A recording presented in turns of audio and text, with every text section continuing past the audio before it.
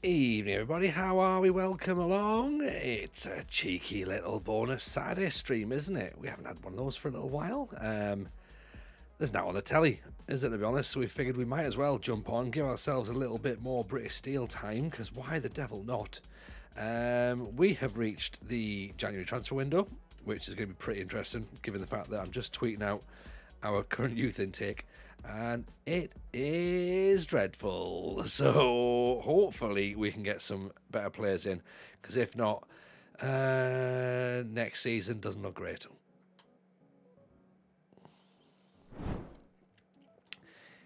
This is what we're looking at.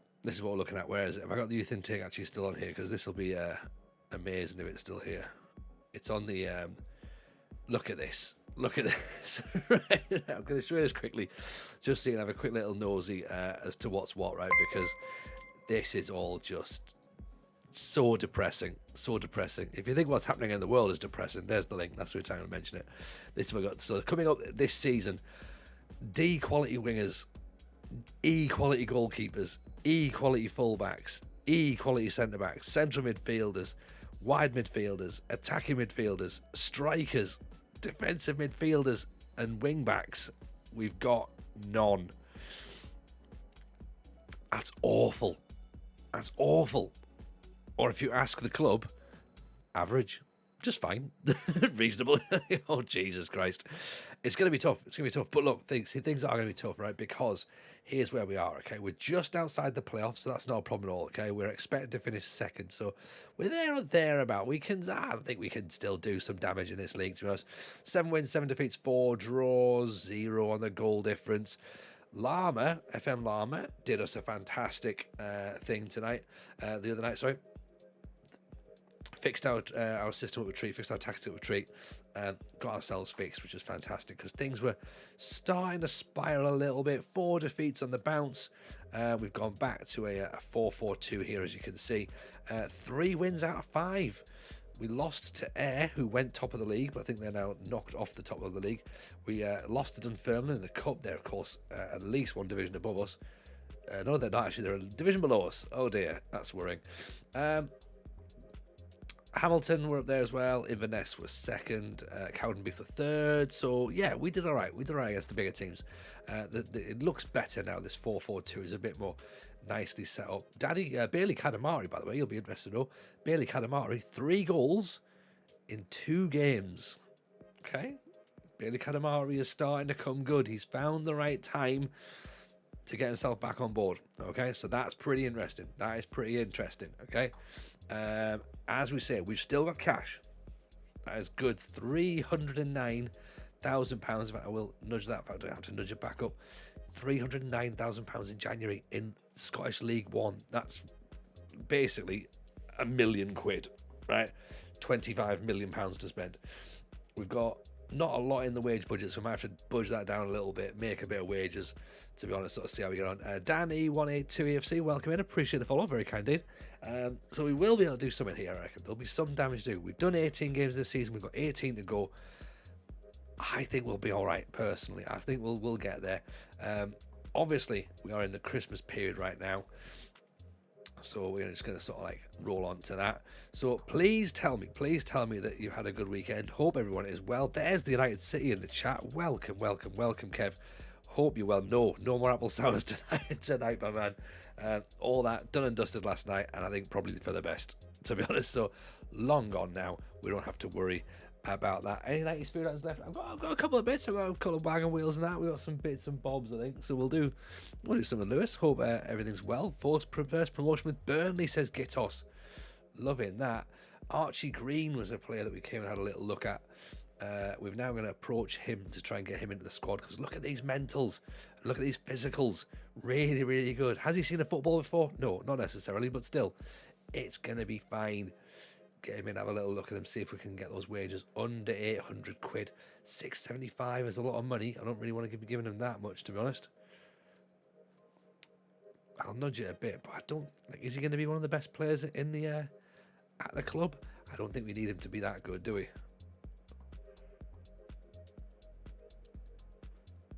£650. I mean, is he going to be? Is he going to be the greatest player?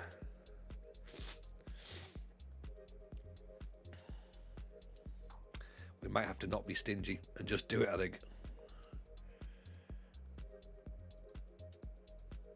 I don't want him to be one of those ones where we sort of go, oh, if only we'd done that, you know. Right, 575. The wage structure is about to be broken. Okay, we're about to break that. Get a wagon wheel on the go here. No, mate, Kev, a pleasure as always seeing you. There's our wagon wheels. Look, we are up and on them. Kev, just done a pokes there and just bashed my microphone. Apologies for everyone who heard that and right down their ears going, fucking hell, Jameson. Yeah, no, Kev, appreciate you being in tonight, of course, and obviously best of luck tomorrow in the FM playoffs. Go and make sure you support Kev on the show. The United City FM is in the FM playoffs proper. It's the actual tournament tomorrow. It's going to be fantastic. It's live from 6 p.m. I will be hosting the show. 12 competitors all looking for the crown. Kevy One Fence is absolutely the man we are backing, but of course I have to remain impartial, but we want Kev to win. So make sure you go and give him some support, and at the very, very least drop that man a follow, because he deserves all the love and support and the respect that he deserves. So go and make sure you do that. And yes, no apple sours for me tonight. Not be doing that. Drafts and Crafts got a bit leery last night, so it sort of served its purpose, I think, in a way, but in another way, in a much more real sense, possibly not. Hood Gaiman's got a fantastic chance as well, Wilco. I agree with you 100%. The man's won the title 3 times, sorry. He knows exactly what he's doing. I've always said Hood's in with a chance. Me and him have some battles as well, some good battles, and it's great to come up against him. So I'll be, to be fair, I think we're in for a fantastic tournament all round, really. Like, there's so many people in there who've got good abilities, and yeah, it's just gonna be. There's gonna be some people who are gonna get upset. And things are gonna go really bad for some people, and they're gonna spiral a bit, and that's gonna be like, oh, it's a shame for you, but I also think it's gonna be worth it. And at the end of the day, it's gonna be absolutely worth it. Just sorry, I'm just checking one little thing here. I'm trying to make some space for something. I'm just wondering what's still on my hard drive and what's not. I'll be fine, don't worry. Well, Jenkins Davies removed from the shortlist. I mean, 700 quid to get Jenkins Davies back in on loan. That's not massive. That's not massively concerning, is it? We could maybe do that. Other offers have been made, though. That's the problem. There's the issue. Drafts and Crafts was funny last night. It was funny, to be honest. It was funny. There was some good stuff happening in Drafts and Crafts, and as it always is, to be honest. It's meant to be that light-hearted, silly show where you can be a little bit loose with stuff, and get your laughs on. So we did that. It was good fun, and then obviously tonight is us just hanging out, doing our thing, and then tomorrow is going to be the main playoffs thing. So yeah, then of course we're back on Monday night, back doing this again. So it's going to be fine. We're looking forward to a bit of normality. Playoffs weekends always get really busy, to be honest. Like, playoff weeks, in fact, feel quite busy, so we don't get to stream as much as I'd like. But yeah, it's going to be grand. Here we go. Wagon wheels are on the go.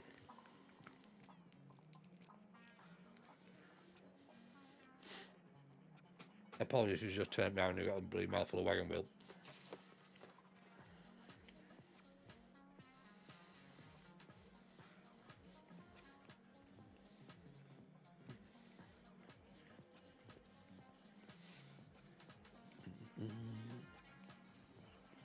Jordan Edwards is not going to be allowed to come and sit and play, so we shall see. Chocolate fridge or no fridge? Well, interesting question, that, Ditch. I'm going to come back at you with a different question. What chocolate? Because the reason I ask, something like a block of dairy milk That is perfectly acceptable for the fridge. Right? A Snickers is not. But at the same time, I do like a cold Snickers, but I wouldn't just put one in there. I wouldn't be putting a fucking Twix in there at all, or a cold double-decker. Nobody wants a cold Galaxy Caramel, do they?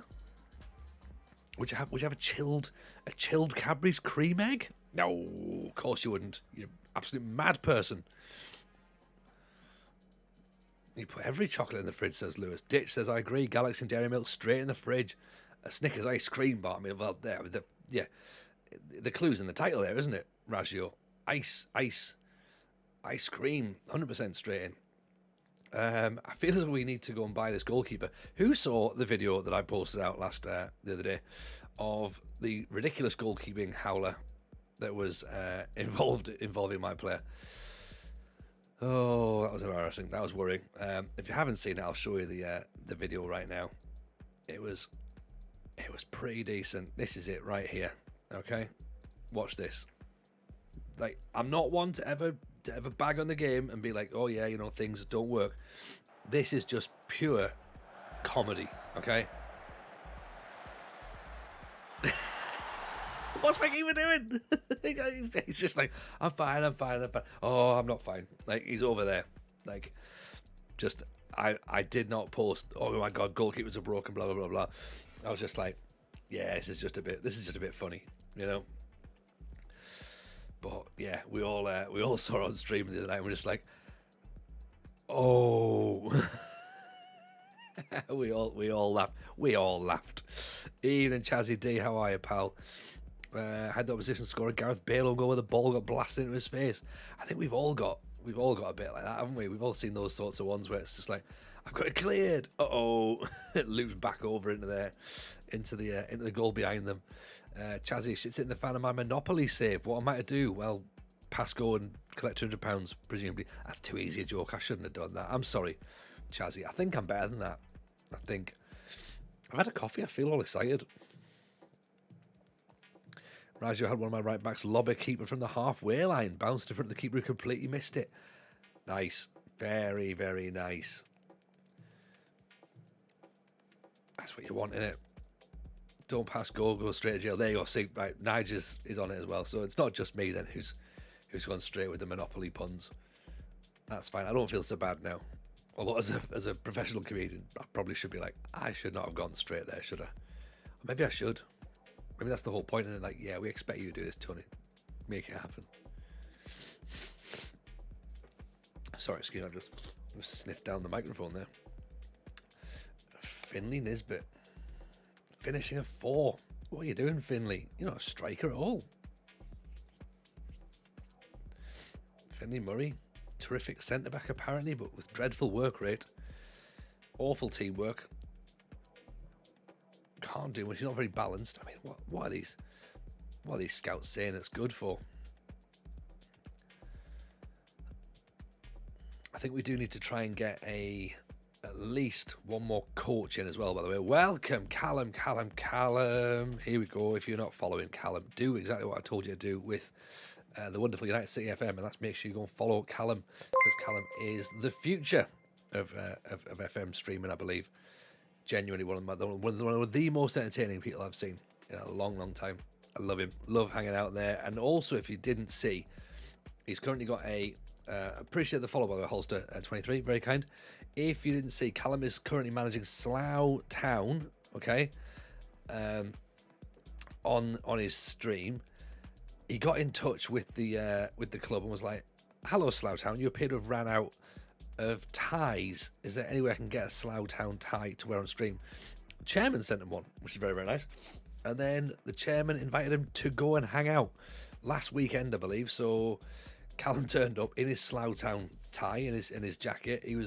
He presented the Man of the Match award. He was treated like the absolute superstar that he is. The club have loved it. They've been praising him and tweeting about him all week. So yeah, it's great. If you're not on board the Callum train now, get on board, because this guy's going to be massive. Like I promise you right now. Yeah. So that's my TJ prediction. Yeah. He's a Slough VIP, and they don't give those out freely, as I'm sure Callum will be able to confirm. Evening, Jimmy Chunga. How are you, pal? You've missed quite a bit. We're in Scotland now, Jimmy. I think last time you saw us, we were in Oxford still. But I'm eating a wagon wheel, so it's all good.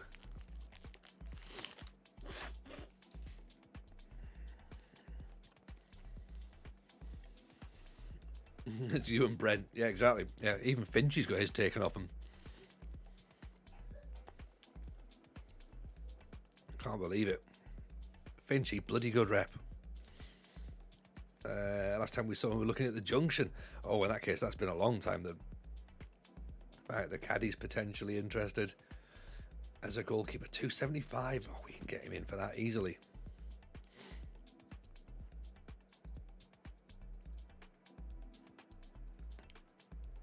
Caddy might be coming in.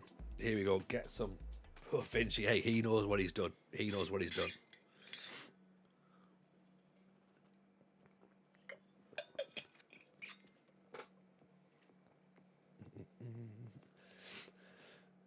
Oh, right. You've had your nephew over. Nice. Good stuff. Good stuff indeed. Just getting ourselves ready for this match here against Montrose. 2 more days and then we can actually get ourselves into it. And then we'll be away and up and running again because we've obviously got the Christmas period. So get ourselves all sorted out. Have we had a good Saturday? It's been a busy one, Callum, to be honest. And I'd love to say it's full of like rock and roll stuff, but we went to go and get a kitchen priced up, which was pretty fun, to be honest. And then I had to go and do the big shop, and Mrs. J is out on the lash, so I put the kids to bed, and I was just like, you know what, maybe I'm going to jump on and do a stream. So it's been one of those Saturdays, to be honest. I cooked some food in the air fryer, so I was well happy with that. So it's a proper like adulted day, to be honest. So can't complain. How about yourself? You got your kitchen done over Christmas? Pricey. Oh mate, tell me about it. They were like, oh yeah, just this is how much you need a budget. And then we turned up and we spoke to the people and they're like, yeah, so you need twice as much money as they told you. So we've got an extension getting built at the back of the house. So we're getting the kitchen and a diner and an extra lounge put in, and then we're then coming inside and we're building an office downstairs and we're building a second lounge downstairs as well. So the whole project's like becoming very pricey. And I'm just like, oh dear, this doesn't sound like a great idea. And then of course we've got the scape coming in as well. So we're definitely looking forward to that. Show me a tactic. Can I show you a tactic I made up? Yeah, stick it into the tactics channel, Jimmy, and we can have a little look at it. People can obviously have a little look at tactics over there. So Saul Nugent, what are they thinking? Leading championship player. Inconsistent with chances, might have problems with injuries. Of course. Why wouldn't he? I mean, look at this. Just put him down. Just shoot him now. Like, you know what I mean? We don't. What's the point? What's the point anymore? Just lame ducks. That's what it is. Did we go to Wren Kitchens? We didn't go to Wren actually. We've had a chat with Wren before, Lewis. We've gone to the tradespeople that our builders recommended we go and have a chat to, and they're lovely. They're very lovely actually. But it's not just the actual appliances; it's then the fitting and everything like that. So, and the thing as well is I don't really want to scrimp because I only plan on buying one kitchen for the next at least 10 years. So I don't want to buy a kitchen now and then be like, oh, I wish we'd done X, Y, and Z. So I want to get it done right. Howden's is where we've gone actually. Yeah, Wilco. Yeah, we've gone Howden's. And it's great. The stuff is very, very good, and it looks great. The design looks fantastic. We had 2 designs. We've turned down a kitchen island because I got a little bit too political, to be honest. It's handy when you sort of get into the situation with the designer and you're sort of going like, oh, we've got a kitchen island there, which is great. Or we can have a breakfast bar, and then sort of like trying to convince Mrs. J that things that are islands tend to have problems. So what you want to do is you want to put them next to another area so that they're all part of something. Danny Spencer makes it 1-0. It was a Brexit-related point I was making at that point. Speaking of people who make fantastic points, the wonderful Llama is in the house. Hello, Llama. How the devil are you, sir? Yeah, we're going to get the breakfast bar. To be honest, we're not doing it. The island was an option, but we decided to go for the breakfast bar, so that's the way we're going to do it. And yeah, to be honest, it just looks great. Just want to get it all done and dusted now and get it in, but it's like, it's going to be good, but it's going to be a stress while we build everything. And I'm sort of now thinking the enormity of the project is becoming very aware, but the outside stuff's going to be fine. Get all that built nice and easy, no problem at all. It's when they start coming inside, that's when I'm going to start to have a bit of a concern, because obviously I'm going to have to then go, I'm not going to be able to work from home at that point, so I have to go back into the office full time, because obviously the flag's all drilling and banging and walls and stuff and dust everywhere. Dust everywhere is not going to be great because I've got asthma, and we've got the kids as well, of course. And then we've got that issue where we're going to have to try and make sure that the kitchen's built and then get the other kitchen in while they're sort of switching it round. Big Taff Man's here. Oh, look, everyone. If you do, this is a treat for you, right? Okay, this is a treat for you. Big Taff Man, a bit of something different, right? If you just want someone who's there, absolute vibes, dancing away, potentially with Scroobius Pip, potentially playing GTA, potentially playing all manner of stuff, right? Get yourself into Big Taff Man as well. He's absolutely legendary. He was the guy, Taff was the guy who, when I said, I want to start streaming stuff, he sat me down, he took about 2 hours out of his day and went, look, this is how you set it all up, right? So Taff was the first person who helped put me on the path to this thing that we call streaming, so you can blame him, really, to be honest. Hope you're well, Taff. I hope the family are good. Pleasure to have you in. Hope Saturday's treating you nicely. Keeney's in as well. How are we? Lewis is right. Everyone is here. Everyone's here. We have a proper hangout evening, don't we? We might be seeing you soon. Ooh, okay. That sounds pleasurable. It also sounds a little bit like, is that something I don't know about yet? I know a friend of ours is back home, so that could be quite handy. We might be able to organise something there. I was almost coming down to your neck of the woods next weekend, but that's not going to be able to happen. I was just saying there because of the whole thing with the house building stuff, and then we're away at a wedding the weekend after. Oh, that's a point. I need to tell you about that. 27th, next, not Friday coming up, but Friday afterwards, I'm away at a wedding, so we're not going to be streaming there, unfortunately, on that night. So we'll reschedule that. But he came over yesterday. Lovely. I thought he would. I thought he'd pop in and see you straight away. So I've obviously been in contact with him and said, look, now you're back, right? Even if you're only back for a little bit, we'll play. We'll have a hangout. So yeah, looking forward to seeing him. Very much looking forward to seeing him. And of course, we've got the potential that we might try and get another podcast off the go as well, which I'm sure you maybe remember. We'll see if that's a thing we can get done. But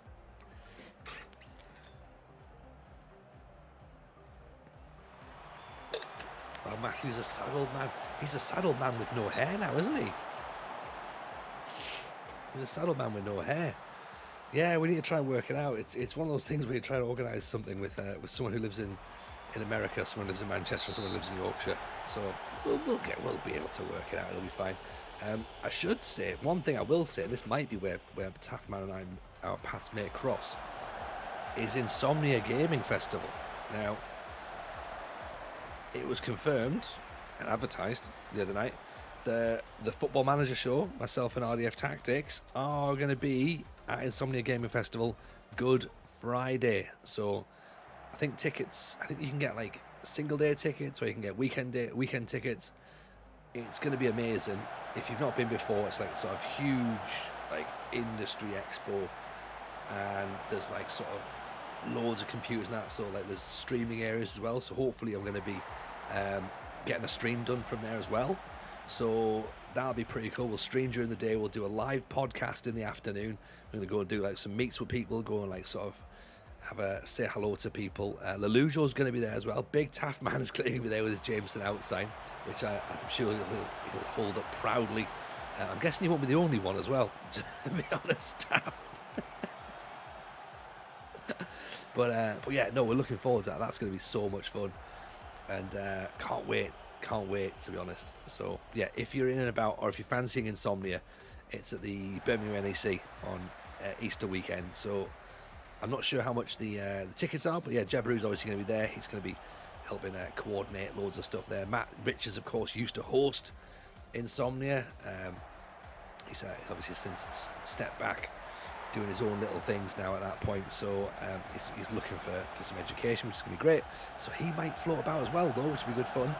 And then we are looking to plan an FM meetup at some point in about August time, I think, maybe. So I sound like a bit of a social butterfly at this point. I sound like I got a lot of things going on, but it's very on me. It's very, very on me to be getting into that piece. Callum's in negotiation with mates trying to change Saturday to Friday. Well, that's the thing. If you've already got plans, Callum, I understand that. But yeah, August, we're going to try and do like a... and this is all tentative plans that we're trying to put together, but we're looking to try and do a non-league. If it's early in the season, we'll do the non-league league game, like a league fixture for the non-league teams. If not, if they're doing a pre-season game, we'll do a football match during the day. What we'd love to do, if it's possible, is we'd love to do a live show as well in August. I would love to do it at the National Football Museum. I don't know if that's possible. I'm saying that out loud, just in case anybody in the chat has an in with the National Football Museum and goes, oh, that would be quite good fun, to be honest. Let's get that and make it happen. That's something I would like to consider.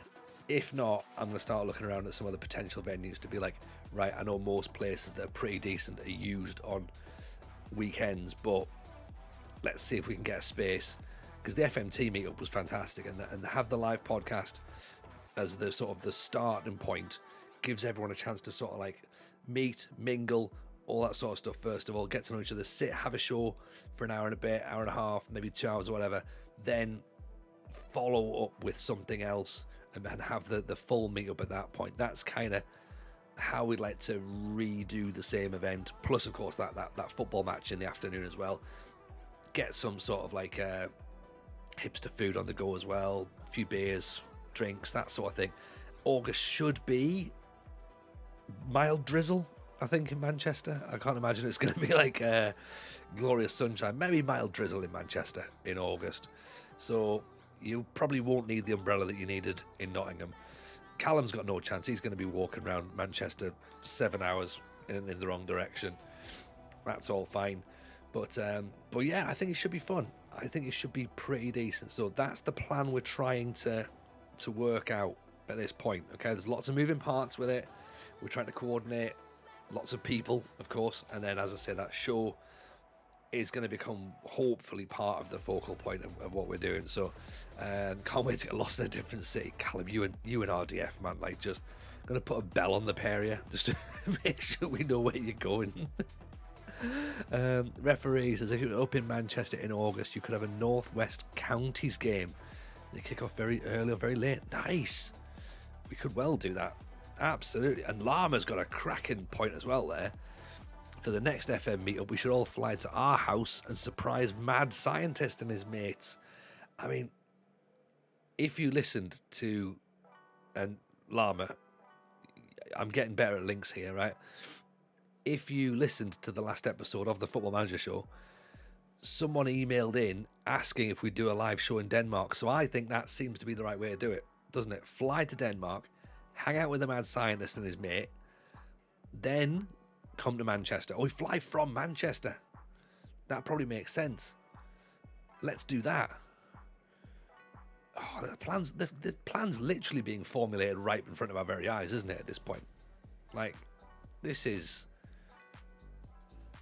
easy. World tour confirmed. Exactly. I'll ring odds, see if they've got any space in Norway for us. Should be fine. We can do JD's house. Llama, you can probably get in touch with JD. He'll know somewhere in Wales. I'll be fine. Or Taffman. Taffman can hook us up with all of Wales. Yeah, we'll be fine. We'll just do that. Callum's got contacts at Slough. Can we do one in the trading estate? I mean, obviously, also the football stadium would be helpful. Could do that as well. But genuinely, though, Callum, that is a smart idea. We could do Slough. We could. Let's put our heads together on that one. Instead of Rogue and I coming to you, you could always bring this newly conceived world tour to Scotland. We've got multiple links in Scotland as to where we could do stuff. Lots of places we could put this on. I think the Slough fans are the great flag that says on it, biggest trading estate in Europe. You'll never sing that. I think they're right. I think we have to do that. Slough is 100% a possibility. I think we'd probably have to do Glasgow if it's going to be Scotland, because it's easier to get to. Edinburgh as well, but Edinburgh, I guess Monkey Barrel might put us on. Obviously, there's quite a few places in Glasgow would do it.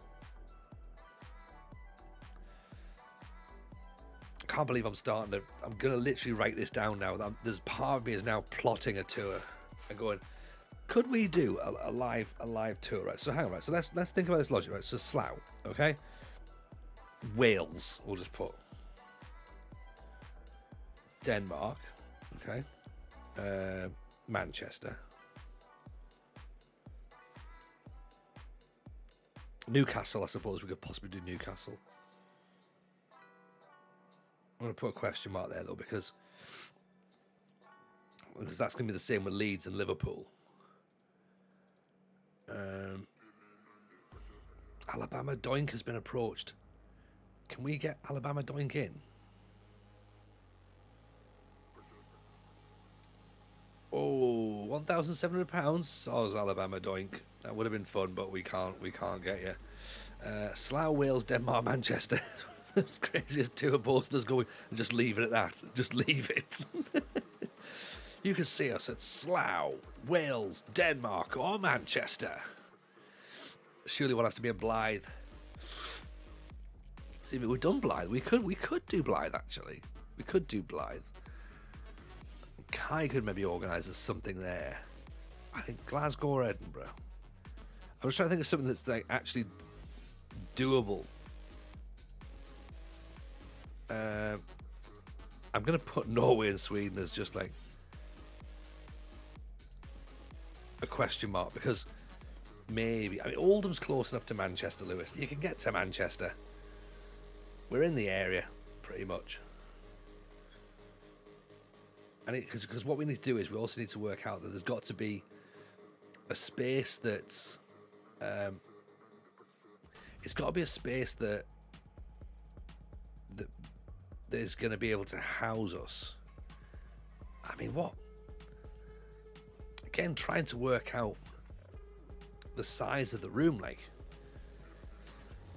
50, 100. I mean, Nottingham, I guess we redo it again if we sort of look at that next year thing.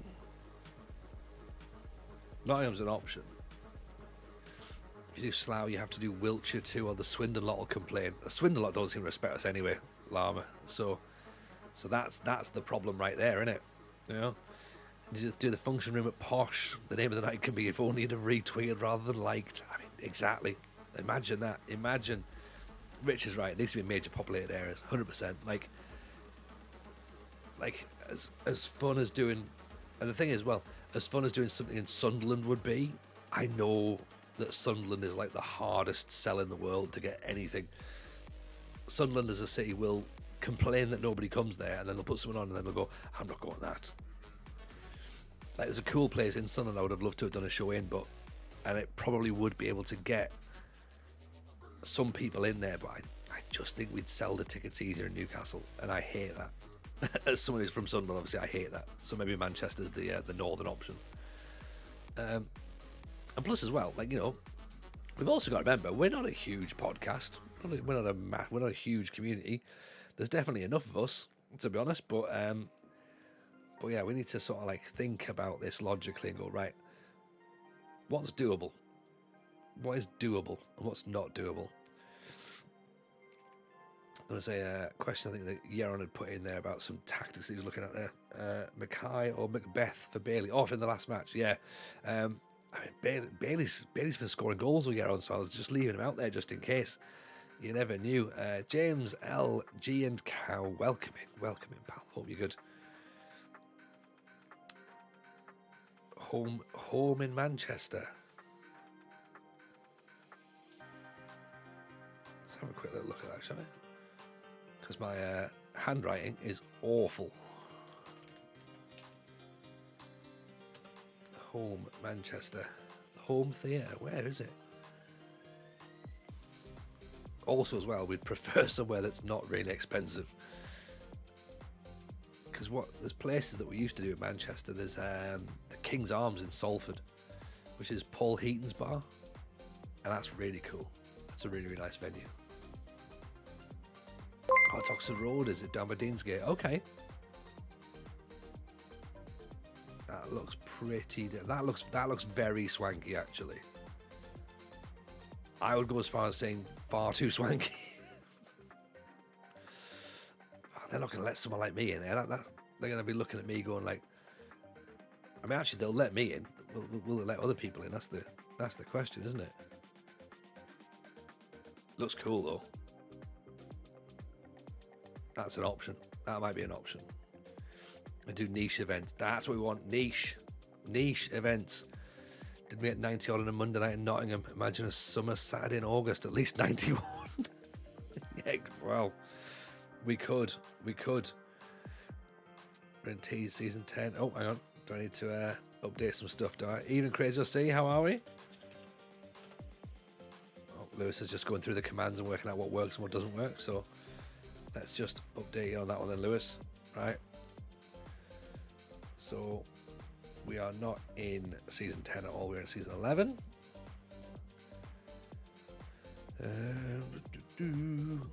Where are we?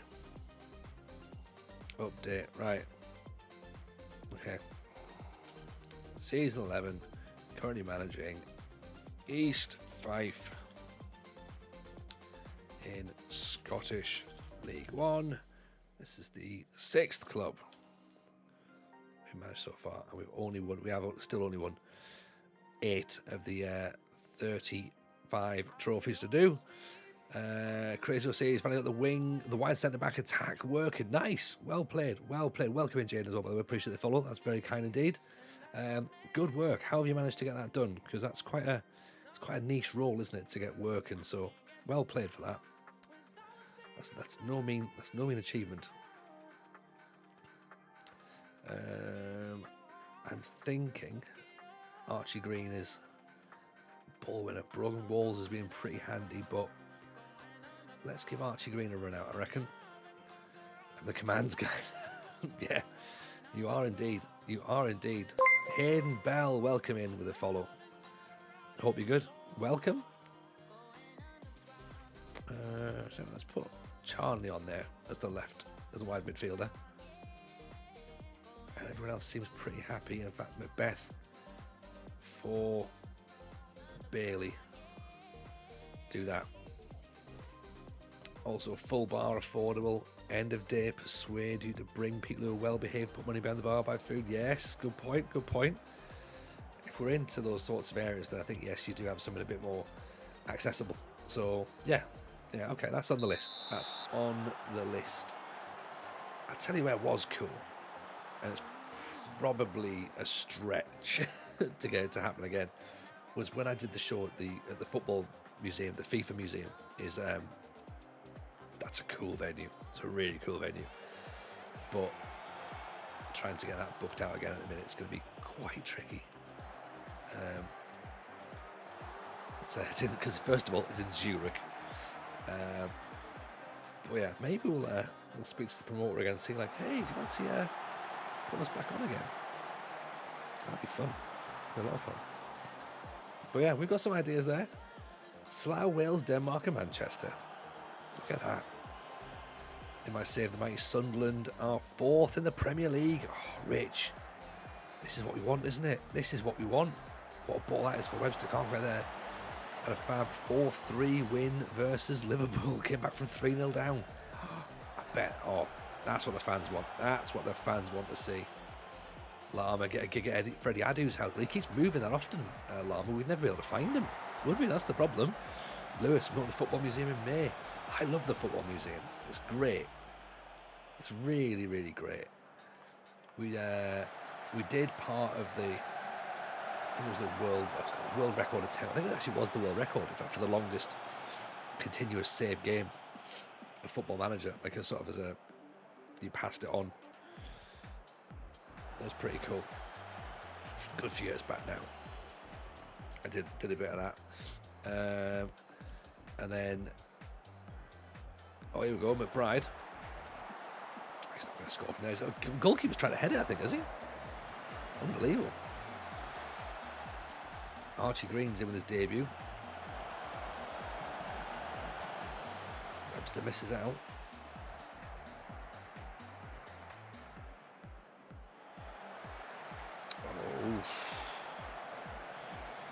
Been twice, once when it was in Preston. I forget it used to be in Preston. And then obviously when it's in Manchester, we've moved up into fourth. We just need to push on a little bit more against Clyde here. Oh, they've got a defender called Dezeu, and it's clearly not Ariane. But Blakey's free kick, palmed away. Get a hydrate. I will do, Wilco. I will do. Thank you for that.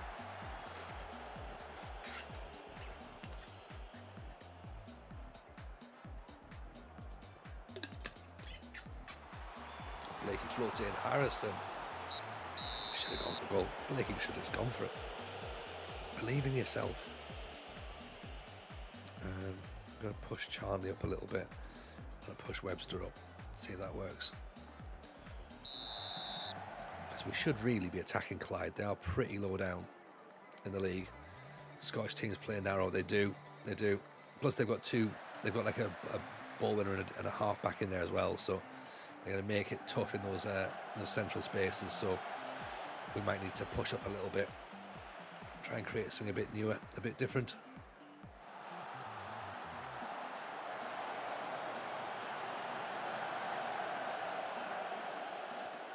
Tony, thoughts on the Gary Lineker shit show? I think it's great to see people standing with Gary Lineker, to be honest. It's fantastic. I think that the whole situation has been I think it's just showcased just how reliant on the Tories the BBC are at the minute, and like for a broadcasting organisation that relies on being on prides itself on being impartial, I don't think they've covered themselves in any glory at the minute. I think they've come out of it very, very badly, and I think that it's been great to see other presenters, stand up with them, stand tall with them. Obviously, Righty, Alex Scott, Shearer straight off as well, saying no, and then of course the subsequent backing as well from other people. It's been great. It's been great to see, to be honest. But I think ultimately, that the BBC's reputation is in tatters right now, and it's been played out publicly. And that's what's going to damage them more, rather than whether or not Lineker stays or not. Given how they're funding the director as a political appointee, there's no way the BBC can ever be considered independent again. Well, exactly, that's the thing. But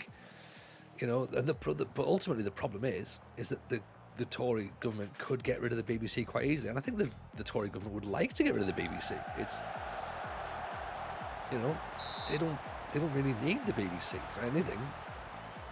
If you get rid of it, you have one less station that has to appear to be that appears to be impartial. You're very close to state-run television at this point, and media.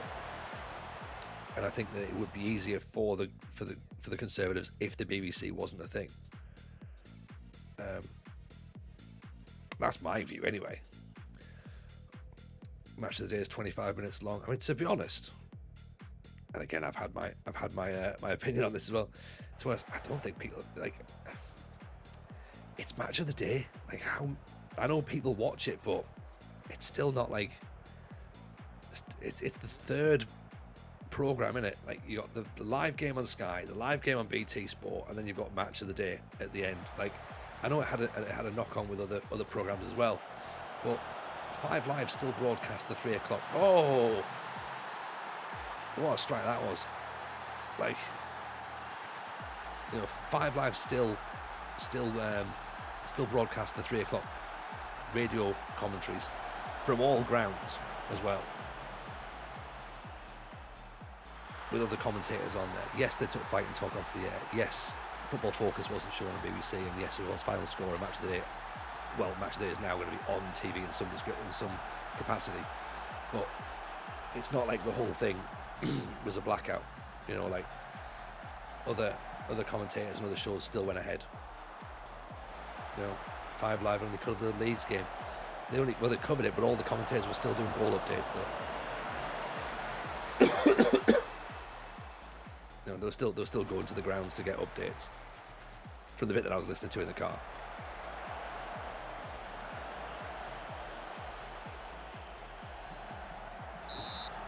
And even then, like to do any of it is sort of like counterproductive. Not counterproductive, but like, you know what I mean? Like it's not 100%. But none of it's their employees, though. They're all technically A15. They're all freelancers, so none of it's the BBC employees. It's the same commentators. None of them are. They're not contracted per se to the BBC. They're freelance. They have a contract to work for the BBC, but they also have contracts in other areas as well. So it's not like they're exclusive.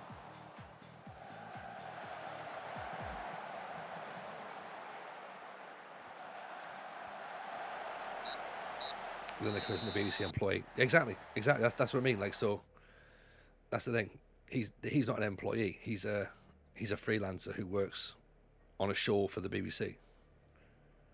In the same way that they all are. Like every single one of them. Like every, the commentator who's I don't know, like Portsmouth, for example, for the BBC, isn't a BBC employee. They're a local journalist, I think, who then has picked up the BBC program. That's how I believe it to be. That's how I understand it to be.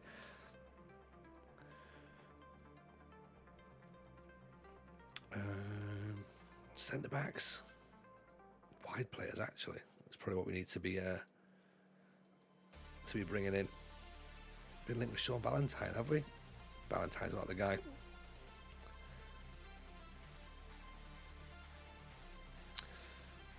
Daily Mail, Tory Mail on Sunday, Tory Daily Express, Tory Sunday Express, Tory Daily Telegraph, Tory yeah, everything, yeah. That's the thing. And if you can get rid of the BBC, then at least no one's actually got to try and do any. As I say, there's no impartiality at that point, is there? So get rid of it.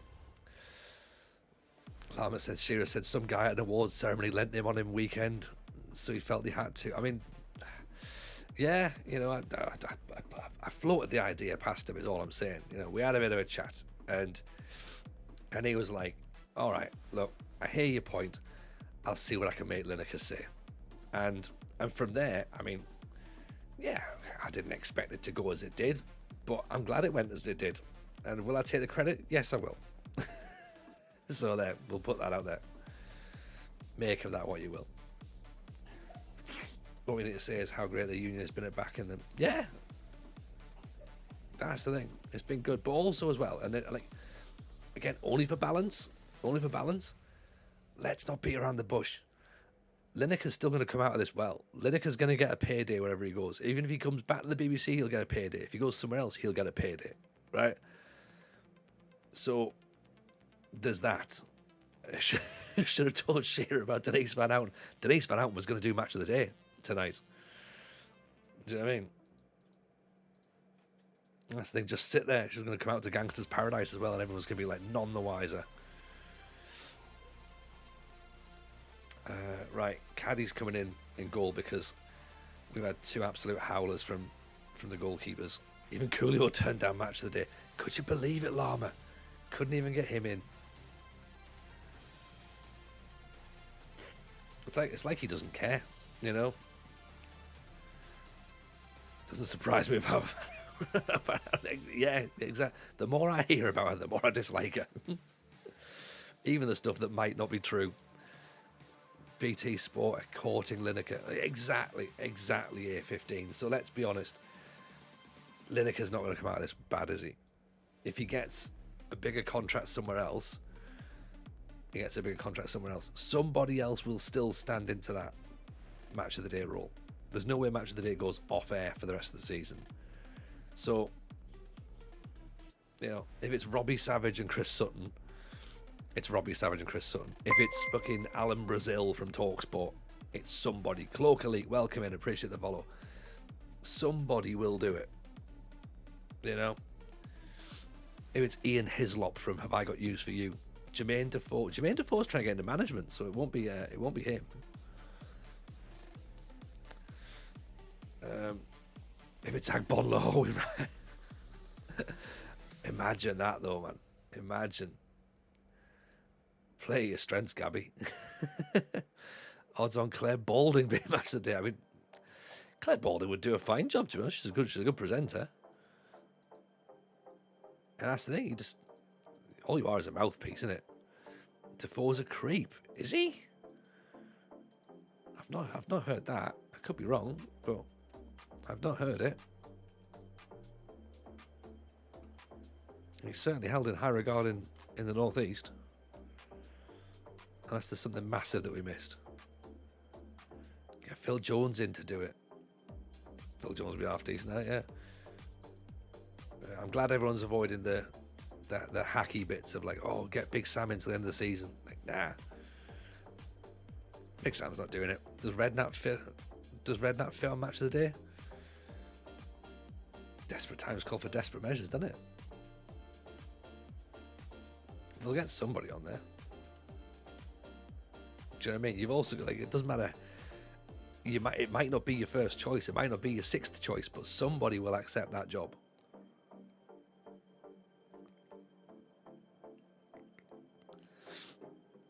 Jurgen Klopp, Michael Owen, Giggs. You see, now we're getting into the territory. Michael Owen, Ryan Giggs, these sorts of people who are sort of going, oh, you know what? Yeah, I could probably do that.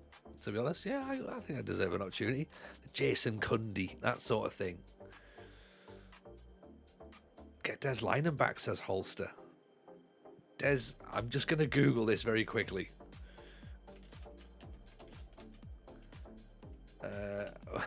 Well, the first thing that shows up, Des Lynam UKIP. So yeah, get Des Lynam involved. Yeah. Klinsmann's just started as the manager of South Korea. He'd be perfect. Could be, yeah. Ask me to do it, I'll take a payday. There you go. Russell Brand was a guest on Match of the Day. There you go. Drivers abandon cars at M42 Storm Larissa batters UK. Not sure, is that happening live? If it is, stay safe in the northwest, everyone. Either that or that's like an old alert that's just come through, and that's from 2 days ago.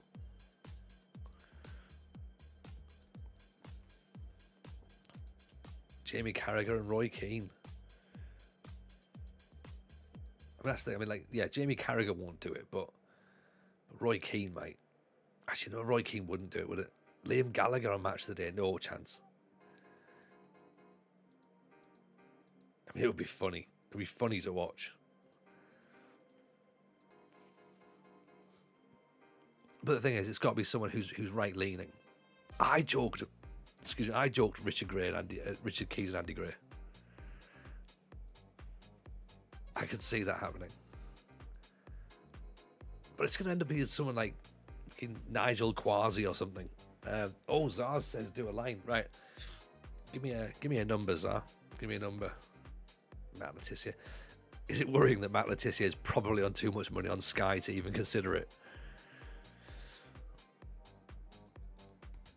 Reports talk to the players to analyse the action for the rest of the season. Boris wouldn't do it. Boris is again, probably a step back in money, isn't it, to be honest, for Boris. Right, here we go.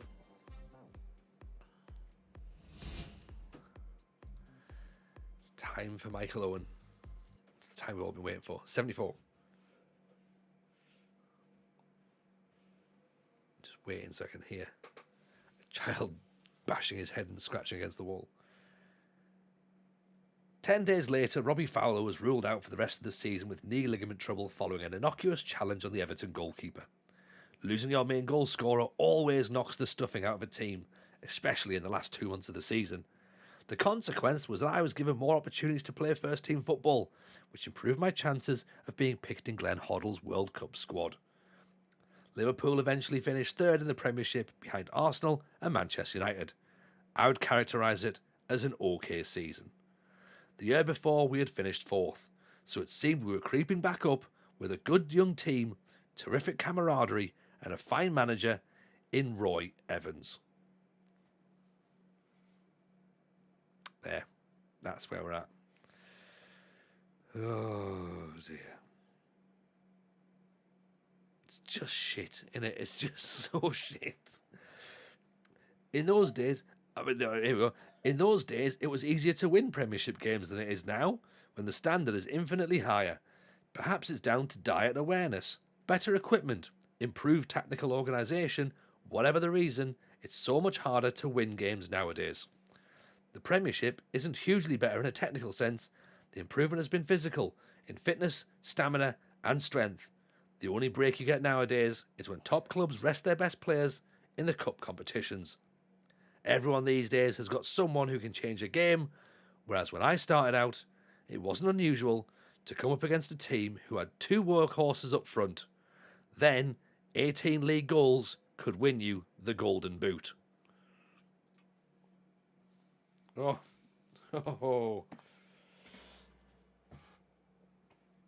This is indeed Michael Owen's book cloak. Yes, you're right. Yeah, we paid £2.50 from a charity shop for it, and I think we were robbed.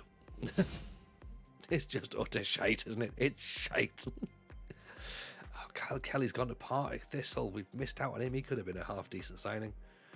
I think he could have been someone quite exciting. M Page, appreciate the follow.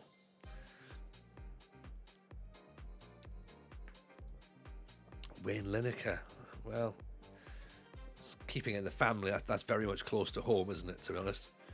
I mean, what they should do is I think they should go completely out of left field and get someone from either Love Island or Geordie Shore or Made in Chelsea or something like that. Just put all them on and just be like, right, there you go, talk about football.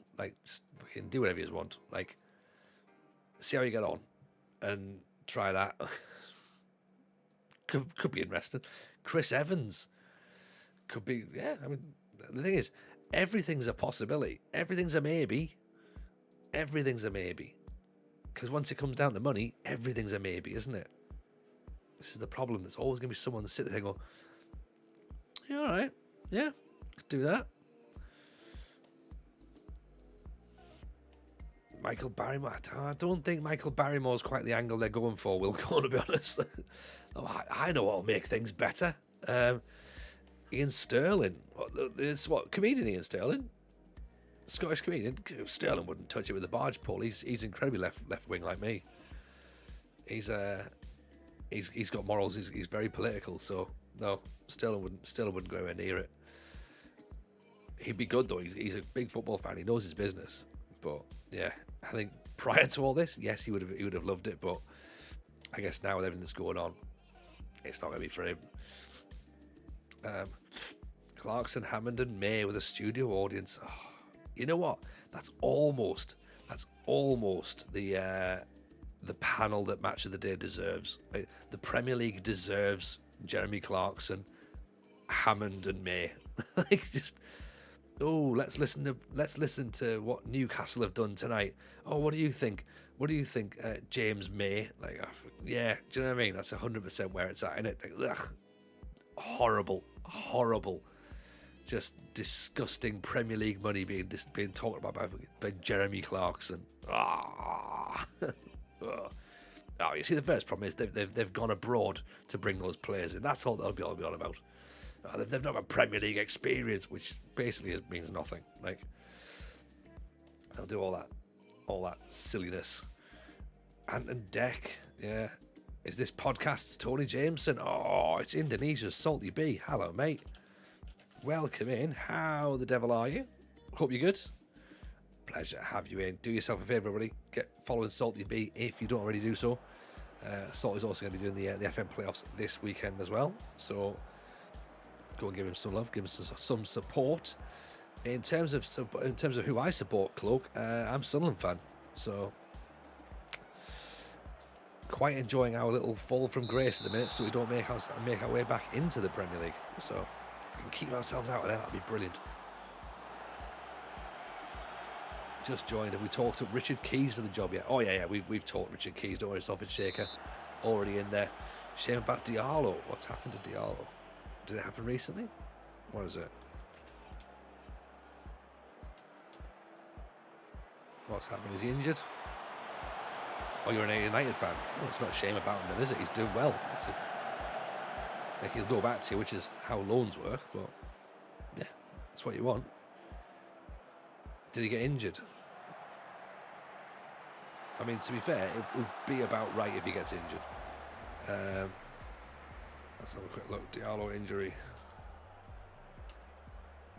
Probably, to be honest.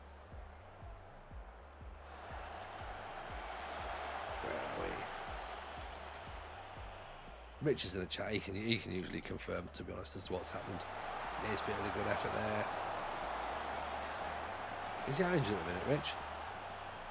Ross Stewart's always out injured, so that's someone who's definitely out. But yeah, I mean, to be fair, Ahmad's been doing great guns. So yeah,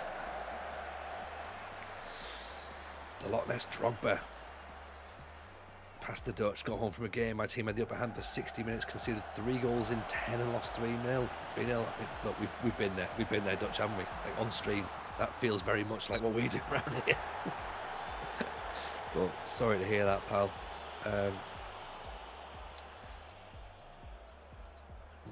Look at this nice little curve on the old Forfeit Stadium here.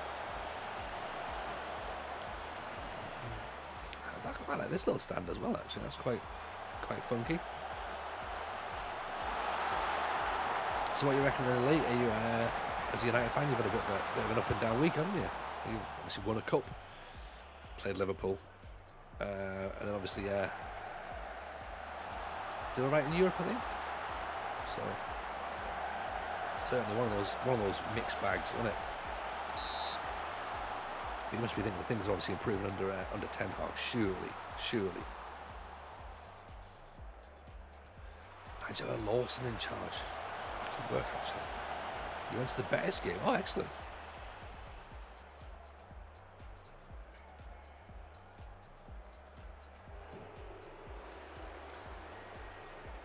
Bizarre, because in my head I was sure they were playing Barcelona, but then that must have been was that the last round, was it? First European game in ages. Yeah. I've not been to European football, obviously.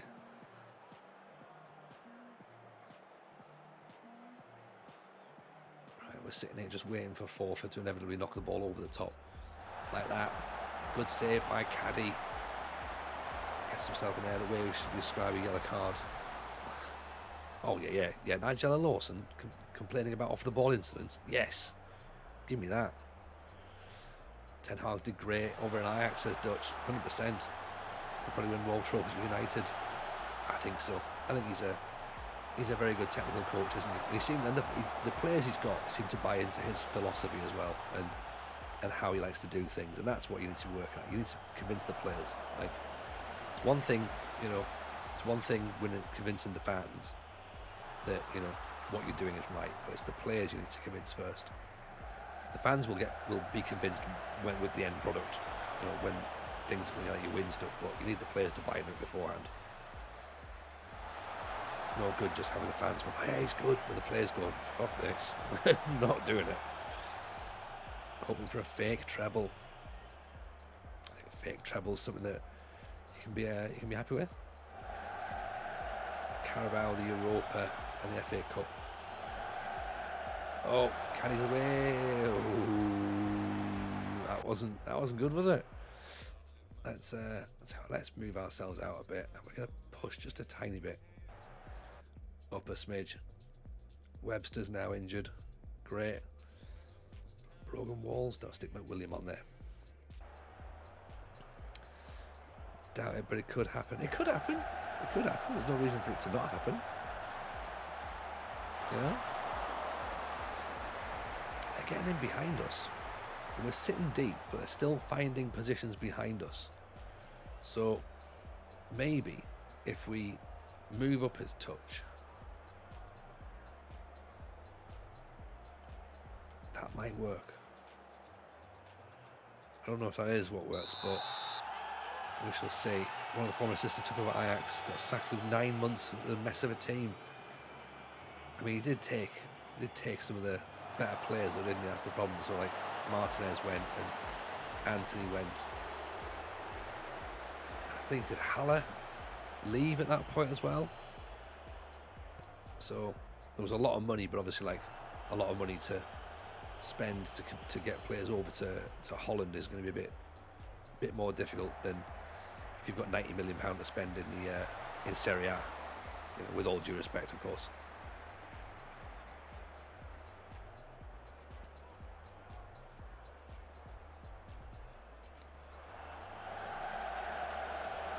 There's Green in for Macbeth. Stewart. William thinks about it. Green up over the top. No one's there. They don't run onto it. Can we push them up a bit? The higher line's working a bit better now. There's the ball through to Spencer. Oh.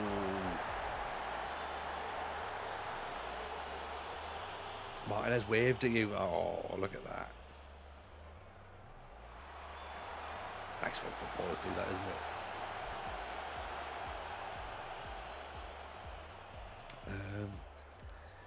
Do we look to push on a little bit? Do we look to push on? Move our offensive line slightly higher? I don't know.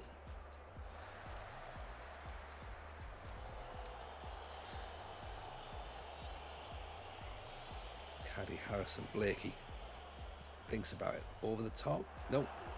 Maybe we need to push our forwards further up. Get that line of engagement a bit higher.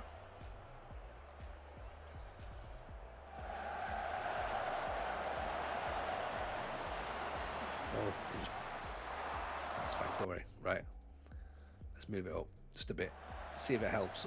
Because they're pretty stacked in midfield and they're sat very high, so maybe we start looking to move the ball a bit higher ourselves. Blakey with the cross, headed away. William.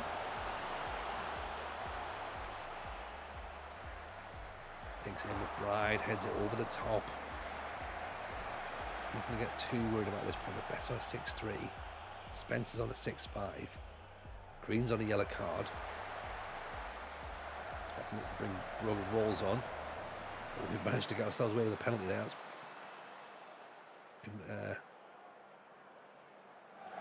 ball on the top. Harrison nods it away. Stewart's not getting targeted as much in the air as I was expecting. Right.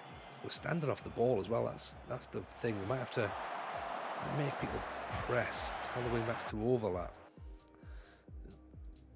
Well,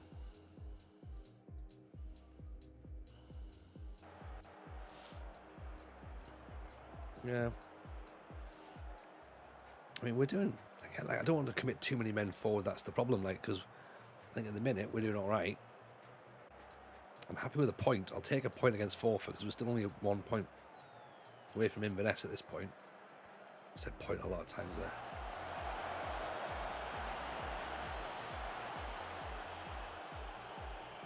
Stewart. Pull down from Macbeth.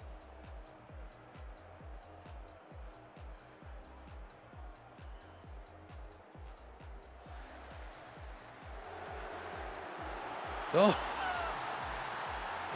Oh, how's that gone in? It's an own goal. I was just about to make an attacking substitution as well. I'm looking to bring Burrell on for the first time, give him 5 minutes out.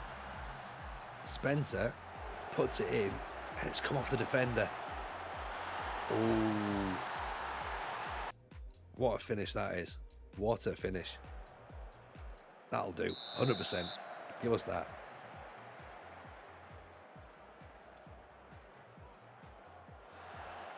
We'll give Burrell 5 minutes still.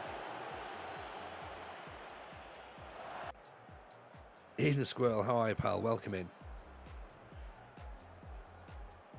Now at this point we can just relax, tell everyone to just chill themselves a bit. Make themselves a bit more difficult to beat. Hello, Gavin Brash. Welcome in, sir. GB32's in. Hope you're well, my man. Again, Brash is definitely worth a follow, chat, if you haven't already done so. The self-proclaimed most metal streamer in FM. A thoroughly lovely man as well, so definitely gotta give him some love. Ball on the top, Burrell chasing it. McWilliam. Ball's down. McWilliam. Back post, no one's there. McDonald has a go. Blakey. I think we've managed to fluke this one if we can hold out. I know there's still a few minutes time added on left. But, fingers crossed, I think there's been a crazy own goal that's got us the points. Which is about time, given the fact we've had two goalkeeper howlers that have sort of cost us some points. It's nice to get a bit of luck the other side.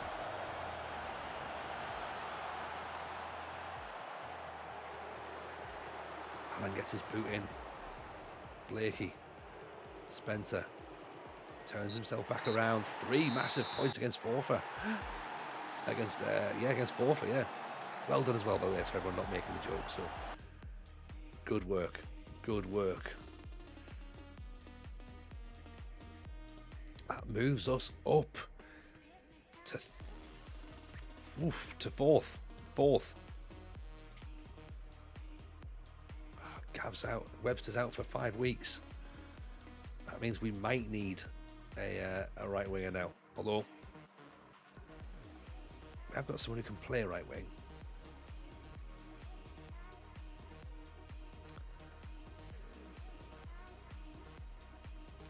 McWilliam can play there. I know his parent club want him to play up front. And it's one of those ones where I'm sure it won't cause any problems at all. You know what I mean? Like, that sounds a lot like there'll be problems, to be honest. Brash, all good. Appreciate the shout out. We're in Fife now. What a turn of events. Oh, mate. It's been great. It's been loving it. We've had a great time. We're slowly building something, I think. We're slowly building. We left Oxford. We thought, right, we've done our bit. Down there, we're like, right, we got knocked out of the Papa John's, and then we were struggling a bit in the league, so like, right, let's leave. Let's go to Scotland. That's something a bit different. Came across to East Fife, and we're just chipping away at it, I think. Need a right winger. Heard Lucas Moura's available in the summer. Need a right winger. Hey, why don't you sign someone from the BBC, Tony? Am I right? Am I right? Am I right? Oh, God.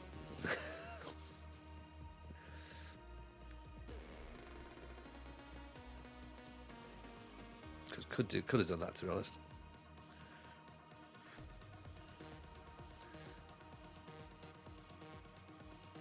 Keane Leslie still there. Chris Longridge? Not really a thing. Jamie McDonald. Actually, Jamie McDonald, 6'4", 21. Jermaine McDonald, sorry. Acceleration 12, fitness 17, jumping 15. Crossing of 10, dribbling of 3. Looks for the pass rather than attempting to score. Determination 18. Vision of 5, so that's not brilliant.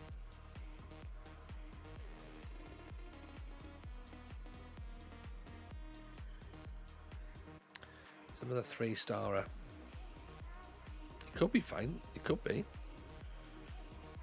Chris Montgomery plays everywhere.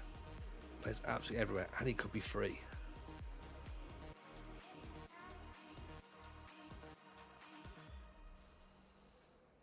Try that. Jordan Cunningham. Got a bit of potential. Cammy Hanvey, 6'1". Getting crossing and dribbling, not brilliant. Potentially a very good player. I think we shortlist him as an option, but Finley Tate, no, maybe not.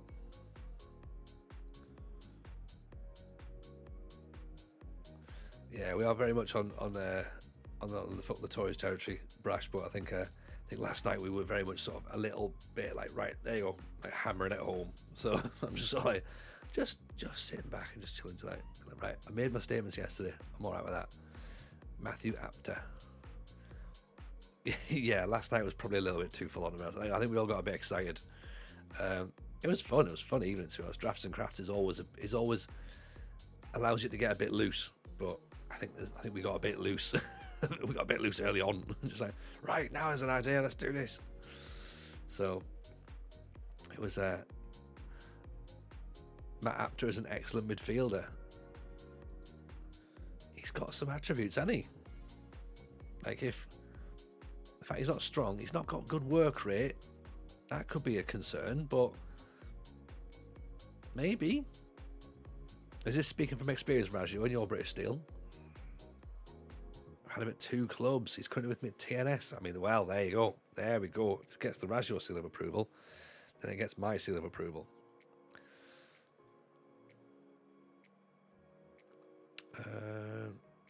Anyone but TNS. Shaq Ford's gone to Sutton. That's fine.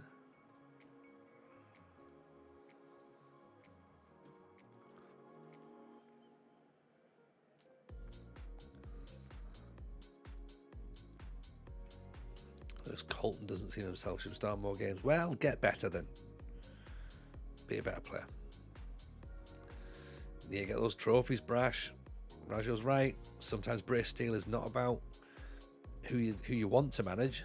Sometimes it's just about who you have to manage. Like, Linfield wouldn't have been my choice, but we needed to win some more stuff in Northern Ireland, so we went with Linfield.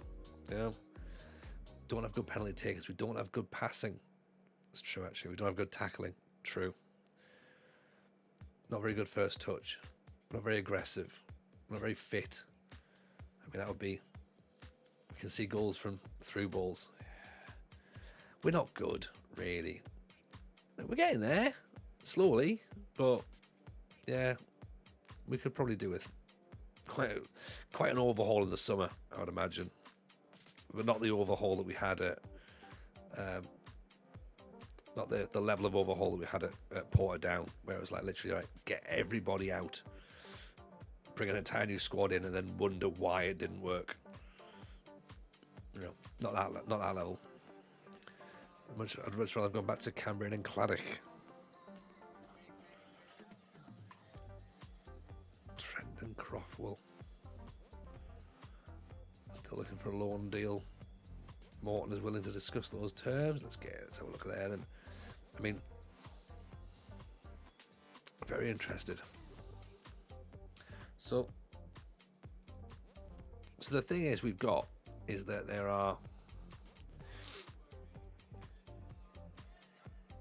is still quite a bit of money left in the coffers. He's 28. Do we want to be chucking a load of money at a 28-year-old who can't really cross? But he does cover a lot of positions. Is he handy to have on the bench? Anticipation's not brilliant. Crossing and dribbling are single digits at this point. How's he going to look as he steps up next season? Where's he currently playing? Attacking fullback, maybe. Where are Morton at this point? Actually, they're championship side.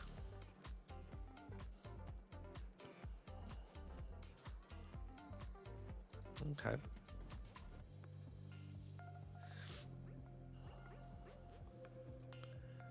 Could adjust it slightly. No, I'm not taking it any further than that.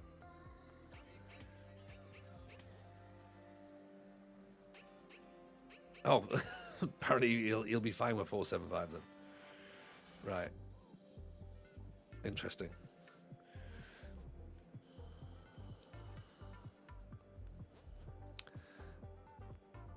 What do we need? What do we absolutely need? That's the thing.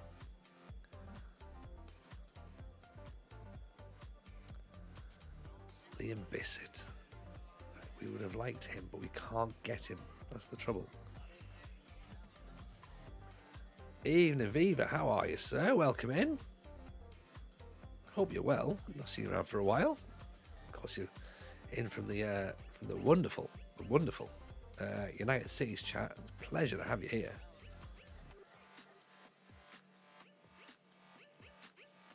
Hope life's treating you very good. All right, let's see.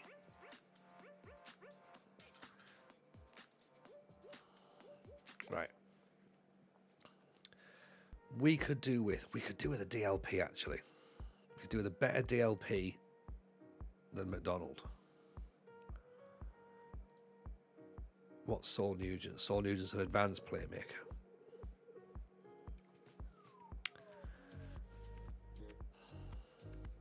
He can play right midfield.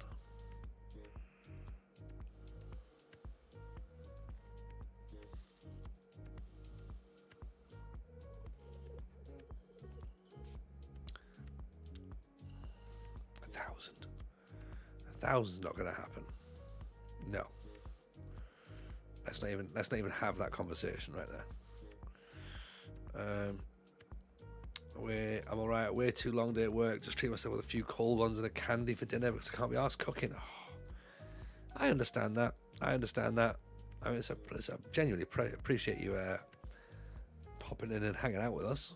It's very kind indeed.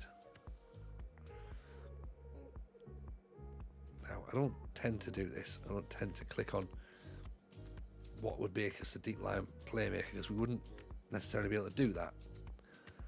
But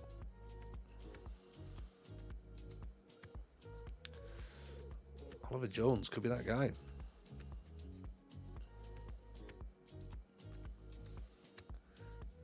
Because there's another player at Hearts we've tried to get who doesn't look like we're going to actually be able to get at all because he's been back and forward. In fact, you know what, let's try again on this wages. Campbell's the guy we want. But wages are like just all over the place.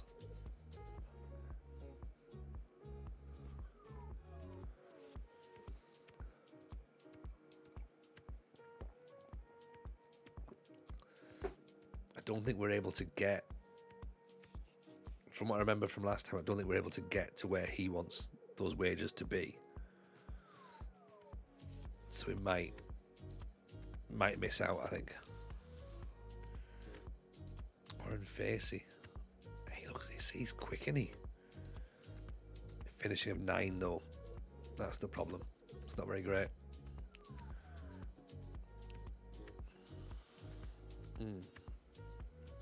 So, a couple of players to bring in, I think that's what we need. Freshen that squad up. Could still maybe do with a striker, actually. That could be something. Who have we already scouted as a forward?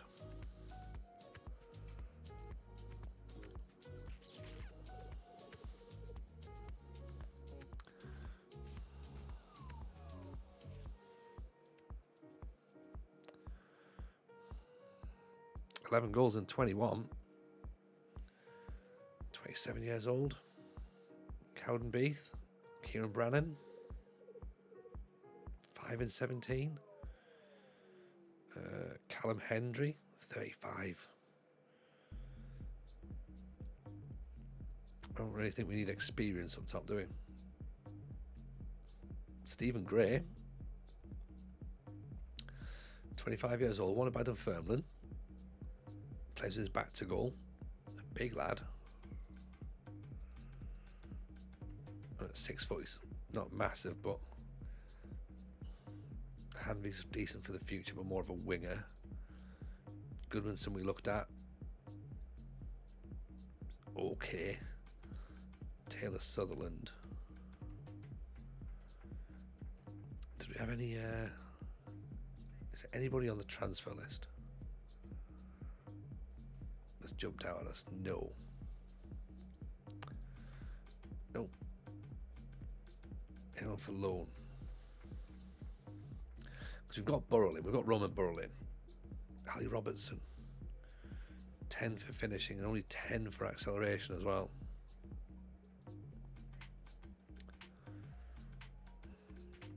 Hanvey they're still saying is the best guy. Bradley Ballantyne finishing 14 to 20.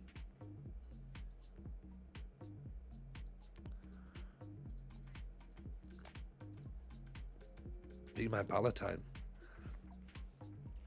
Oh, Alistair Saunders. I don't mean someone from Rangers, but sometimes needs must, right? Blair McShane. It's got everything but finishing and work rate. Max Rowell. Oh, hello, Max Rowell. 12 to 19 finishing. Reasonable acceleration. Let's have a little nosy at you, shall we? 6'2" as well. Blaine McShane, what a name. Yeah. It's quite a name, isn't it? Right. They're not letting me have a look.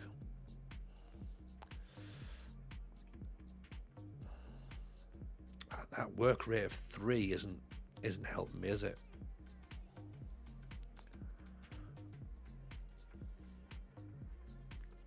Saunders doesn't want to go.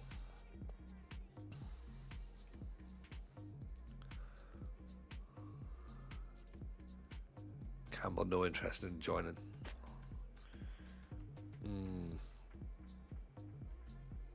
Yeah, we pursued him for a while, didn't we? He was having none of it. Scout 9 and 9. 9 and 9 might be the best we're going to get so far. Okay. Alloa next, and then Kelty Hearts in the league. Warren Face, he's off to St Pat's. We're going to take him off the shortlist. That finishing at 9's not brilliant. Oh, Composure's okay. 17 goals in 129 games for Birmingham. He's a winger, really, isn't he? I mean, as a winger, he's pretty good, but 26.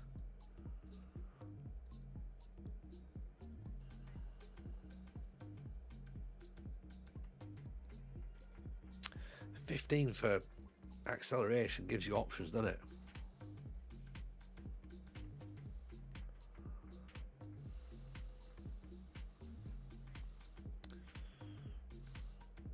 How much does he want?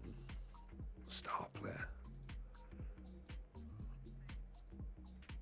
$2,000. No. Not at all. Scott O'Neill. Saul Nugent. He wants $1,000, doesn't he? So does Alloa want him? Are Alloa really going to chuck $1,000 at him? Really?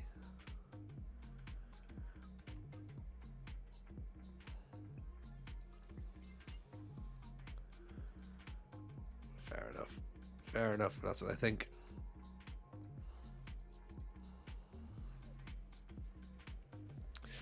We'll have to see. Christian Montgomery's gone to Arbroath, so we're not going to get him. So that's fair enough.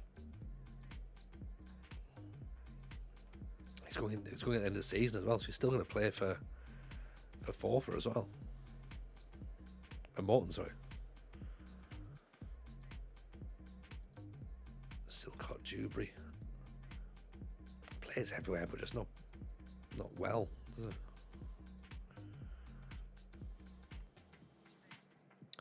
Or is it? Good dribbling. Good acceleration. He's probably going to want too much money, isn't he?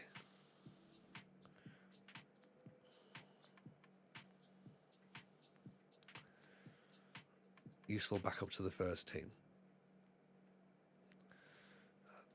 I don't really think we need a useful backup to the first team at this point.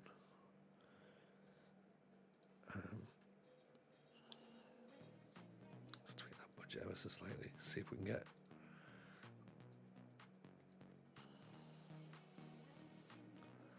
575. What's Oliver Jones got? Passing of 8. Vision of 13. He can see the pass. He can't play the pass. Is that what we want?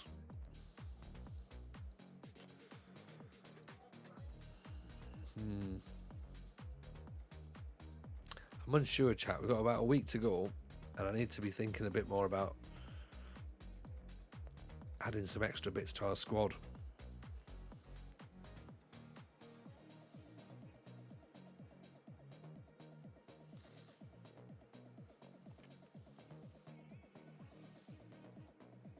I'm expecting a win against Alloa here. We're currently 8th, so that's not necessarily... It's a tricky one, isn't it? I know there's only 10 of us in the league. So, there's 10 points in it.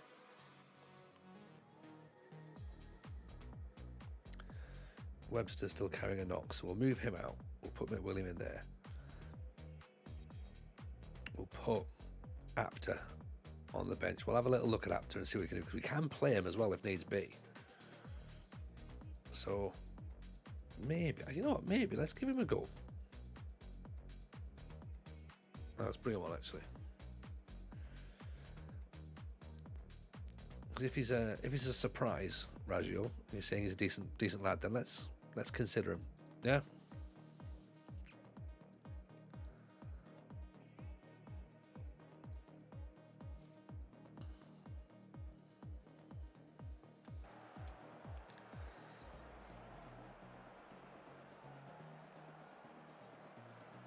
All right, come on then. 3 points incoming, please. That's what we'd like. Let's focus ourselves on this.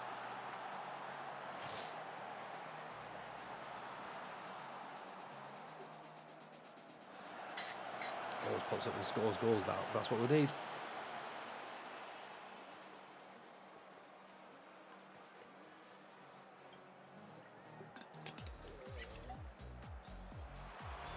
Blakey puts the corner in off the underside of the bar and away.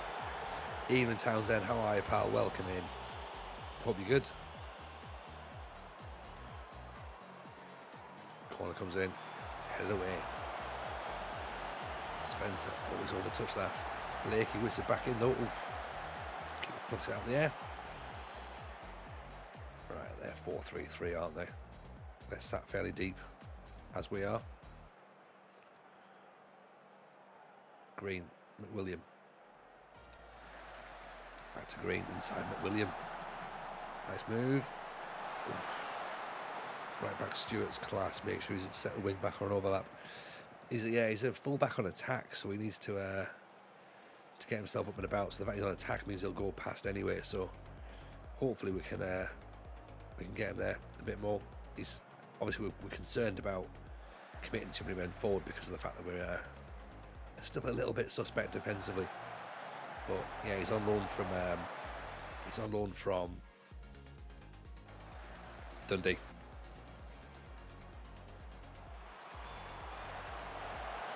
So yeah, he does get up and about. He's 5'3". Oh no, Hendry with the goal. All good. Work colleagues playing a network game. Got to be on the second screen. I appreciate it. Wow, nice to see you on the company then. What happens here? Everyone just jumps straight out, and then all of a sudden, no one's marking up. I know we said Hendry like 35. It's like don't go and sign him, but sometimes experience is what you want, isn't it? If he knows where the goal is, he knows where the goal is. That's sort of what we've been struggling with this year. Spencer, the Scottish striker. That's what we're talking about. I mean, look at that. He's only got that's his 5th goal of the season. We're halfway through the season, and one of our strikers has got 5 goals. That's a concern, isn't it? We've not got like a runaway striker, you know.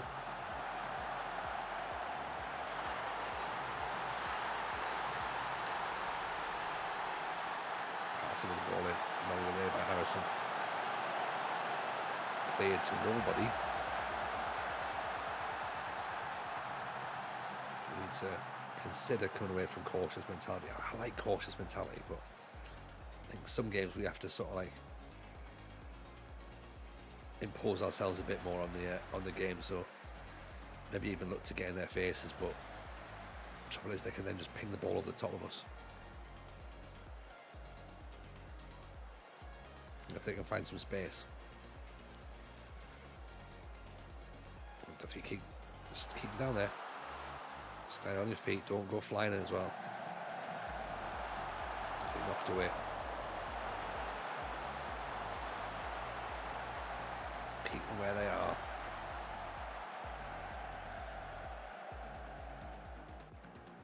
Right, you know what? Let's press them actually. Let's see if we can force them into a mistake.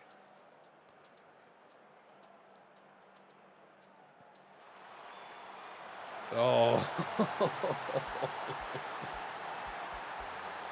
What's the keeper done here? Someone feel free to clip this.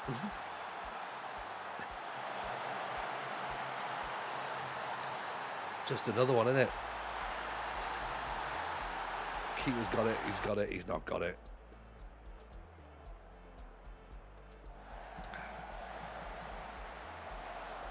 Oh well. Again, it's Hendry again at the back post. If he's considering using this match as scouting for me, then he's definitely got to be considered now, hasn't he? Like, he's got 2 goals, and they've both been poachers, finishers. Look how high they are, and we're sat back. This is the problem. We need to do a bit more of that. Right. Not on this low block now. Let's get ourselves up a bit. Okay. Archie Green's frustrated. That doesn't help.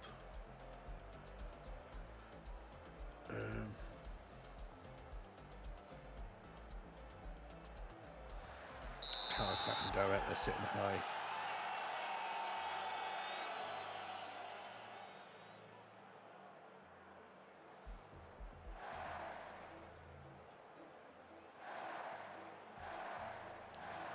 Yeah, when you get the ball over the top of them, because that's where the space is. We're not playing direct. There's direct.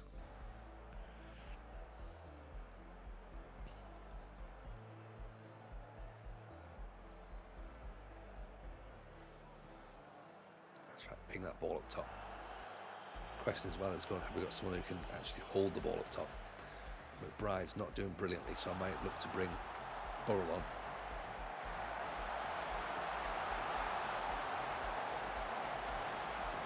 Come on now.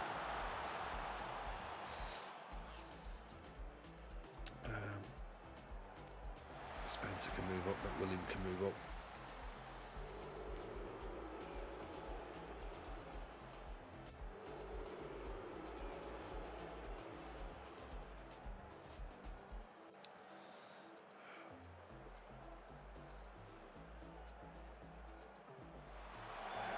Oh.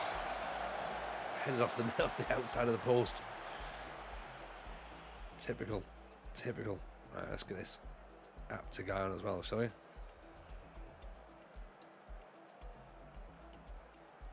here he comes.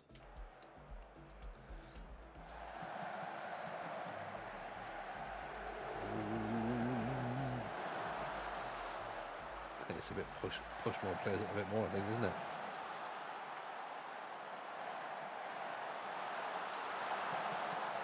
Hendry nearly in for his hat trick.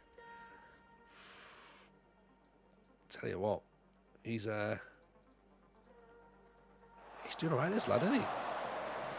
Blakey hasn't got the legs to do the overlap on the left hand side, but we can certainly do it on the right. We've got that already on the right, to be honest. Go wide, it's not going to work, is it? We're going to lose to Alloa. Go for it. At least challenge the goalkeeper. Come on.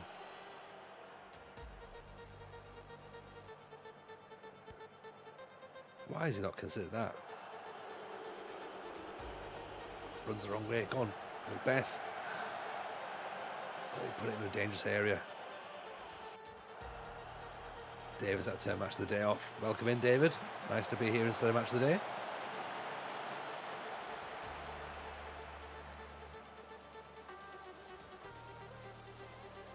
Yeah, we've been here instead, so. Brown's down the wing. We're going to hit on the sucker punch now, aren't we? Ooh. Quick little look around the referee there. 2-1 defeat. That's not good enough, but you know what?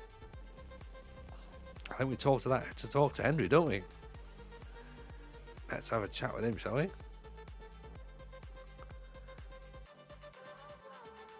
Right. Are we just going to get this deal done or not?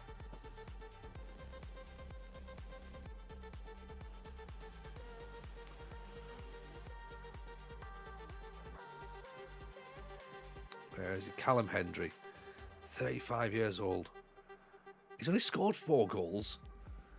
He's only scored 4 goals, and 2 of them came in that match.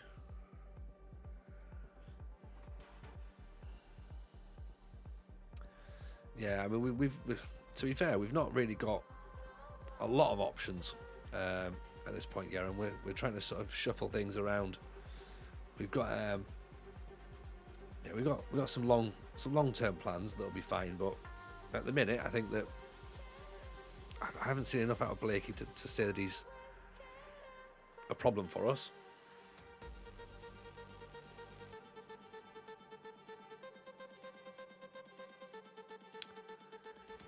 Silcott Dewberry, priority signing. I mean, he plays everywhere, but I don't know if he's the right player. He's one by Northampton. We'll go there regardless anyway, so that'll be the thing. Let's have a look. What's we got? We've got 2 weeks left of the transfer window. Colton wants a game.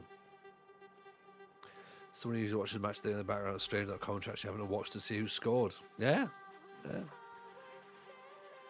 mean, I've not watched it for years, so it's, to be fair, that element of it would be lost on me, really. Let's see what Apter can do, shall we? If you can play out wide.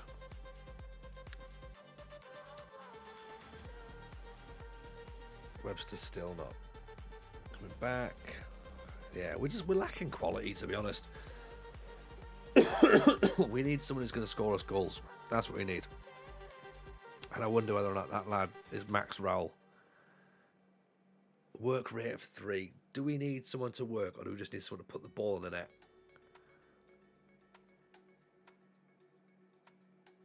Finishing of 14. Composure of 13. Off the ball of 12.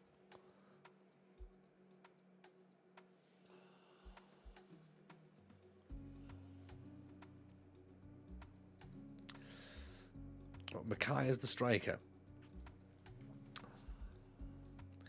Mackay could go to left back, to left wing, and then Spencer could go to left back. That could work. But again, Mackay doesn't have it for me. Mackay doesn't have it. I don't know whether or not McBride's in the wrong position. He's got 12 goals. We've been making him come deep to help assist, but he's then weighing in for the Scottish striker, who with finishing of 17 off the ball of 12, you'd think he's the one that's going to be getting the goals. He's only got 4 so far. So technically McBride and Macbeth could swap around at that. Even Wilsonia, loving that we're East Fife. Yeah, I do as well. It's good fun. It's good fun out here. We could theoretically move Spencer back to wing back, and then we could put Mackay out there. That would be an option. Or even Charlie's injured now, isn't he?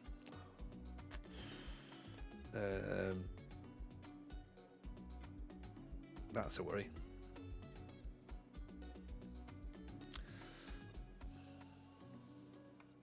I might try that. Kelty Hearts next. 2 weeks to get on. Evening, Norwegian boy. How are we? Very well. Very well. That's what we are. We're very well indeed. S. Franco as well's in. Hope you're good. Hope everyone's having a cracking Saturday evening. Hope your weekends are going well so far, everyone. Cammy Hanby's joined Dumbarton, so at least we can have a little look on that then, see how he gets on. Nugent's gone to Alloa and he's agreed for 300 quid rather than the 1,000 he was asking for us. That's reasonable, that's fine. Mackay holds up the ball. Mackay can hold the ball up. Well, so we could do that. Macbeth goes out wide, but I'm not finishing. Finishing's wasted. Like, he's got 17 for finishing. He should be able to score. Should. It's just not. That's the problem. Do you know what I mean? So that's where we're at this point. He just isn't scoring.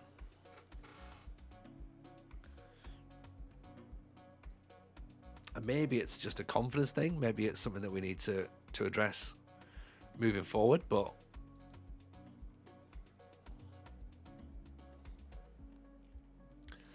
Mackay to the left wing. The wide target man.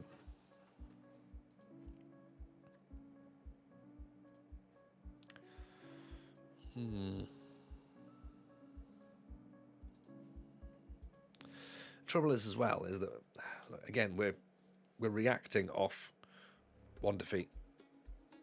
Do you know what I mean? But we are losing to teams below us. That's the thing. So we're setting up better to go against teams that we're sort of like, our defensive shape is fine. This is like our sort of defensive setup essentially. What we need to be looking at is when we go a bit more attacking, we want to be able to have a team that can do that essentially. That's what we need to be able to get. And we need to sort of be ready for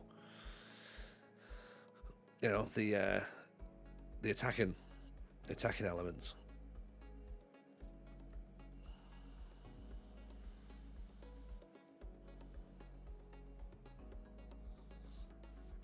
Some hydrate on, yes, Novishkar, absolutely. Good to see you as well. We've not seen you around for a while. Hope life is treating you good.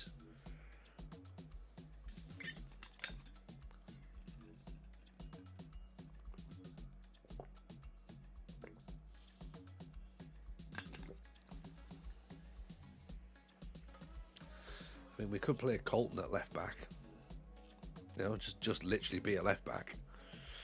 We could play Harrison out at left back. We could play Grimmer out at left back. We wouldn't necessarily want to, but we could. If we played Harrison at left back, again, he's got no crossing, no dribbling. And we lose that 6'7". We could play Knox out there, give him an actual run out, and see if he's gonna do anything.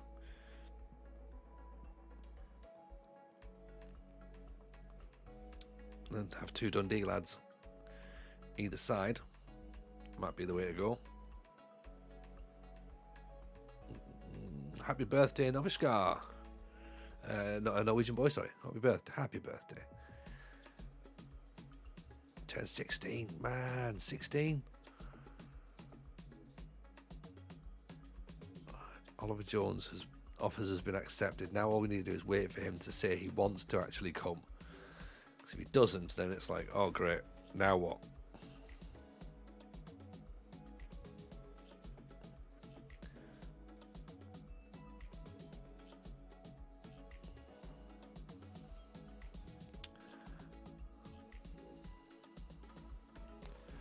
Right. Calvin Beathman, Darren Hamilton. He's a deep line playmaker. Passing 12, vision 11. McBride, best great finish with the work of the ball in the box would be a good idea. Is it on? Yeah, it has been on. It hasn't worked. I think we've taken it off at the minute and just left it a bit natural, just to sort of be like, right, get yourselves playing, lads. We've just tried to strip it back and make it just with nothing. Do you know what I mean? Just with nothing. But we've just left it as it is and just went, right, try and just play your football, Who would you say is a good January signing in the first season? Depends on who you're managing, Cloak. Really, I mean, it's a big question. It's a big question. It's a massive question to consider.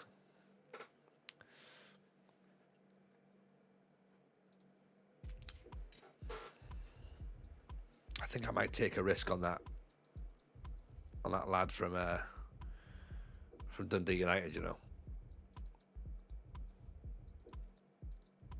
I think he might be the one. I know his work rate's crap,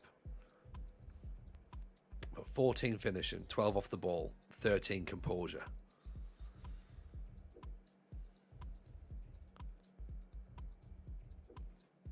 Let's give him a go. He's 6'2" as well.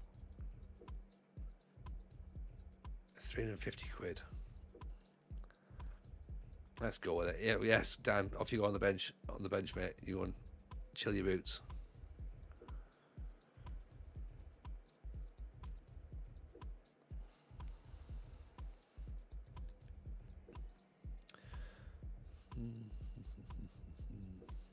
It's Fulton. 1 goal in 18.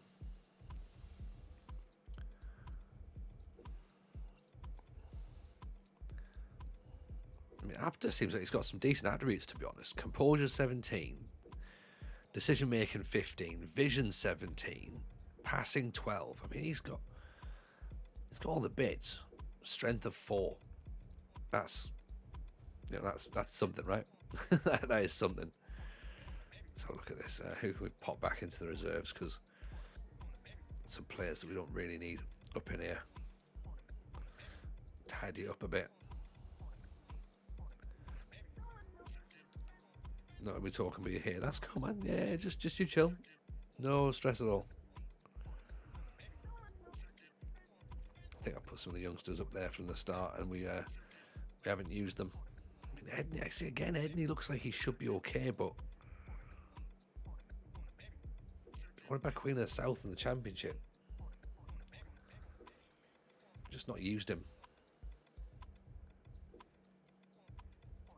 We've got players who've got expiring contracts, so we've got that to contend with.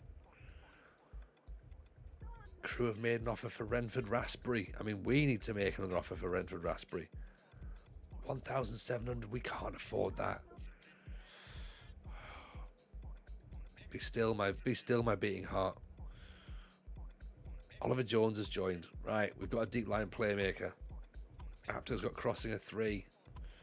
I'm hoping he's going to get the ball inside then and not right,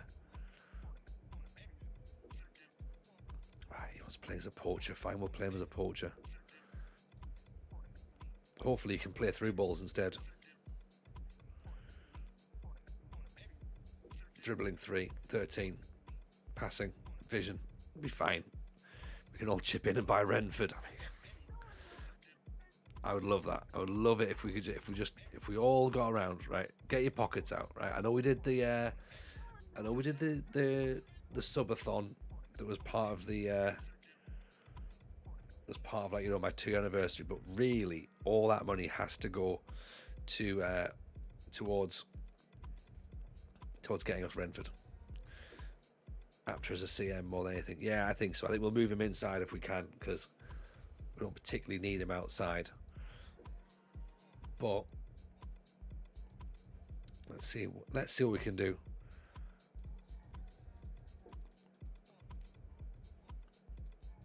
Right, if we can get Jones, we get this striker. No interest in joining Renford after all we've been through, mate. I feel hurt. I feel hurt at this point.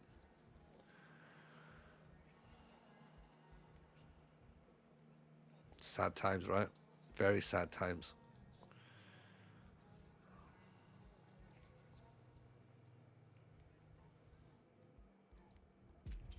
We could have had Renford Raspberry if we were at a different club. That's essential. That's essentially where we're at.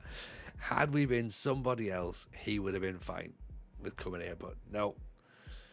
No, not in the squad that we are. Fine. Another day. We'll get Renford another day. When we've got East Fife in the SPL. Or when we're at St Mirren. Fine. He'll love living in Paisley, I'm sure of it.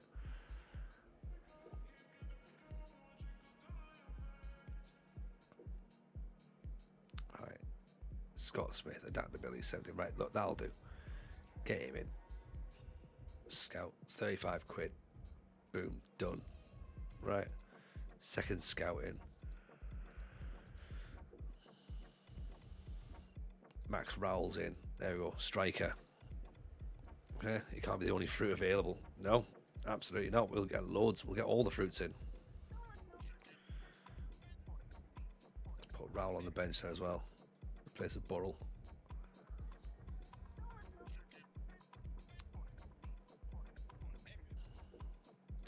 In fact, you know what?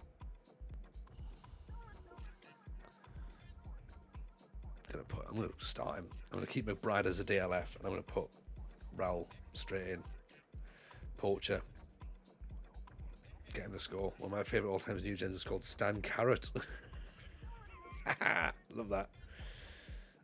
That's decent.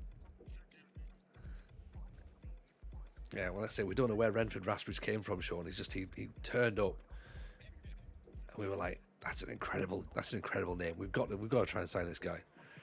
Had good vision. He did, yeah. Only in the dark though. It was weird.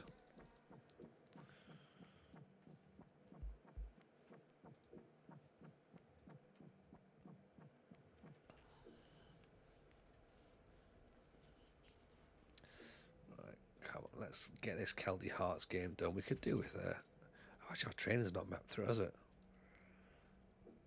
That's possibly an issue. Is that a thing? Well, that could be why.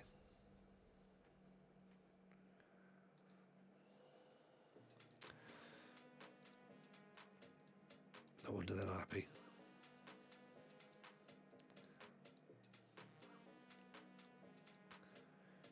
Attacking corners.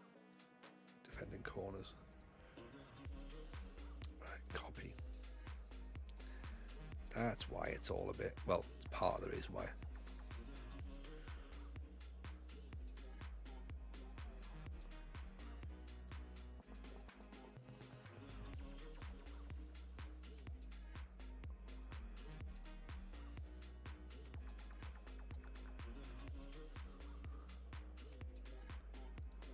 Is it worth trying to become a professional club rather than a semi-pro? I don't think we get the option though, to be honest. I think we have to get promoted, I think, in order to do that. So yes, if we get promoted, 100% we'll be looking to do that.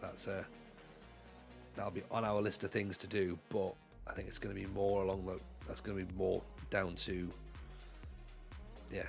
whether or not we can actually get promoted. We can move clubs.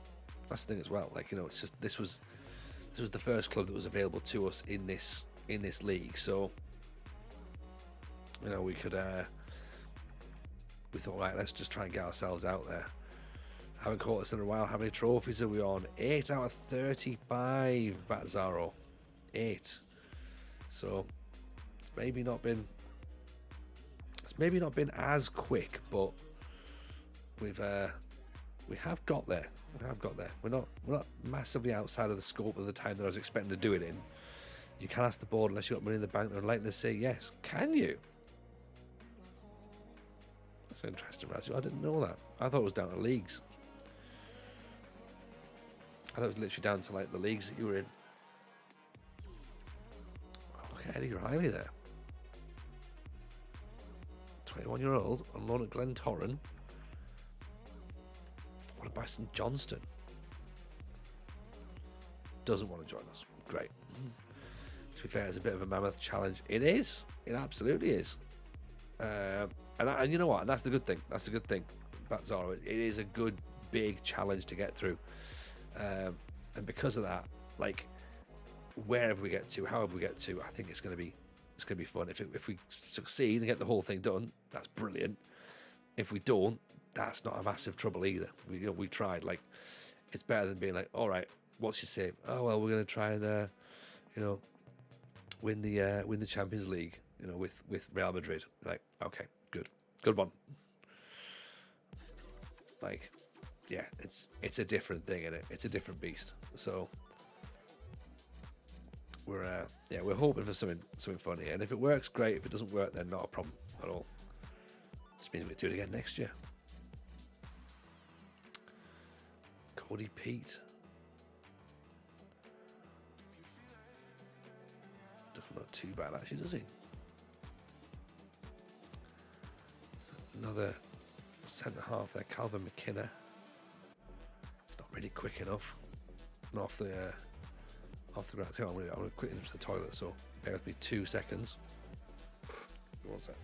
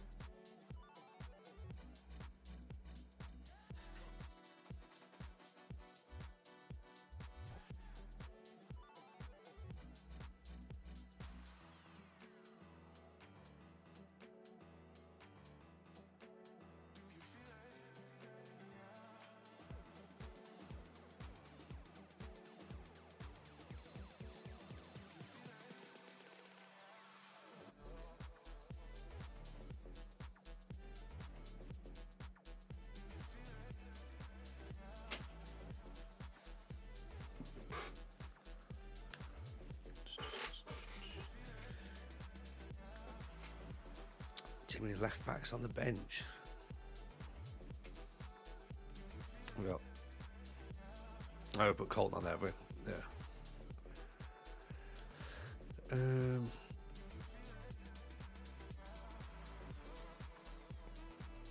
Still barely on there. Right. I mean, to be fair, Mick William as well. Right, put Mick William back in. Let's go with that.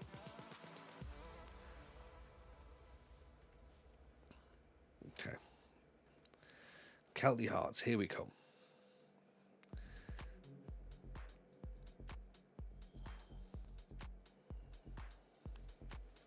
Eventually. No rush, apparently. I didn't eat my wagon wheel. I genuinely thought I'd eaten all my wagon wheels. Still sat there. I was part looking around going, I should eat something else, shouldn't I?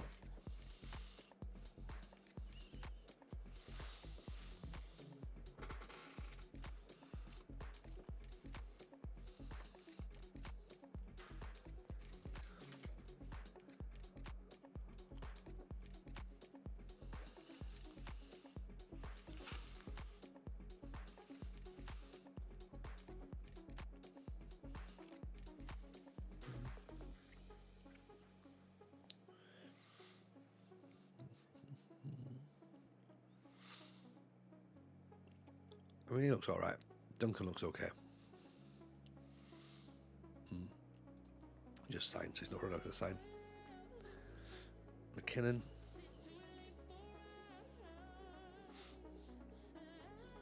Let's see, they've offered a contract to Gardner. He didn't want to come, did he? I think we tried to sign him. He's off to Huddersfield. He's not going to come to us. It's rare they go, we could go to Huddersfield or stay at East Fife.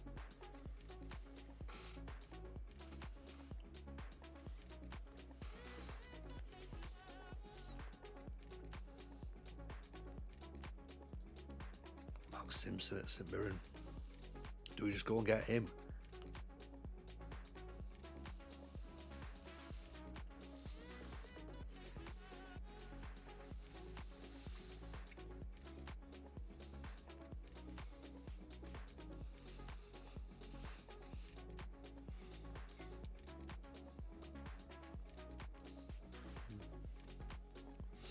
Again, these are all players with potential rather than like players with just actual can hit the ground running right now. I think that's where we That's what we need to be. Players that can just go straight out and go, right, go there and get some points on the board. Raspberry's gone to Crew.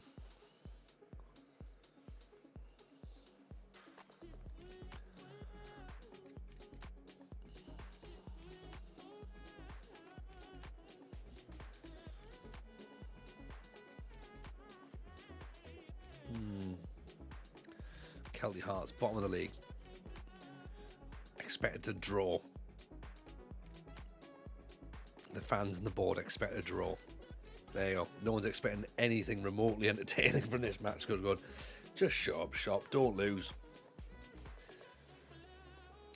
You know, which is fine. I mean, as long as we're staying in the playoffs, we're 9 points behind Hamilton at this point. 11 behind Ayr. Right, it might be a bit more tricky, but,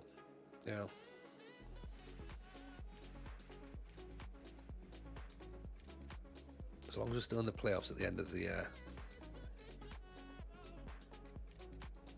season, then we've done it. Then we've done what we need. Then we've done what we set out to do.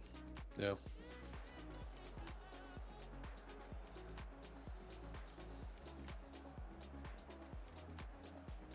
They're looking to exact revenge. Kelty Hearts haven't won in 5.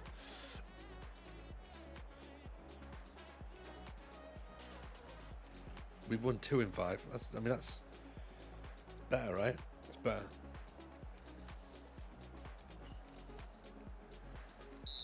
One 0 away win incoming. I would take that right now, Wilsonia. Give me your hand. Let me snap it off. Let me snap your hand off.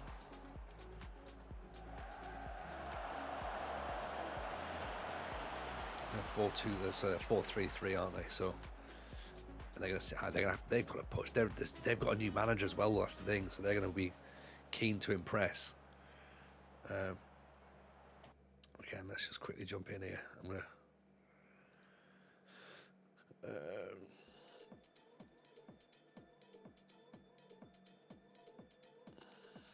No, I want to copy that. How do I copy?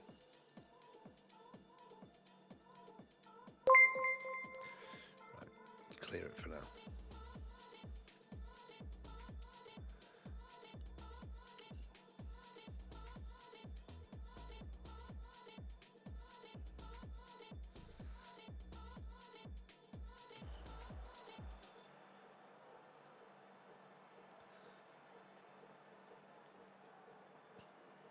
Hello, Matthew Parts. How are we? Welcome in. Hope you're well. William corner coming in. Green flicks it on into the back, put into the top corner. There we go. 1-0 up. First goal for Green. Good lead. Very good header. That's what we need. 3 points incoming now, hopefully. Well, he says. Delighted with a Chelsea win. Congratulations indeed. Camp nicely blocked. Green gets it away. William gets it away as well. Let's see what Raul can do up front. Good header away. Lowry heads it over the top. That's fine. Keep the ball in the air. We can compete in the air. Not a problem at all. Appreciate the follow as well, Matthew Parts. Very kind. Of course, anyways, brand new around here. We're doing the British Steel Challenge. Stream Mondays, Wednesdays, Fridays, but of course there's no match of the day on tonight, so we figured we'd jump on, do a bit of streaming. Obviously, it also means we can play a catch up because we missed Monday because I wasn't very well Monday after being at the Football Writers Awards. I was knackered, absolutely knackered.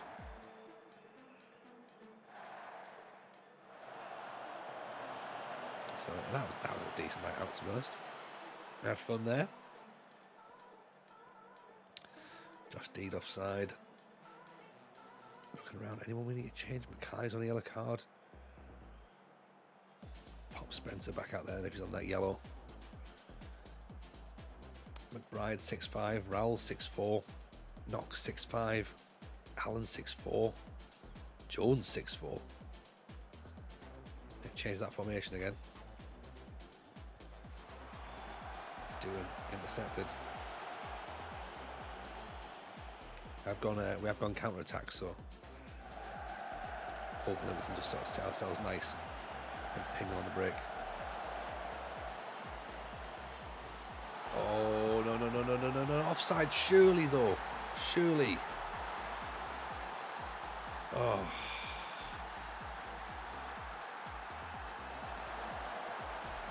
I'm not one for complaining, but what the hell?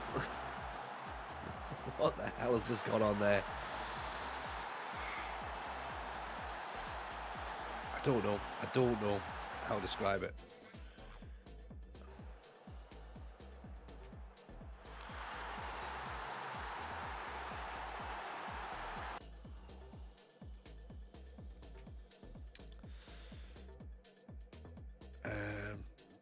That is not what I was hoping for.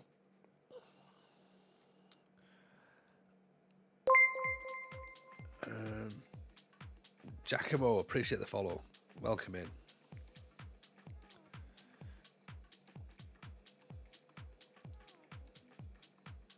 So let's get Connor Allen off as well.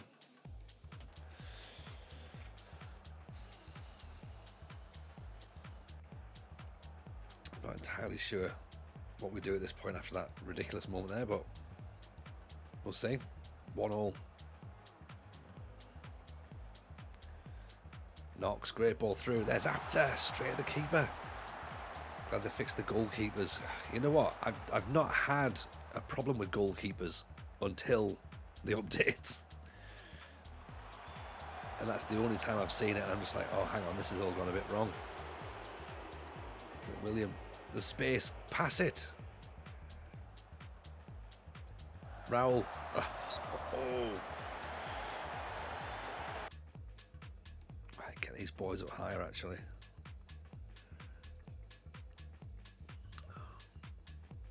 I'm not sure. Is Blakey the answer, is he? I don't know. Is Kadamari the answer? I'm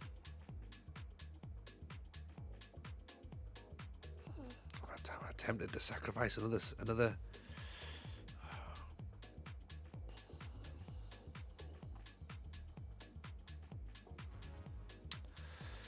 Push.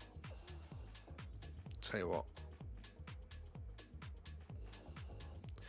So let's bring Green off. Green's done well, but let's do that.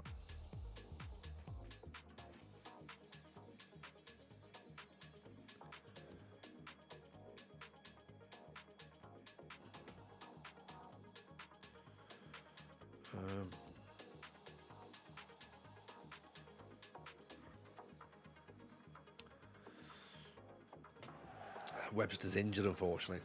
Webster's injured. Hence why we haven't got anyone else on the right side. And I've got a feeling we just encouraged at the wrong time. Blakey.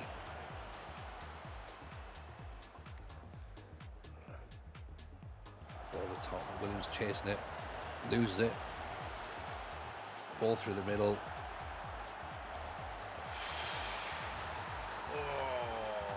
Gotta be kidding me. Got to be kidding me.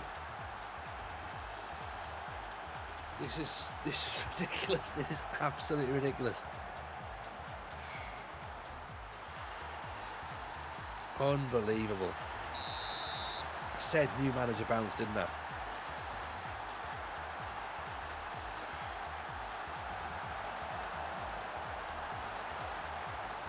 Unless just giving the ball away.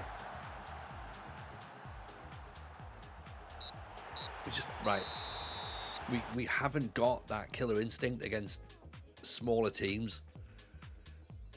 We're just like, we can't get at them. I need to get another tactic. Not another tactic. Well, yeah. I need something that's a bit more aggressive to go against teams where we're just there, where we're expected to win.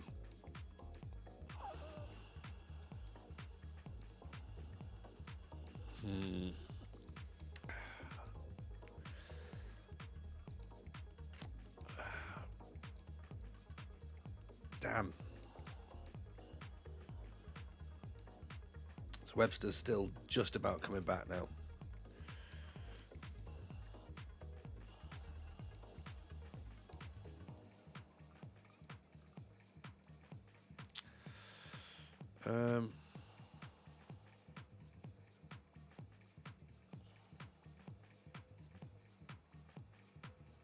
Because we can change the mentality, that's fine.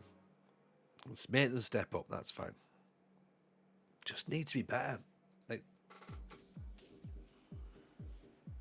I'm not hugely worried. Despite whatever, I'm not hugely worried, right?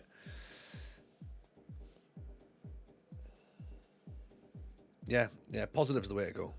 I used to play balanced. That was my way. And then I thought, right, let's go cautious. Like Lamb was like, let's get this low black working on, and it works. It works. Problem is that we're maybe when we're up against teams that we should beat, that's when we sort of go, well, we need to step up, and like against Inverness, a low block's probably fine because they're going to come at us. Hamilton's probably fine. Ayre's probably fine. Montrose, we probably need to get at them. That's the thing.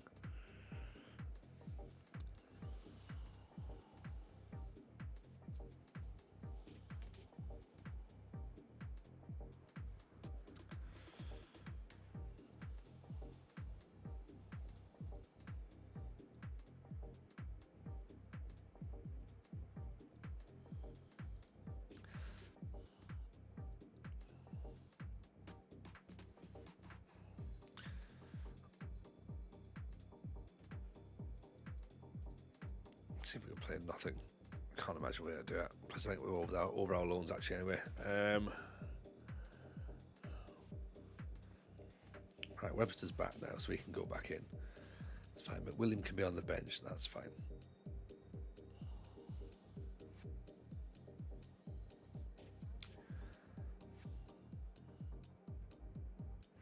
Allen was caught out. Is there a centre back that's available? That's good. That we can just buy. Cody Pete, is he good enough?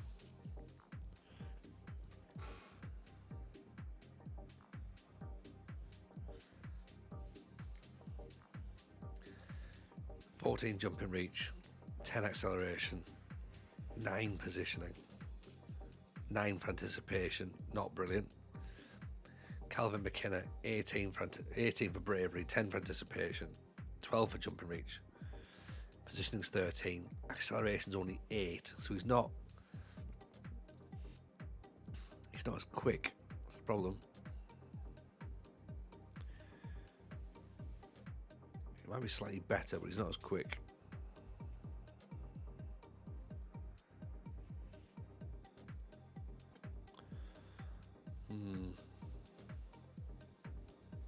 Kyle McClelland, 30, sorry.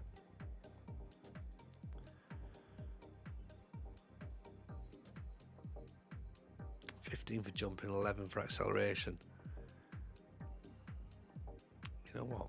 He might not be a bad idea, actually.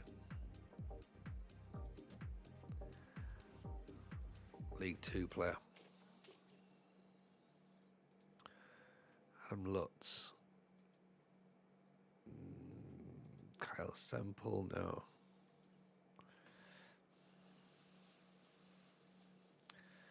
Kai Watson, fullback.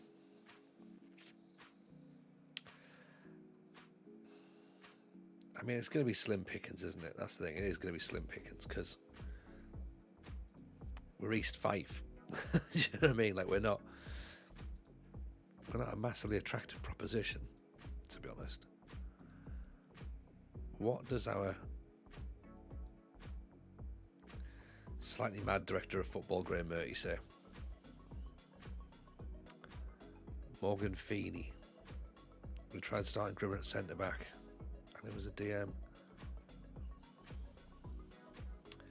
We have played him in a couple of positions. We have gone from.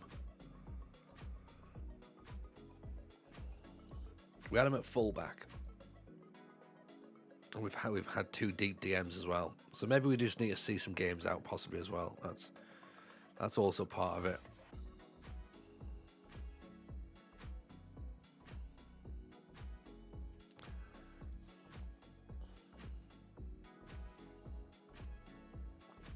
again, we're probably not in a bad spot.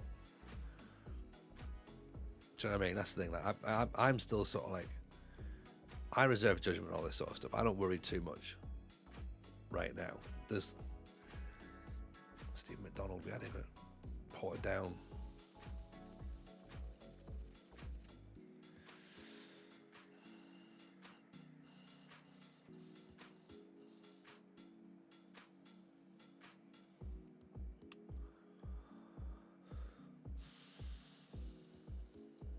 Yeah, I'm not massively worried.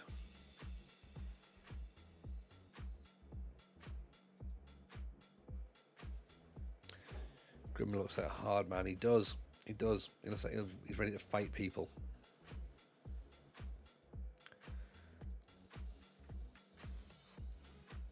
Problem is, though, is as with everything, is if he doesn't come in and if he makes a mistake, then he's instantly on the chopping block. They're all on the chopping block, really, to be honest.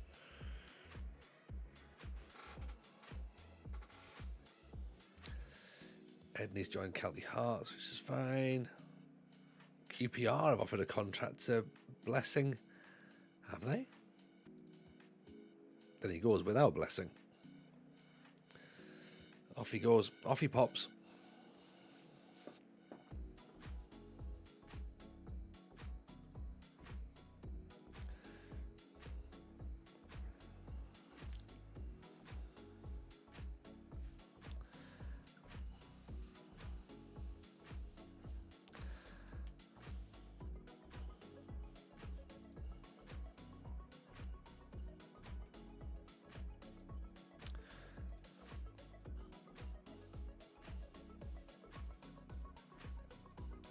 I'm going to keep the money.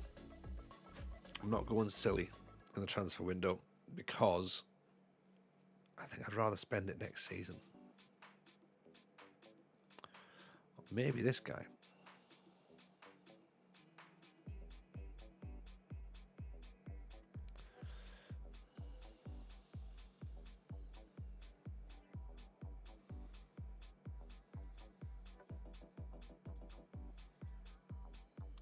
I think we're probably going to be better putting this money in next season and just trying to like improve the side. Wait and see who's still around next year.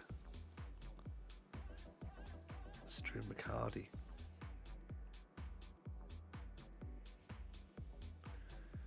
Pressing forward. Aggressive. Good anticipation. Determined. He's got something about him as well, to be honest. McCaddy, Belford, maybe not. Got enough poachers in the squad. Cole Gibson.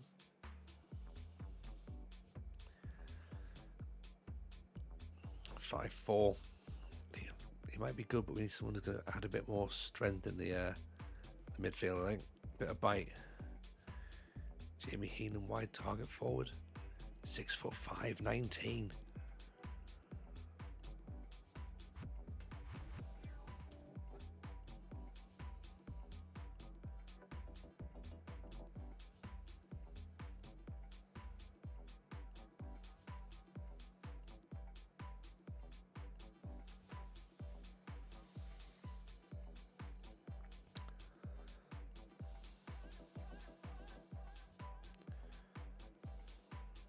Adam Morris. Plays right out on loan. Ali Robertson.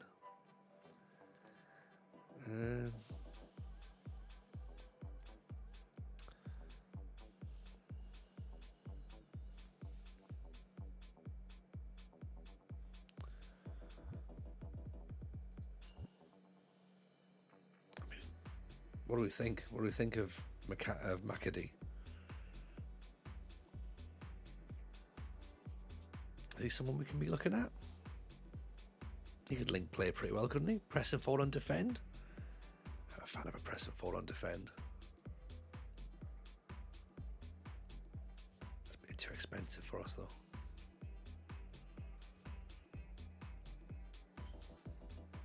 Steve Hornby, not one for us.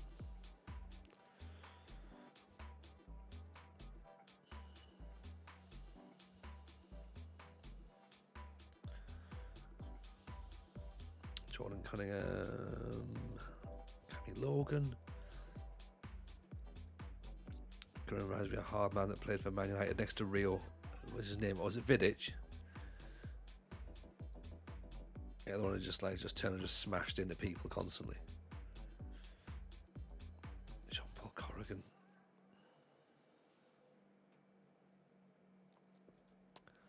Scott Rennie has already joined Dunfermline. Right, we can't get him.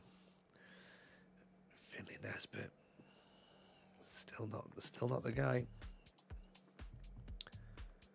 Barry Wilson.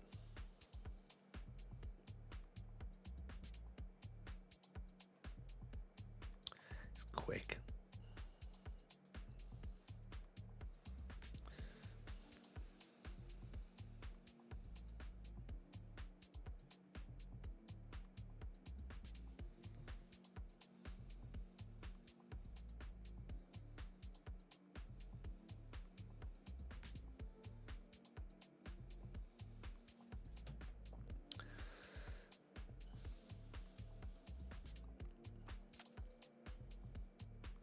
I mean, he looks alright, doesn't he? Does he? Bravery's maybe a little bit on the lower side. Teamwork, tackling, leadership, heading's okay, jumping's decent enough. 10 for acceleration isn't outstanding, but Michael McConville can play everywhere across the back.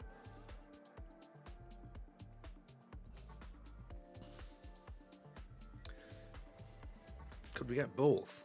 Could we get both McConville and Duncan, do you reckon? 14 for jumping reach, 14 for concentration. Composure's not great, I must admit, so let's put him as a centre back, see what we can do. Heading's not brilliant, but his marking's good, his position's good, his tackling's good, his jumping's good, his anticipation's good. Michael McConville, I tell you what, let's ask about them both. See what we can do. Duncan can't play until July. Great, okay. Well, he's talked himself out of a move, hasn't he? Sam Govan is brilliant but can't jump, so that's no use for you unless we play him as a fullback. But then we've already got a fullback out there now. Yeah, he's definitely a centre half, isn't he? Can't cross the ball at all.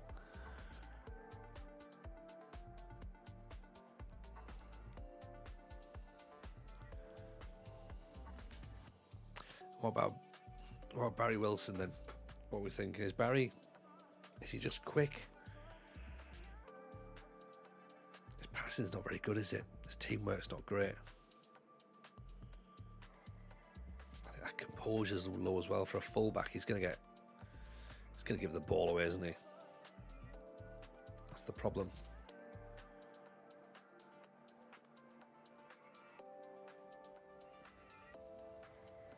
Cammy Logan, probably too expensive. Wilson is all physical, nothing else. There's a lot to be said for that. You know what? He may have only just signed for Queen's Park. He can't sign for us.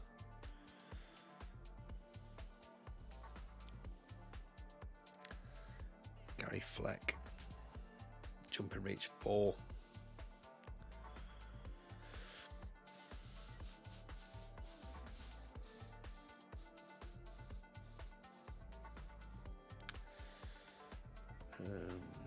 What have we got? Austin Wilson.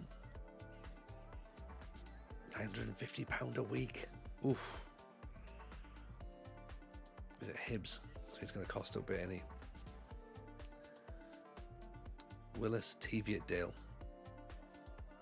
6'2". Jumping reach, no acceleration. Possibly a DM. Possibly a centre back, not sure. He's on the shortlist, that's helpful. McDonald we thought about. and then we sort of weren't entirely sure.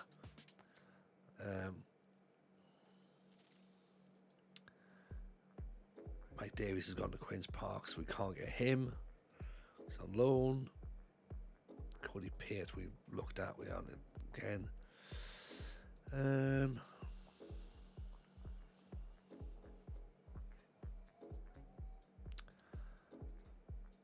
A lot of these names we've seen already flash through.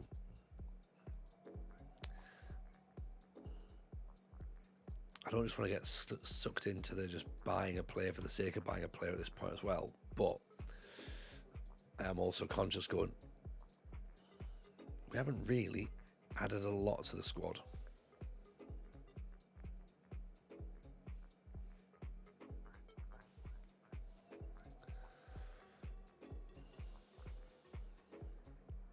It's not that it's not been worth it, but I'll tell you what, let's look at where we are. McConville can play everywhere. Right, so if we buy him, then we've sort of got a defender covered everywhere. He's got a centre half. He can play right back. He can play left back. 32. We've already got a 32-year-old fullback. That's the problem. Headley's nothing. Josh Reed, 30. Great. Centre back again. Is there anyone else in there? Oh, same players. Exactly the same players. Who we don't know about. 34. 33.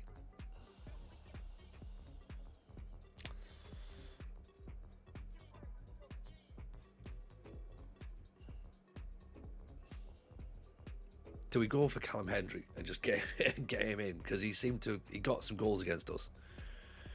It's 35 though. Do we is it like a bit of a shithousey thing and going, like, look, we're just trying to get him out away from somebody else who's already in the league, and they're 7th. Is it worth trying to buy him? Is it worth trying to buy Woodcock instead, who's got 12 goals?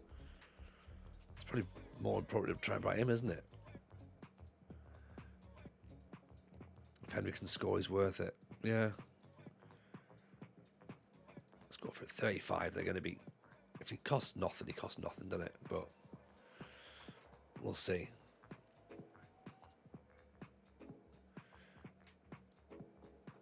Jack Stretton's unsure if he wants to come in. 1,400 quid. Yeah,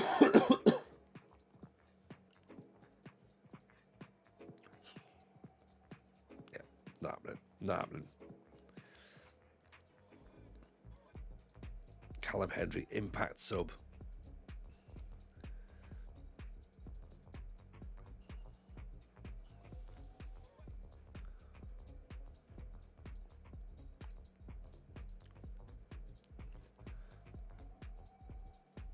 Conville, that's a discussion to have. Woodcock's a discussion to have. Take that out. Give him time to sign a new player.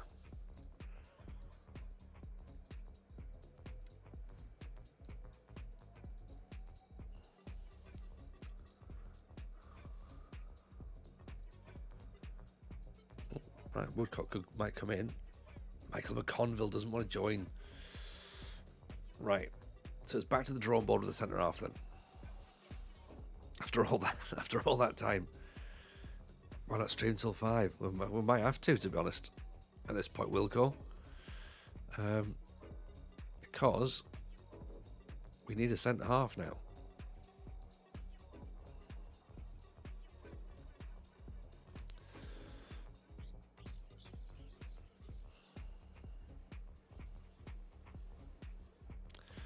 Mungo Bridge come up the road.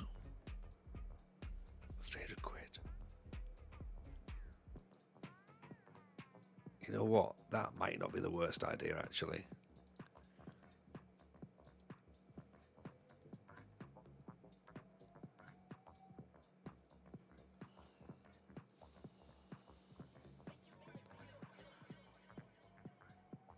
Make it a Saturday, Sunday all-nighter. We could go for it. See how far we get in.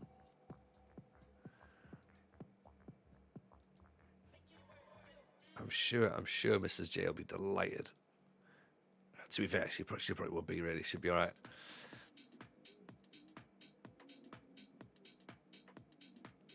Yeah, I think Mungo's pretty good, and like I think he's former Villa. He's Villa player in real life. Kieran Webster, let's try him. So we're just getting messages from Mrs. J as to where she is. Right. We can go and open the front door in a wee minute. Try Kean Williams.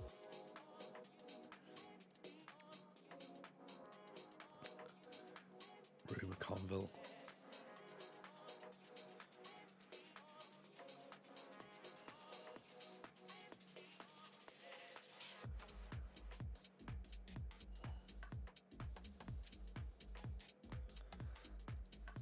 There's Kean Williams.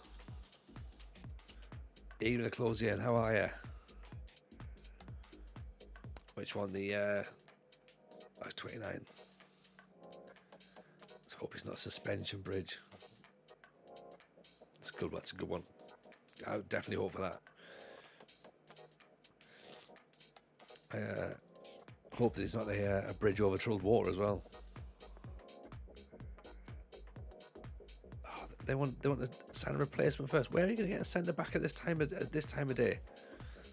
We're literally trying to get one in right now. You know, and you're like, oh yeah, give us time to sign one. Like we're doing the same.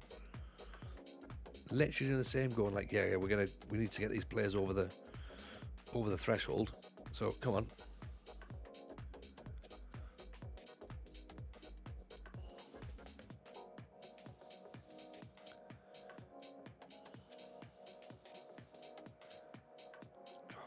One more down. Losing all of our money here.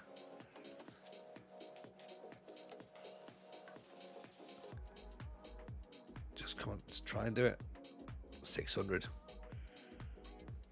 Callum Hendry's in. Right, Mrs. J's at the door, so give me 2 seconds.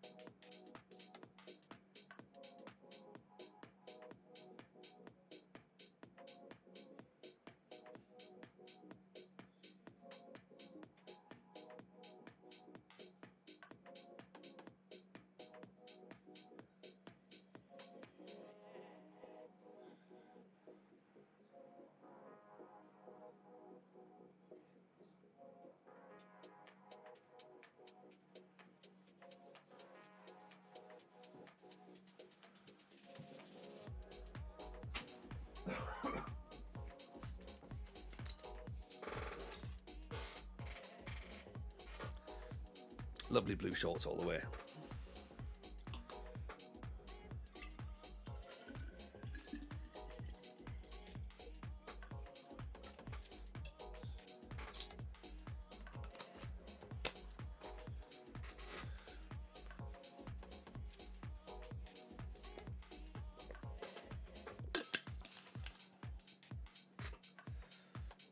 Right, so 35-year-old Impact sub signed. That's what we'll do that's transfer deadline day right there, isn't it? Let's get a 35-year-old substitute signed.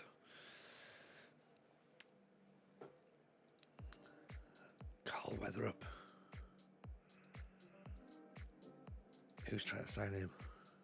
Dungannon. We're nudging close to this deadline. Time is definitely ticking. So we might struggle to get players over the line. Max Woodcock's agreed to sign. Oh, here we go. So there's 12 goals in the league from 23 games. Get him in. Plus Mungo Bridge as well.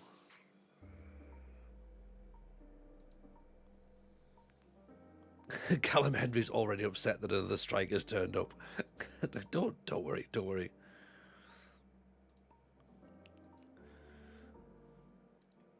Right, so Mungo's in. Okay, let's try and readjust things now then. So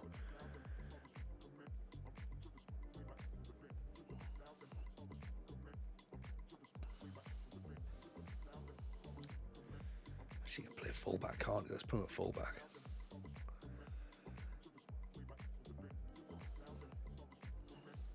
Actually, we don't. The more I'm thinking, actually, we don't need him at fullback. We need him at centre back.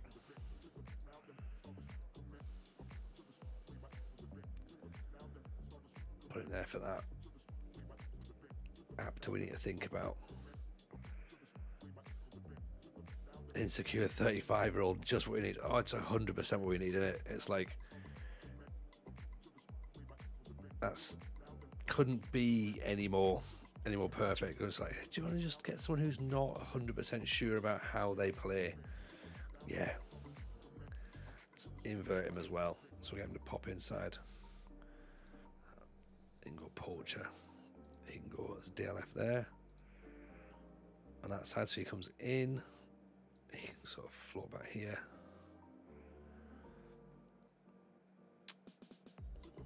Jones is the deep line playmaker, so he's meant to be able to play the ball around. Good. Blakey on wing back. Yeah, get all the way to the top if you can. Jordan O'Neill. Let's put him back in actually for Harrison.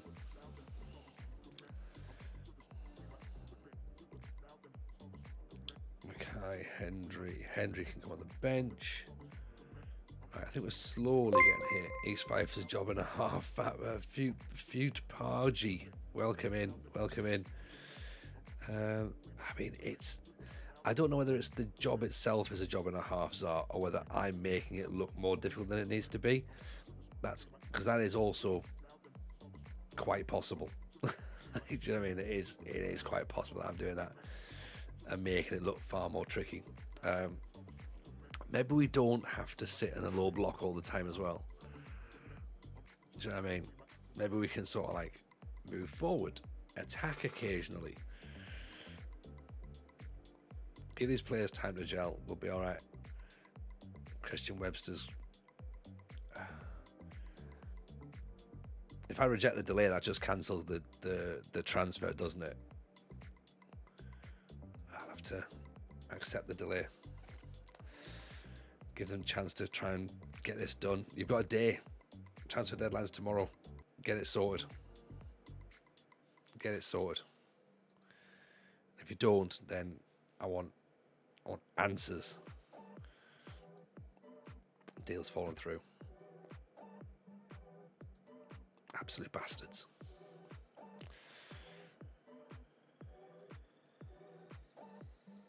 So we've already brought in 8 players. Can't wait to win the bottom league in Wales. I know. Like, there's just the thing as well is that this is still like we can still move that up there like that. Where's Dennis Seaman? I have no idea. Barcelona. I don't think he's fussed. He's not interested in coming in. 27. Shame. I mean, you know, we have just bought a goalkeeper as well. That's the problem. Peter Watt. It's handy going forward.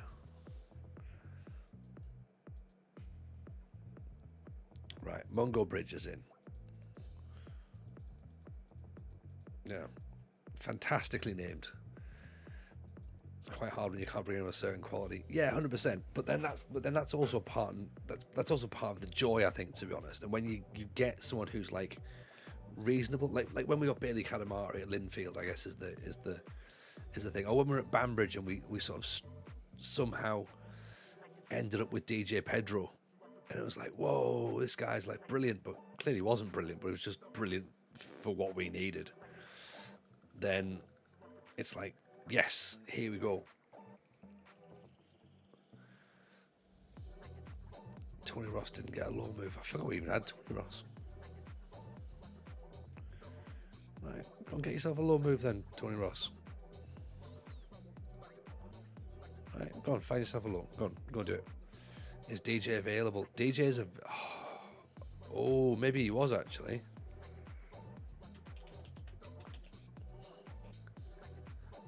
DJ's a free agent. Oh, here we go. Here we go. Mrs. J is good. Mrs. J is doing all right. She's been out for out on the lash with her work pals.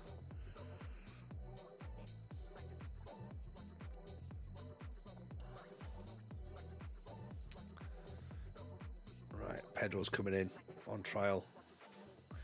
Little wobbly. No, she looks alright. She's doing alright. She's not a bit tiddly by the looks of it. So we shall see. DJ's in apparently. They're saying not worth it, but I mean it's DJ Pedro in it. There was nobody thought he was worth it at Banbridge. He turned up, he did what he needed to do. Hello Brad, how are you, pal? Welcome in.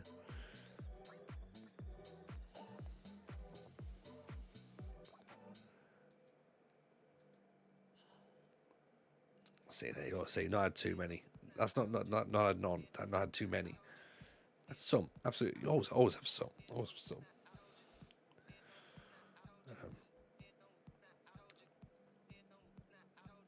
Check Dylan Yumby. I mean, we're in 33, so he doesn't look. I mean, we have obviously attribute mask on. You don't look great at the minute. I'll be honest. A good season there though. 10 and 34. Actually, to be honest, I'm doing him a disservice. He's had pretty decent ratings all the way through, although he is playing in the non-leagues. So can't wait. It's sad to see we're not at Hibs yet. I want St Mirren, Brad. That's what I want. I want St Mirren. Whether that's the right thing to do or not, I don't know. But that's what I'd like. Right, let's give ourselves a game against Inverness then. Let's sit back. Let's let them come at us. Let's then hit them on the break. Sometimes in the Championship, sometimes lower leagues. Oh, really? Okay.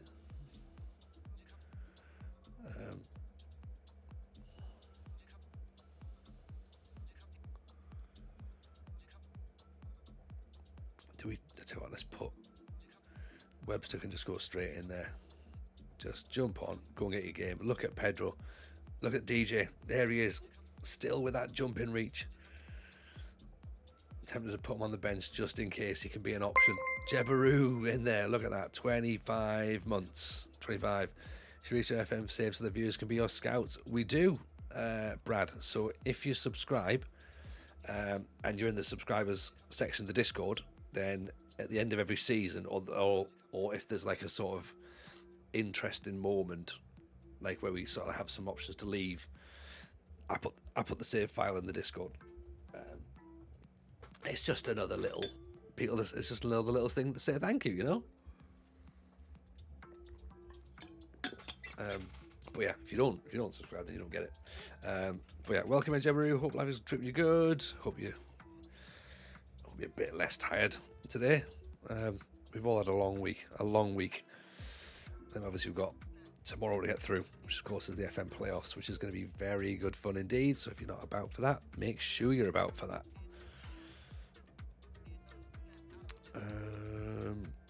Been in bed with a migraine most of the day. You know what? I understand that. Save up my channel points so I can be a new gen. Oh, look at that. Jebra already picking up follows. There we go.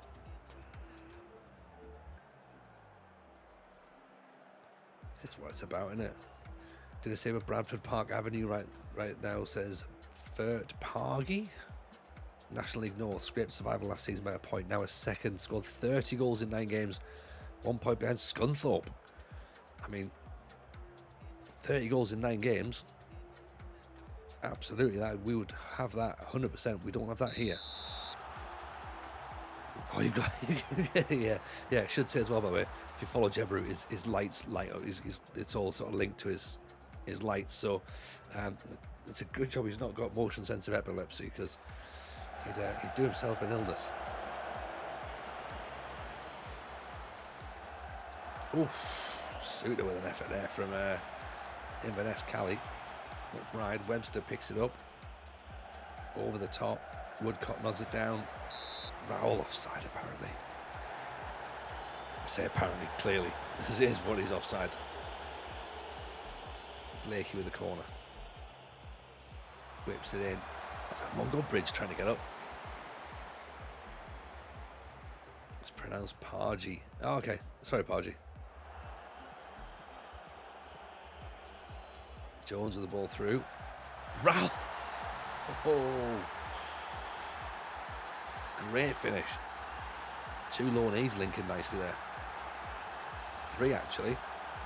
Stewart's one, Jones is one, up over the top, and look at this from Raoul. 1 touch, bang. There's the Dundee United striker getting in on the action for the first time. Hearts midfielder, Jones with the ball over the top. Into a little bit of space. 1 touch, volley. Great goal. Cracking effort. Puts us back in the playoffs as well. Moves us above Inverness Cali with what's that, about 36 games in the season. So that means we've got 10 games left. No, it doesn't. No. 12 games left. God, my maths is awful.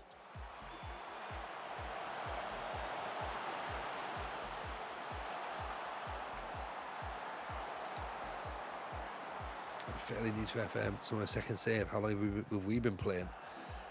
Oh, you wouldn't think it. You wouldn't think it, Pargy. But I've been playing since 1992 in the Football Manager and Championship Manager series, and then before that with generic video games and management games. So I can make it look ridiculously difficult. But I think if you're brand new to this game itself, I would 100% recommend joining the Discord, listening to the Football Manager show, and also sticking and keeping it simple and trying things out that way. Maybe consider as well getting your defenders to mark some players. It's a tactic that's quite popular these days, but not necessarily in East Fife.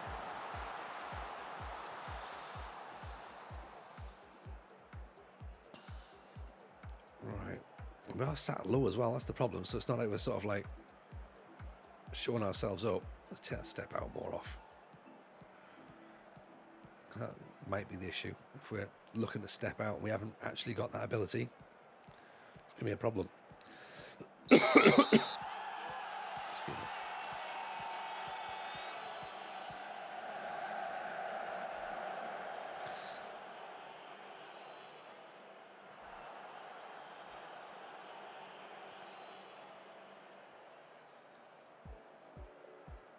I'm torn as well, because obviously there's the part of like just, hang fire, take a point.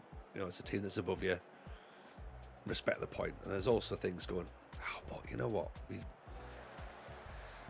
We've just brought a load of players in, and I know they're not going to gel just yet, but wouldn't it be great if we brought a load of players in and then we won a game? Centre wide, but players miss sitters at least once a game, whether that be smashing the ball with satellites or one-on-ones. Is it normal? Yes, it is normal. Happens in real life. The amount of players that one-on-one and they just end up firing over the top or straight at the goalkeeper. It's frustrating because obviously you're watching it in compacted highlights, whereas over the course of 90 minutes, if you're watching a full match 90 minutes, you probably wouldn't notice it as much. Or you do, because you shout at players, go, for God's sake, he missed again. That happens in real life, but because you're watching it in a short, concentrated time, it looks worse.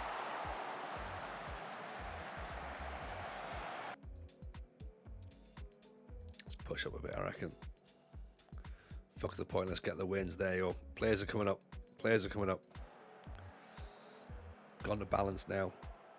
They're sat a bit deeper, so maybe it's time for us to come forward. Blakey with a free kick. Just over the top. Let's whip those balls in actually as well. Yeah, we've taken it off course, don't worry. We're on to balance now. It might even go positive. Green's on a yellow card, so we might look at him. Oh, come off it. Come off it.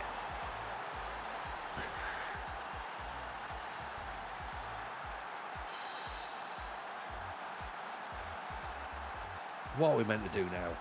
Like, this is just daftness, right? You don't get moments like that.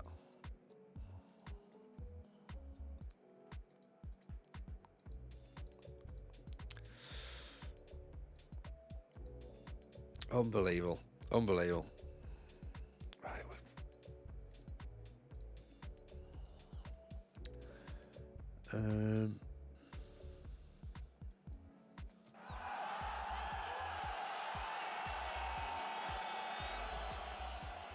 Crazy moments.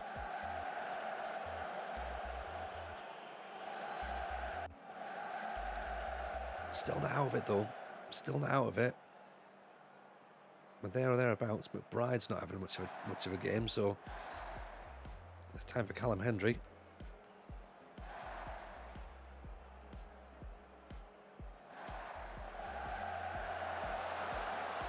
Caddy with the save, that's fine. Hendry pressing forward on defend, I'm going to go with. You've been playing FM 30 years. Have you ever had a goalkeeper score? Yes. Yes, I have. From long range free kick, like sort of the way they sort of launch it as like a defensive free kick and just launch. I had it once in my Blythe Spartans game. I also had one score from a set play that came up for a corner late in the game. It's incredibly rare, but yeah, I think I've had two in 30 years.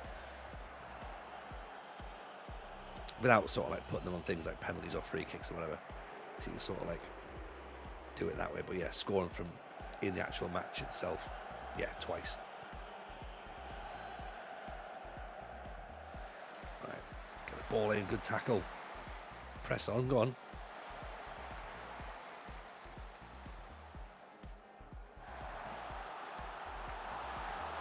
Corner kick. Woodcock's on a 6-6. Blakey's on a 6-3.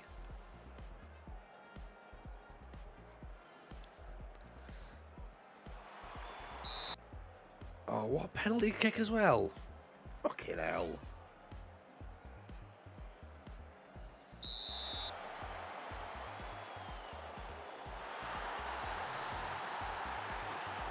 Yeah, stack of youth players who've been good. It's all randomised though, isn't it? So again, over 30 years, you get one or two who are decent.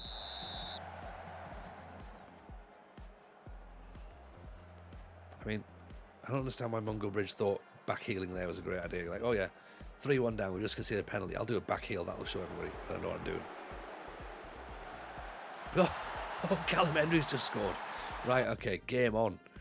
I tell you what, Blakey off. Mungo at left back. Harrison there. Have we got anyone else who can come on? Webster. There we go. Right, game on.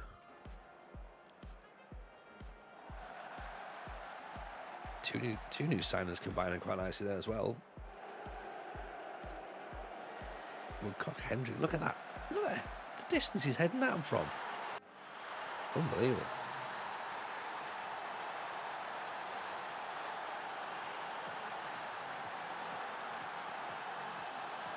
Get the ball forward, boys. We can do this. We can do this. Go on. Oh, it's Hendry again.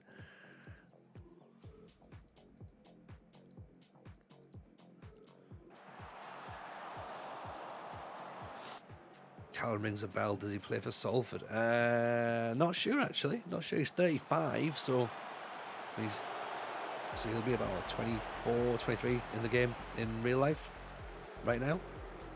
So maybe Woodcock crossed it in. It's gone nowhere though, unfortunately. If we get a set piece, the keeper's gonna have to go up, isn't he? Walls. Well, William, Hendry, back post. Oh.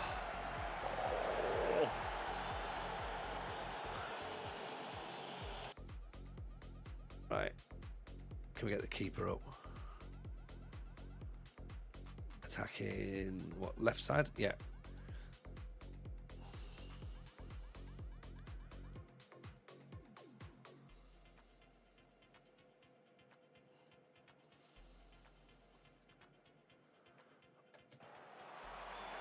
Oh, Harrison's just missed.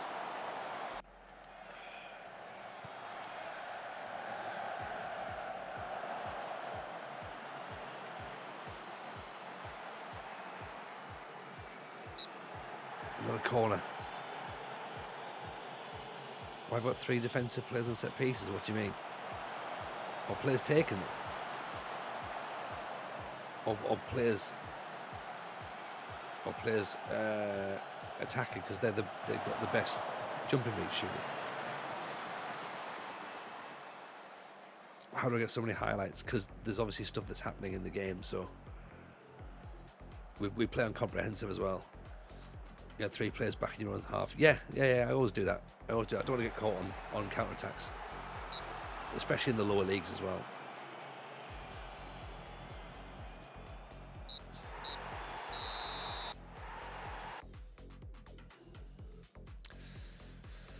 Yeah, don't want to be getting caught on counter-attacks, so leave players back, particularly when the players you've got aren't very good.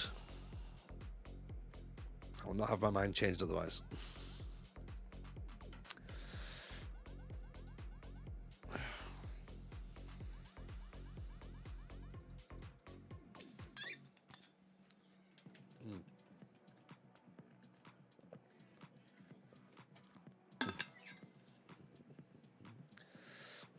Yeah, I mean, I guess it's all personal preference, isn't it, Franco? You can have some people have men back, some people overcommit, some people flood the box, some people leave players on the outside of the box. There's just no rhyme or reason to it, really. It's just all what works at the time.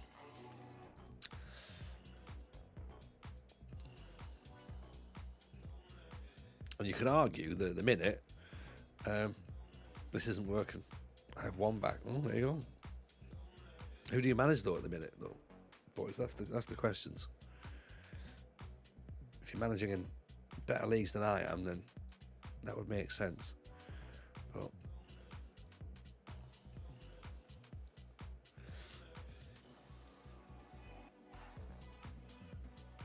Coventry, okay, better than East Fife.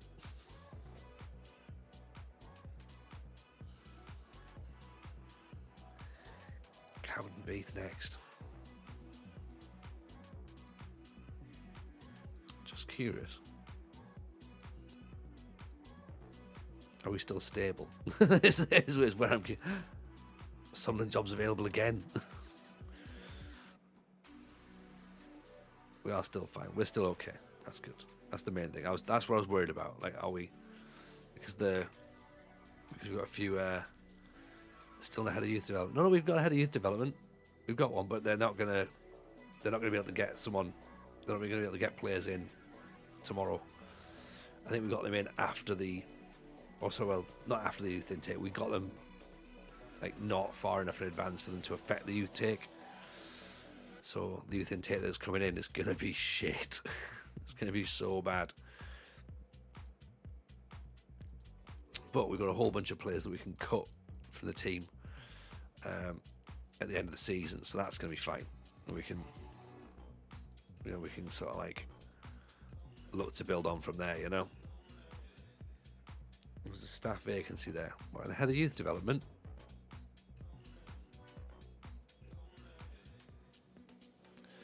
Shouldn't be. We've got one.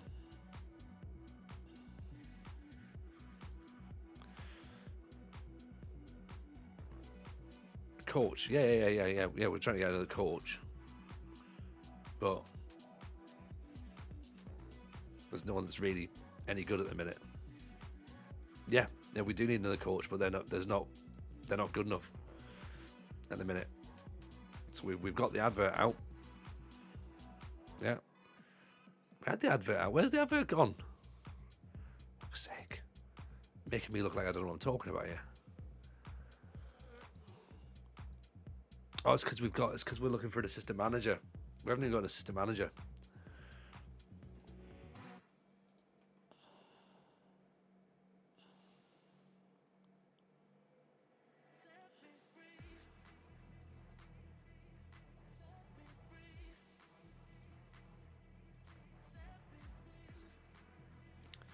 A coach or a goalkeeping coach. We cut the goalkeeper coach because he was crap. So we cut him in order to try and get in a assistant manager or a coach. So that's where we're at. It's fine though. No, to be honest, it's not a problem. Like, everyone else worries more about this than I do.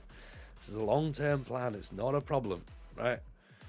1, 2, 3, 4, 5, 6, 7, 8, 9, 10, 11, 12 games left in the league, right? We might still be able to get in the playoffs. Great. If we don't, not a problem. We go again next season. It's not a problem. It's a long-term thing. Looking at stay at Fife next season? Yeah. Don't see any reason why not. Because, to be fair, where else is there to go? It would be one more division higher in Scotland. Worldwide, appreciate the follow. Welcome in. Nice to have you in. It'll be one more division up in Scotland. We're not going to go back to England. I don't want to go back to England, to be honest. It's just not fun, is it really? Let's come out of that low block, actually. Right. Trapping's not working either. So let's go back. Working the ball in the box isn't necessarily happening. Let's go balanced. Yeah, so that's the plan. Yeah, I don't mind staying in Scotland. If we get into the Scottish Championship, great, but not necessarily looking for a new job next season. But if one turns up, one turns up. You know, we'll have to see what the options look like, I guess.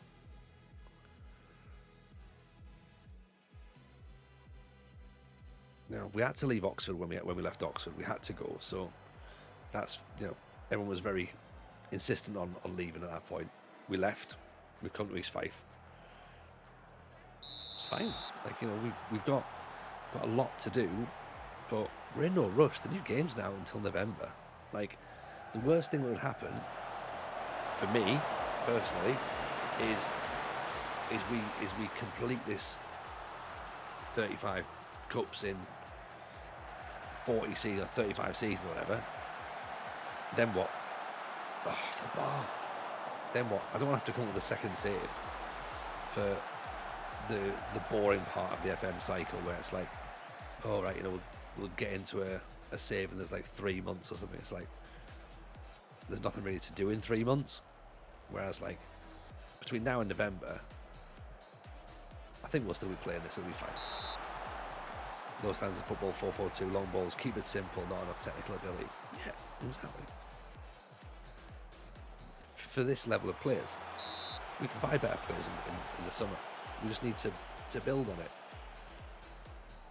You know, Oxford, we were fortunate. We picked a team that had been relegated from the Football League, so they still had some good players there.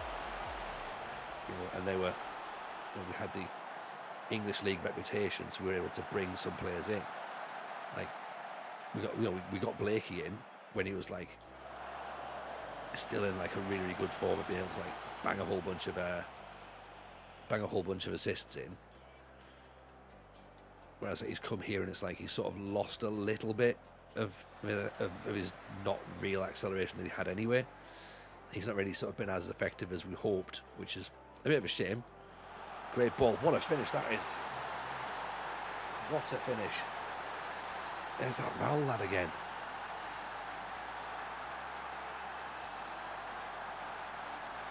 Great ball. It's McBride who pings it over the top. if we finish at Banbridge, that's the thing, Zar. I didn't even want to leave Banbridge.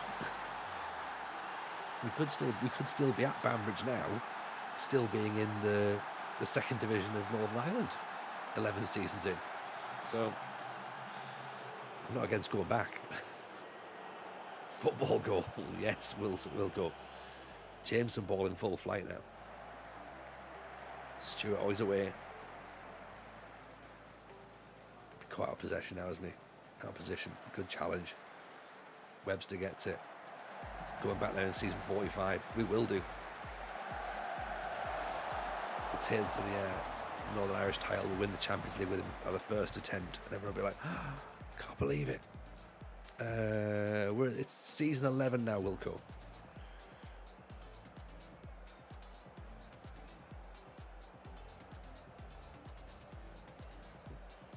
I set those wheels in motion. I absolutely did.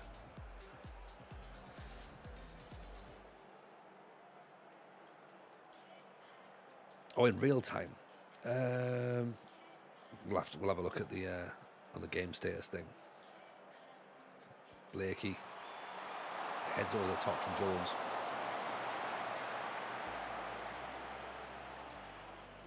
See if we can get into the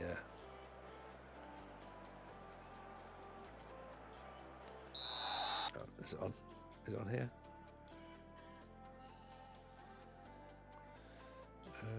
Where is it? Game status. Game time, 10 days. 10 days. Real time. So, pretty decent going.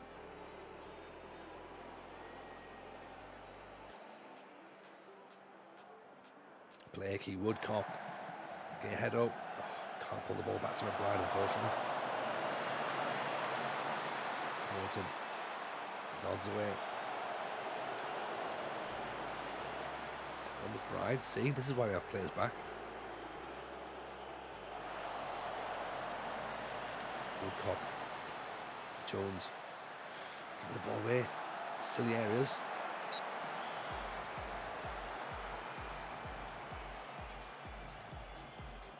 .8 for Blakey today. Tell you what, Green's not really been racking up the average ratings, has he?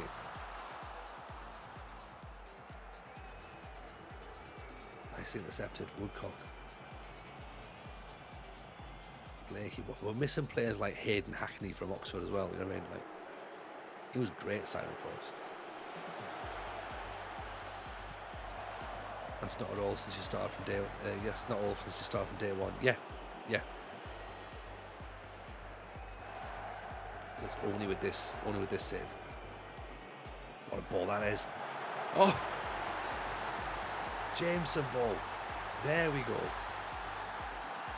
That's what it looks like. I miss Rogie as well. I think if we can get Rogie back at some point in the save, what a ball that is. McBride looks up. There's Rowell. 3 goals for the loanee since he's come in.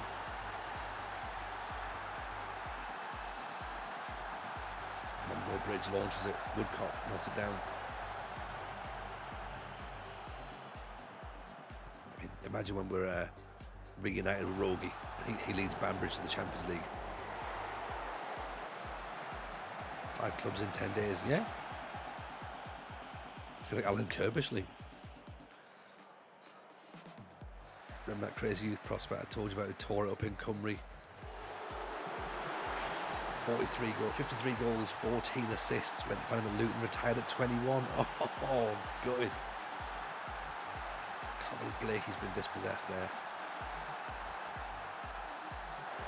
Good cutback, good finish there at most.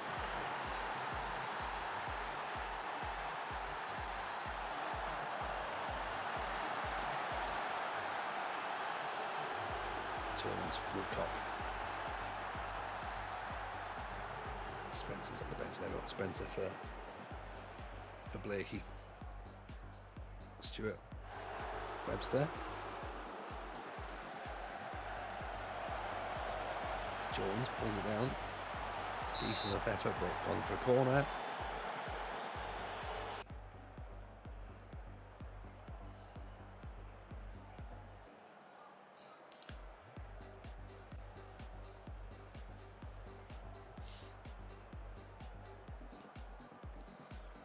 4 points now behind Inverness.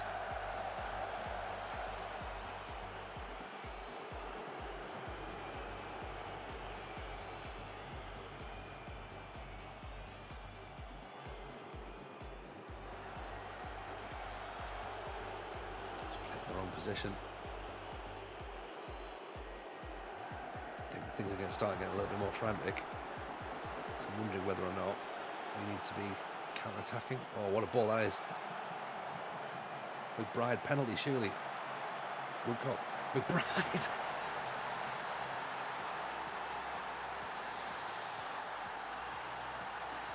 There's the counter-attack. Goes down, no penalty. Woodcock tees it back up. McBride goes that final to score then, shall I? What a goal. What a goal.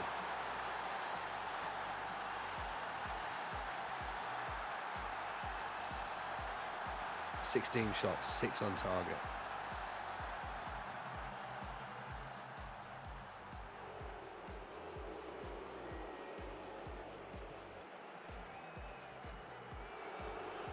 So just take it down, nice.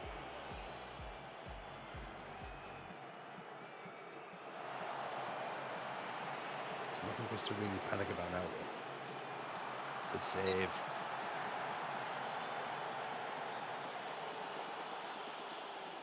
We have to behave ourselves and do well.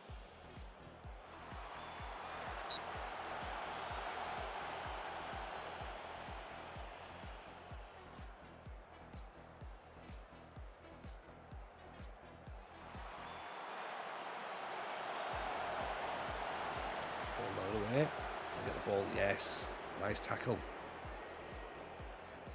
2 points behind Inverness Cali now.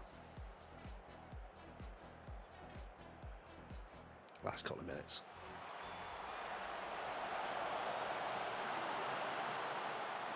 That'll do. Woodcock's everywhere now.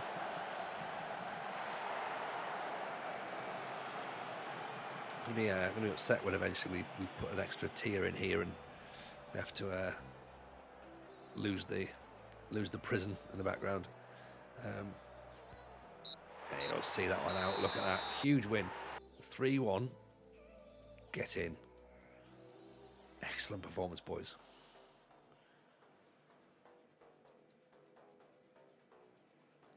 All right, give me 2 seconds.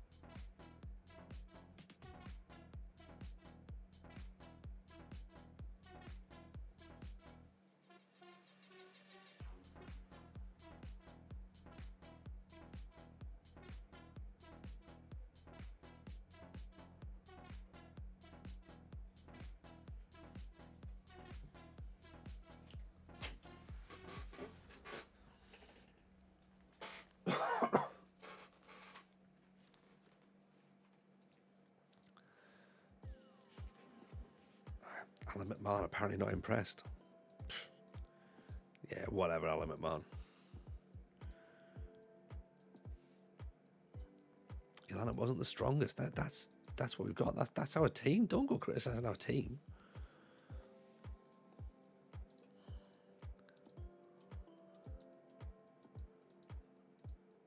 Woodcock's already tired and in need of rest. Excellent. He's played 2 games for us and he's already tired. Hamilton Academicals away from home. Tyler McCafferty's considering his options. That's fine. Don't worry. Don't worry.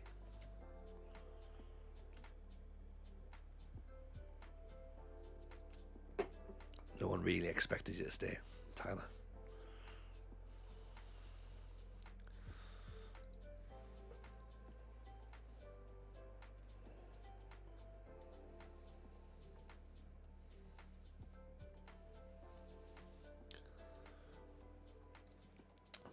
leave Arsenal. There we go. Look, big news there.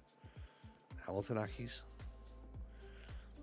I think the only way that we'll look at leaving East Fife next season is if there is a better Scottish job around, because the other option is going to the bottom of Wales. And if you've thought that this has been frustrating this season, then it's only going to get worse down there, right?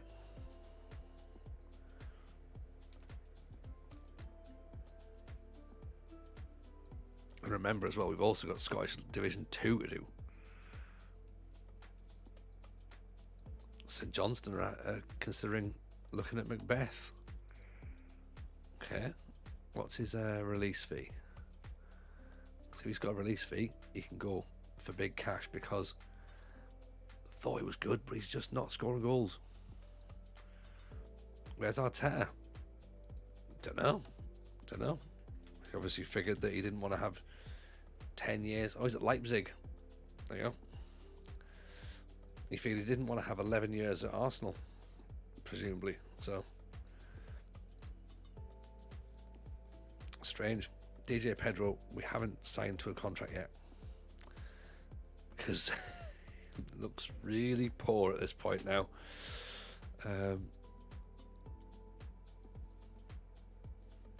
Yeah, I think we've already got a couple of journeymans. Shame the Scottish striker doesn't score. He looks like he should. Yeah, 100%. And you know what? And I bet he will score when he goes somewhere else as well. He's got all the attributes. He's got all the ability. He's just... Maybe it's just not... We're not playing the right way for him at this point. Like... You know? Maybe give him another year. Maybe he'll be great next season. Who knows? Maybe he's a bit Billy Big Bollocks. Maybe he hasn't settled in the area. Loads of potential issues. Lewis Duffy. Who's this guy? Reagan Lumsden. Matthew Harriott from Farnborough. Decent mental attributes for assistant manager. Dan Ball from Stafford. It's probably the best one that we've got the option at the minute. Let's keep that going for now. I've had that Josh Andrews in my save. Looks a good player, but couldn't get a tune out of him. Yeah, he prefers to be a poacher, and we've not really been playing with a poacher up until we've put Rowell in now. So maybe he's probably going to get a bit angry at that. You know, so I'd be like, well, you know, you've not played me to the best of in my best position, so of course you're not getting the best out of me. Understandable, but there's also that thing of going, well, you should maybe just be better, mate. You know, just be better. Swap them around actually.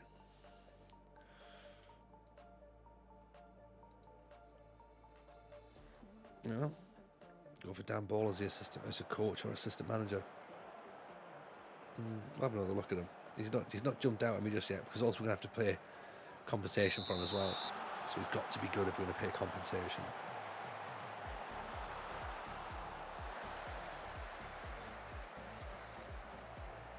And that's the bit I need to double check it on. Jones above the top, Woodcock, missed him. I mean, there's a massive difference in it. 20 goal difference, 1. 20 goal difference, minus 15.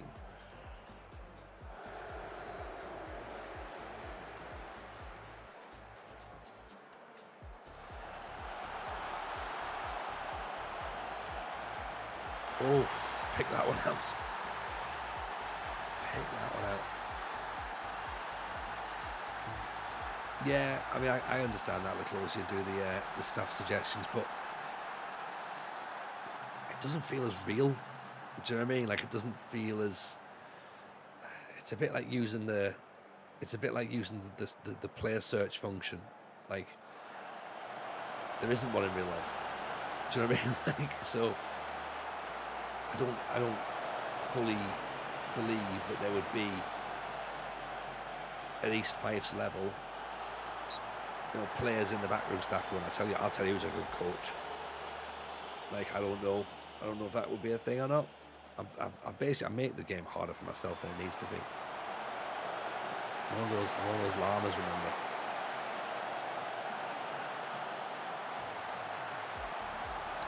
I think this is when we're meant to be on low block. You know, networking does happen. Oh, absolutely it does.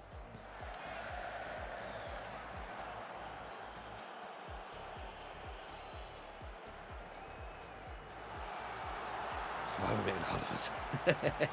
Well done, Yaron. Yeah, there you go. Yeah, that's what she said.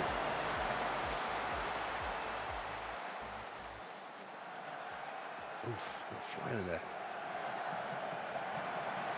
Oh, come on.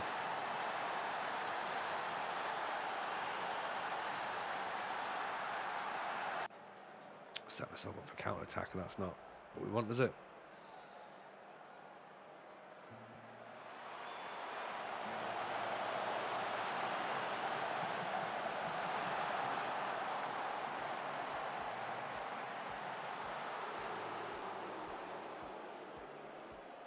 Woodcock, oh, somehow the ball's gone through there.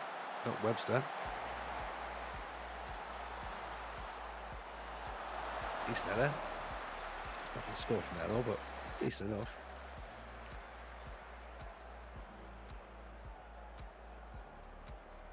Thing is now, do we lose 2-0? Do we lose 4-0? Like, what's the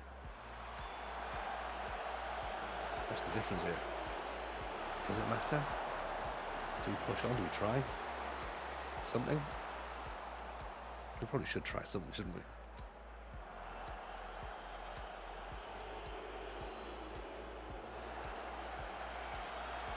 Not looking good at Fife. No, it's looking fine. It's all right. This is the thing. I think everyone sort of has to remember that it's okay. It's okay. Don't worry. It only looks bad if we get sacked. And we're not in that position at the minute, so there's the problem. We're losing 2-0. We're losing 2-0 away from home to the team who's top of the division. Not the end of the world, you know. Man United got beat 7-0 off Liverpool. It's not. You know, Liverpool have followed that up with a 1-0 defeat against Bournemouth. Like, so, you know, take every result in isolation. It's not a problem. With 3 points off the playoffs, things are not looking bad at all. If we were sat bottom, then things would be looking bad. Yeah.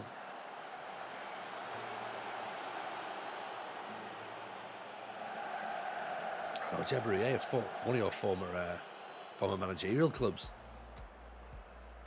Couldn't be more Liverpool if we tried. Yeah. I think, wasn't it? There were. I'm sure I saw. There was a tweet in passing, so forgive me if it's wrong. I think the tweet was simply that Liverpool haven't beaten the teams who've come up this season. Is that right? Which again is a proper Jurgen Klopp thing. He does do that.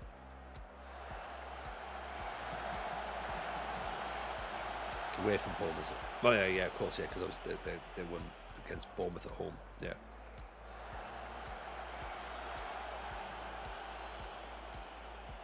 That's what I see. Yeah. So I read the tweet in passing because I didn't get the full context with it. So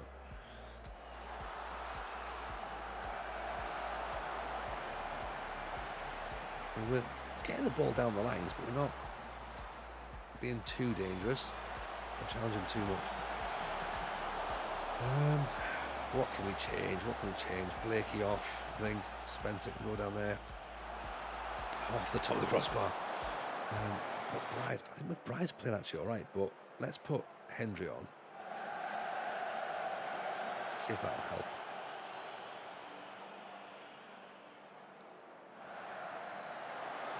Decent save. When you beat Bayern at home to qualify in the top 8 for the first season in the Champions League, and your top scorer is Cruciate's out for 10 months. Yeah, that sounds horrific. You finished in the top 8. Woodcock's through. Great finish. Oh, the game gives you. So is that? This game can give and take in one motion. Yes, absolutely. Great finish that from Woodcock, by the way. We still get Champions League because everyone else is shit. That's because the Premier League is shit, Jebaroo. Keep reminding people about this. The Premier League is shit, and everyone's like, oh, everyone can beat everyone. No, the teams are just shit. That's the problem. Eventually, the 4 or 5 decent teams end up beating the other load of shit that's in the league. And then 3 or 4 of them that are really shit don't pick up any points at all. Oh. Comeback's over. No, it's not. No, it's not. Comeback's still on. Miles offside. I should never have been worried. I should never have been worried.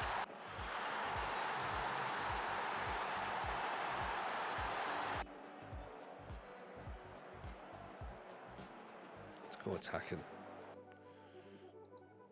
Push things up a bit.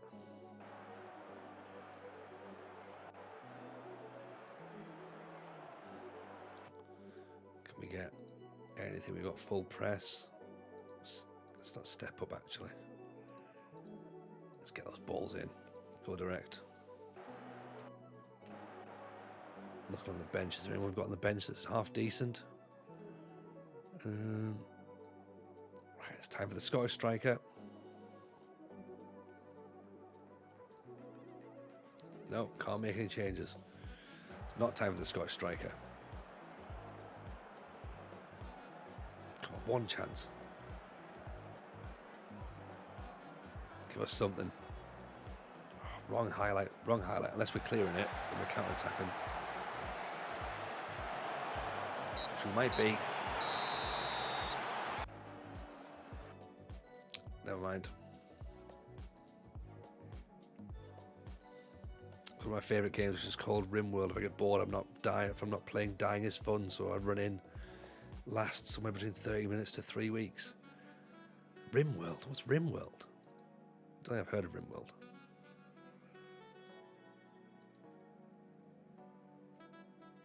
Can you take any heart from the fact that Inverness Caledonian Thistle lost? That's...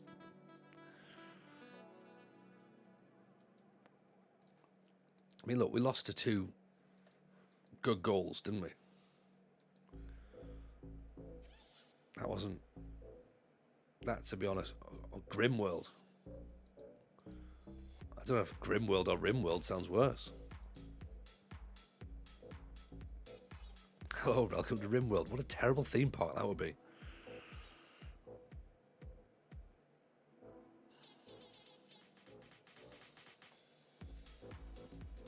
RimWorld is a colony simulator. Yes, it is. Yes, it is. Hopefully Charlie will start imposing his will when fully fit again. I mean, he might be able to, Franco. Thing is, he's now got to try and dislodge Woodcock, who's come in. I mean, he's done all right when he's come in. He's got himself some moments. Just need to get some bits and pieces. We're not quite there yet. In RimWorld, you die a lot. Well, I mean, that's a dreadful poster for that theme park, isn't it?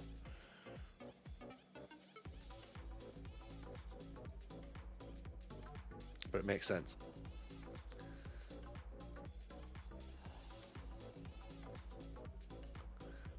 I wonder when his contract's end of the season. Would he sign? I mean, look at that. 20 for bravery. Doesn't really want to do it just yet. See, Skylines 2's been out. I have seen that. I'm very excited about it. I think we might do some Skyline streamings. That'd be quite good fun, I think. Favorite non-FM game, that could be it. That could be it, Salty. We could well be doing Skylines could be the non-FM game. I enjoyed Grand Theft Auto as well, I must admit, and I hadn't played them up until this new one. And I'm a big fan of John Madden. Madden. I've ever played City Skylines. I bought it. I haven't played it yet. I haven't played it. I love SimCity. That's the thing. So I'm like, right, This is going to be my thing. 12 hours can disappear very quickly, I imagine. That's the thing, because I had SimCity when I was on the NES, and I had all that. I've got Civilization as well. I've downloaded that, and again, I don't want to be sort of like sitting. I'd get too lost in it. I get too lost. Those things are there for me to play with, but that's what she said. SimCity 2000, yes to this. I saw some guys playing Flight Simulator. They built a fully functioning life-size flight sim cockpit. I mean, this is the thing though, Salty, man. Like, I find it weird enough when people have got steering wheels for the for F1 games, but it makes sense. But then they're like wearing their fucking, I suppose it's like they're wearing those jumpsuits as well. It's like, if I like SimCity, you'll love Transport Fever. What's Transport Fever? Oh, if it's about building bus lanes, I don't think I'll care. I don't think I'm too fussed with that.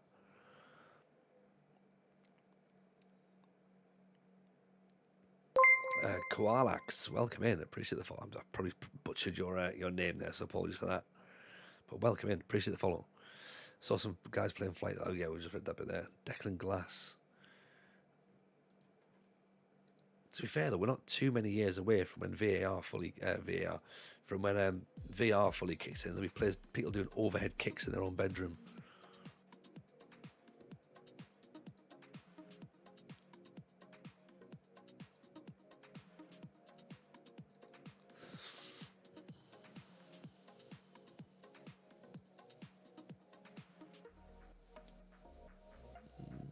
Everyone's got 10s, which I think for this level is probably fine. He's probably got the 10, 11. It's Koala was taken, so I had to add an next. No worries, Koala. Welcome in, appreciate you being here. Goalkeeping, defending's fine. Fitness is.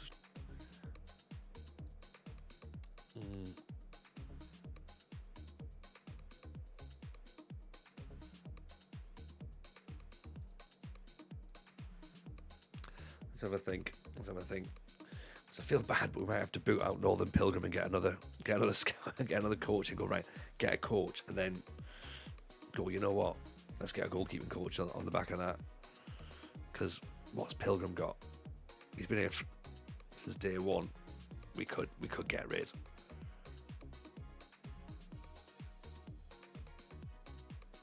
Yeah. Soz Pilgrim. We need a better coaching. And Liam McDonald is better.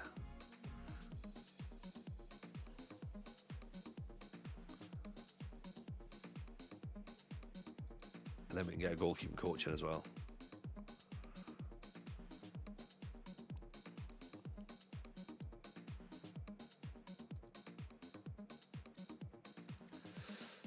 FM23 had to get some experience, learn the game a little before I play. Any tips? Yeah, join Discord. Join the Discord, Koala. That's the best thing you need to be doing right there. Is get involved there. If I can spell it, of course.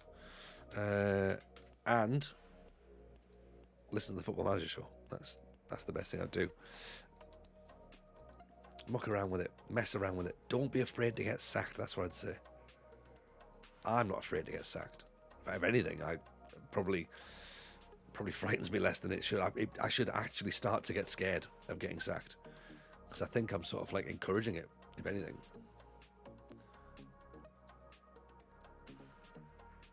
I don't think that's the best way to do it. Couldn't imagine Grimsby Town because they're my local team, and I'm also an Arsenal fan. Excellent, Loopy Monkey. Welcome in.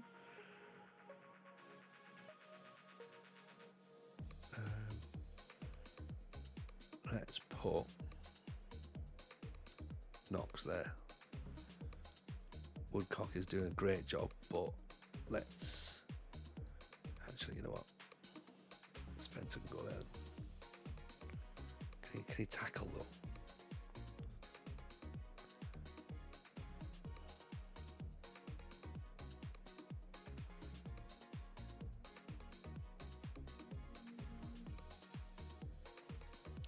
Should probably know what time's the playoffs tomorrow. Playoffs is 6 o'clock. 6 o'clock, I believe. Even Fafana, welcome in. Yeah, 6 o'clock for playoffs tomorrow.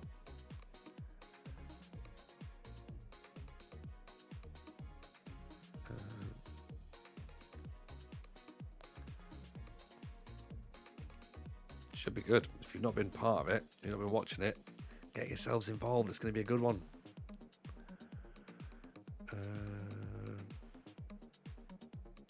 Yeah, I think we keep that as it is.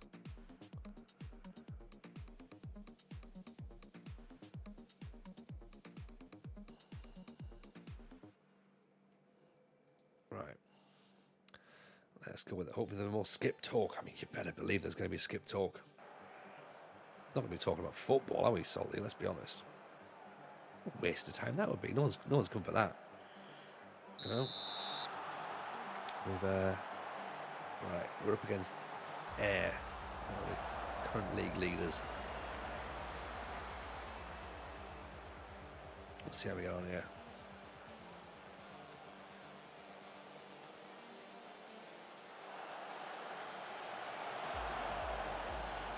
Part of me thinks we should be in our low block at this point, trying to sort of look to counter-attack, soak up the pressure. But at the same time, it's like we could do with some points, so maybe we do need to attack as well.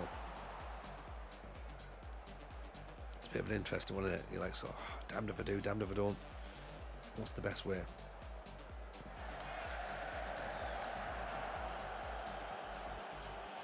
Raul. Good challenge.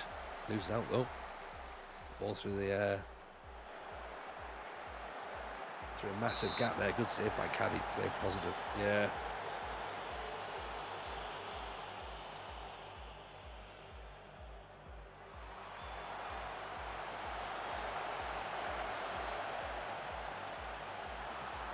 I think there's a school of thought for both, isn't it? Like, you know, attack is the best form of defence, but at the end of the day, Chris Ross will make you jump. 1-0 down, 12 minutes. It's a great ball in, actually. It's a good header as well. Doesn't make me feel any better about it, but when your fullback's 5'3", he's always going to get beaten in the air, isn't he?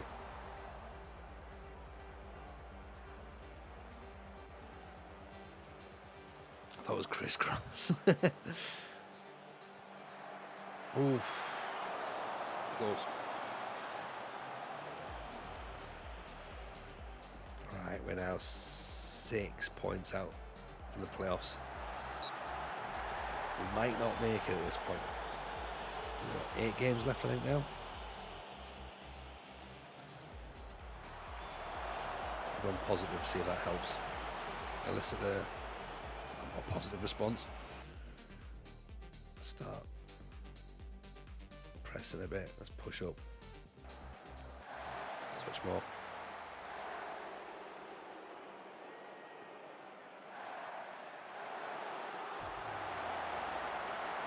Oof, just about got that away.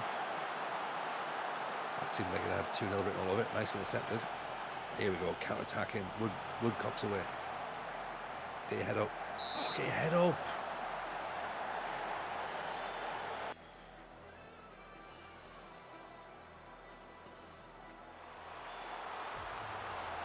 Oh, we should have squared it. Should have squared it. We've got a great counter-attack goal on there. Should we point out as well, I think I've got 2 left-footed centre-backs.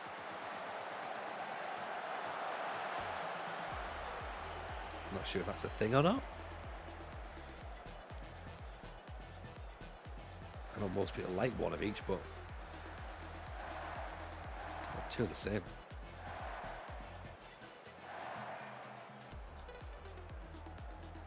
Ball over the top, Stewart's get caught out again. Walls heads it away, Webster goes in for it. Oh, we've got at least a pass there, could have tap in. Should have been, shouldn't it? I mean, we did the hard part. We intercepted it. We got the breakaway. Just needs to look up. Nice tackle, Woodcock. Raul, I can see why he's shooting from there, but he probably shouldn't. All right. Tell you what, let's put Grimmer. Can go in for Stewart, only because I think he's probably better in the air physically than Stewart is. Don't want him getting targeted. Have to go attacking as well.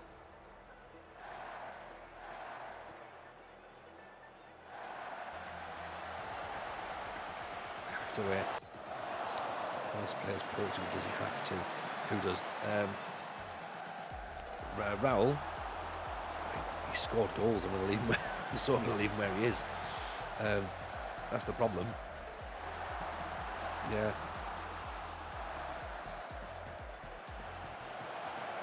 I mean, to be fair, we've managed to get away with not playing McWilliam as an advanced forward. We've been able to play him as a midfielder without sort of Aberdeen kicking off. But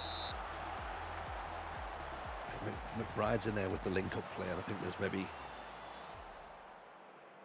we could sort of like play him as a press maybe rather than DLF. The idea being that he comes and sort of helps out, but Woodcock is an inverted winger as well. Maybe we push him slightly higher, maybe we push Webster slightly higher. Make them sort of 4-2-4.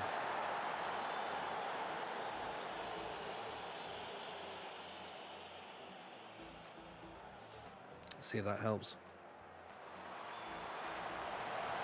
We can go advance forward, I suppose, for Raul if needs be. But as I say, the fact that he's scoring goals is making me sort of like think playing positive is best, gives your team mentality as attacking, leaves them vulnerable to being countered. Yeah, at the minute we're just trying to get some points on the fucking board. No Costa. Set piece. We've been looking great. Pushing ourselves forward, getting ourselves into decent positions. This Woodcock chance is now looking like the worst thing that he did.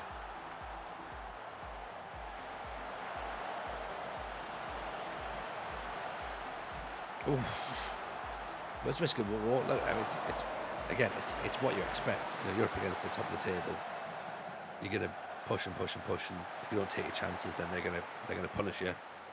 So once again, you know, we lose another couple of points.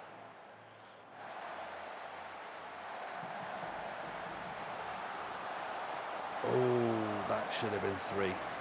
That should have been 3. Woodcock's come off now. Brought him off. I know we're saying he's cost us, and yes, he has, but that's worrying, isn't it? To sort of like have to look at that moment and be like, oh shit, if only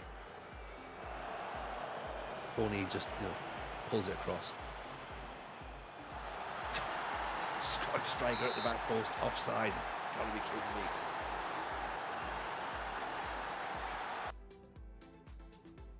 Yeah, he is off.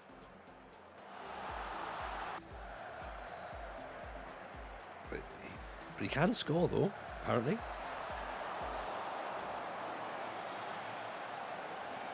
It's interesting that he can do it.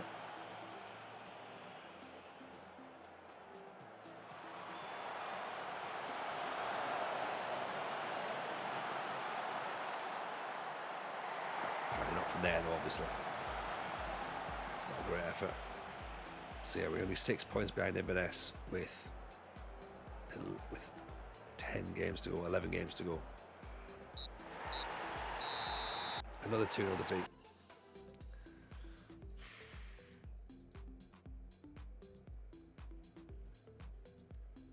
Wrong team talk. Things are on their way down now.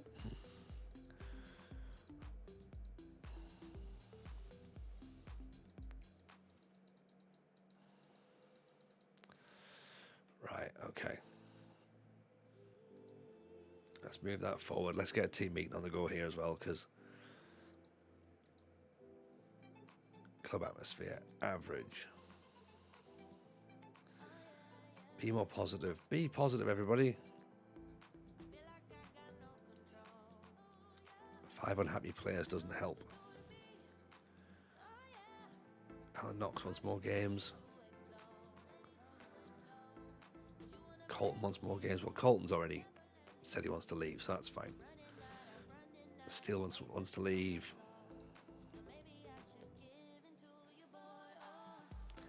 So again, if we get players that out the door in the summer as well, that could help. But that all depends, of course, if we're going to still be at the club come the end of the season. Are we still hanging in there? I think we are.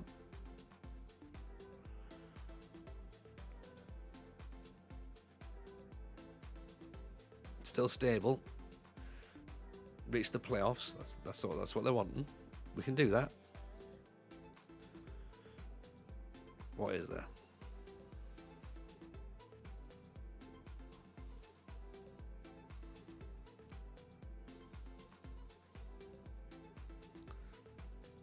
There's not going to be anything that's going to be of interest. You know what I mean?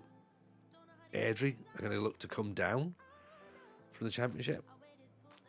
Bagland Dragons, Edbury Vale, Seven Sisters, Notts County, Kaka.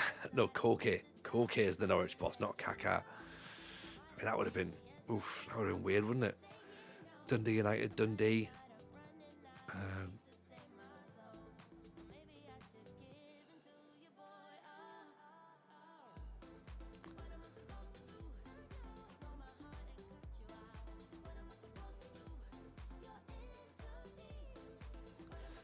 Small screen syndrome, yeah, no, absolutely. You've done what you've done. that could have been difficult for you. Coventry jobs available. Can't see us getting the Coventry job. Let's say Airdrie. They're going to come down, so I think we're where we need to be for now.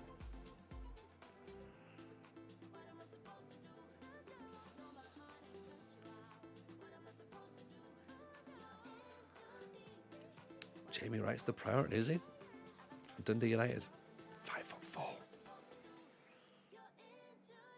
It's not even a real player's height.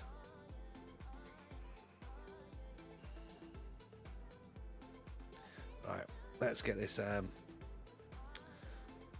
Montrose game done, I think. Right, is there players who want to leave? Let's see if we can get them out the door, shall we? That might help make people feel a bit happier.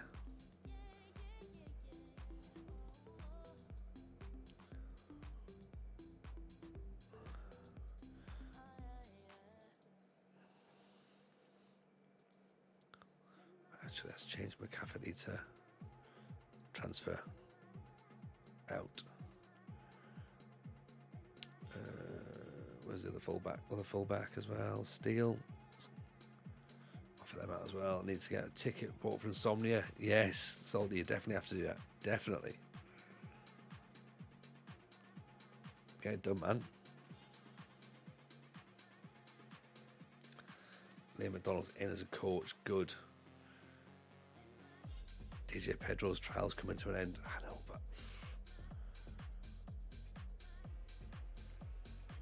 we can't just put DJ Pedro in just yet.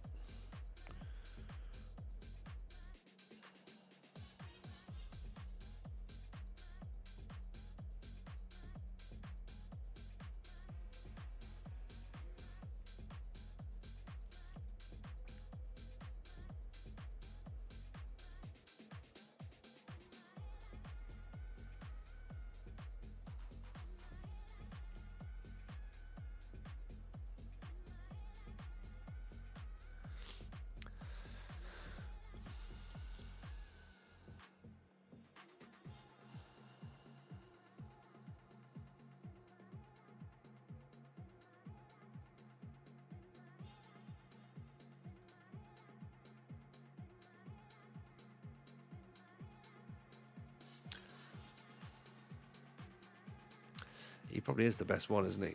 Dan Ball. What's it? 4-4-2. Gegenpress. Only Bristol City as well, £4,000. Just get yourself in. Just come and do it. Just come and do it.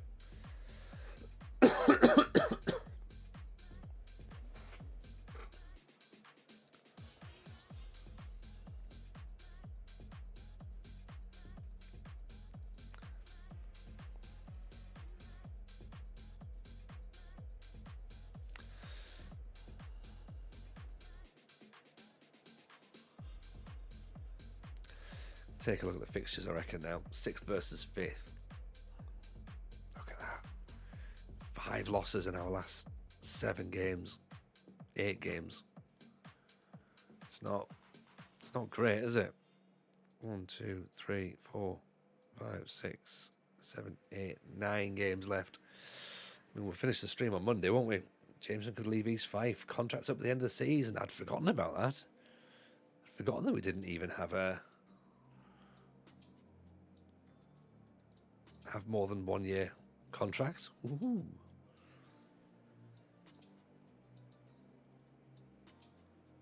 That's something to think about then, actually.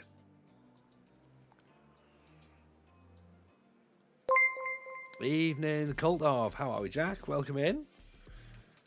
Hope life's treating you good, buddy. How was the stream? Welcome. I believe you've just been over in Scotland yourself, haven't you? You're at Wraith at the minute. Oh no, Albion, aren't you? Hope life's treating you well, man. Big shout out, of course, to the Cult of, by the way. So go and drop him a follow if you can. Makes fantastic content, by the way. Does Moneyball saves over on YouTube. There's some attributeless stuff as well, which is fantastic. And then also he does this DNA save as well, which is like amazing in with Burton Albion, which again is just great. Like I've not seen anyone else do it. I've certainly not seen anyone else do it the way that Jack does it. So it's you should 100% go and follow him and just enjoy it. To be honest, that's what you'll do. Well, it's good to have you this time, though, man. We're in a bit of a rut at this point in East Fife. We are losing games. We've lost 5 of our last 8, and things are just a little bit getting a bit more frustrated. Well, they're not frustrating because it's like, look, it's fine. It's a work in progress. This team, we know that it's one of those ones where if we start to build, we'll be fine. But we have to build this bit first. So we'll get there. It'll be all right. We're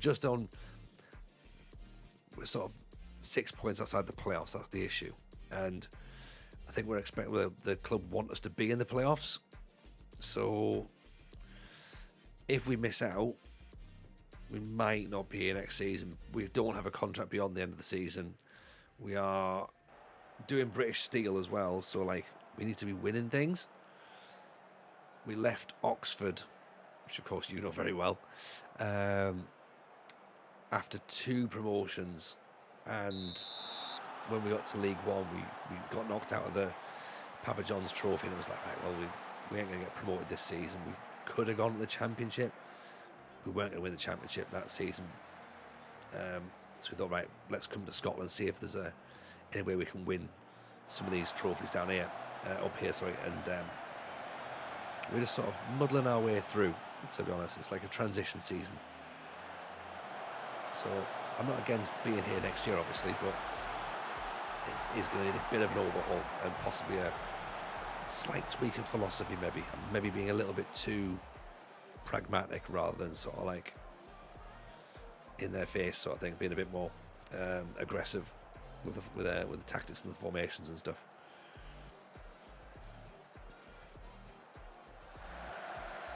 Here's Webster. Goes through. No, down by Green. Jones from distance, decent save, mind.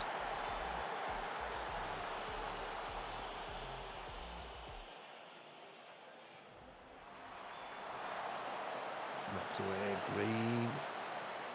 Stuart Green, got to get that ball in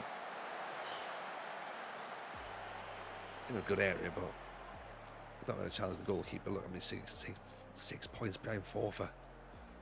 Even the goal swing's bad as well. They're on +8, we're on -2. Giving the ball away there on the halfway line.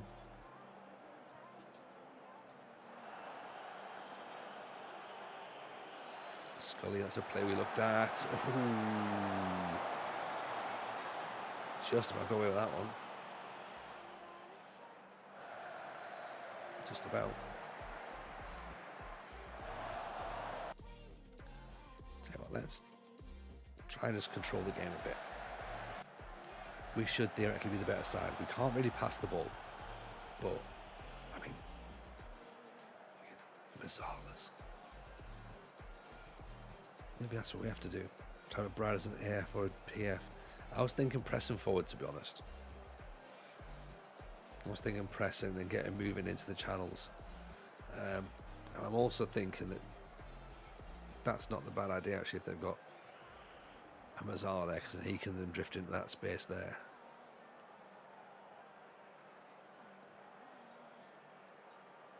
Let's start it like that for now.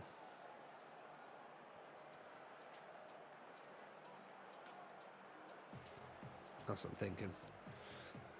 Got a raid and run. Hope you're having a good one. Yeah, no worries, man. No worries at all. Pleasure to have you in. Like I say, Jack, appreciate the raid, and definitely everyone do go and drop Jack a follow. Not just on Twitter, of course, on Twitch, but also on YouTube as well. So go and make sure you check the man out. Scottish League One is so up and down. Yeah, it's good though, isn't it? It's good when you get better sort of topsy-turvy leagues. That's what I like about it.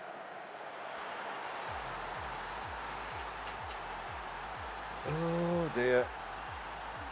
I say that's what I like. I say that's what I like.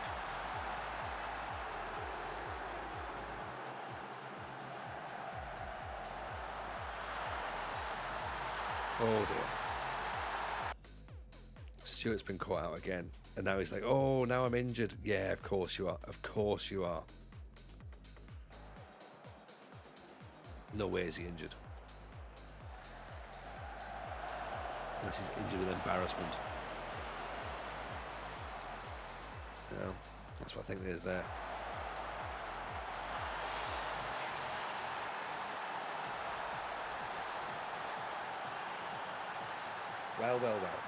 Well. It's just the end of season trudge now, innit?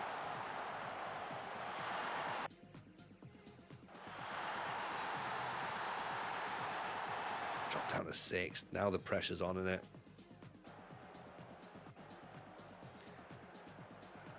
I think if we finish 5th, it's not so bad, but when we drop again, then it's like, oh, here we go.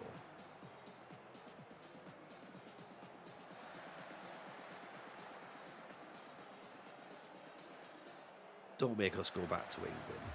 Please. Please don't make us go back to England.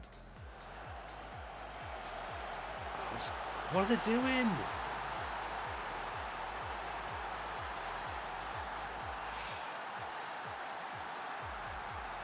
These players are just...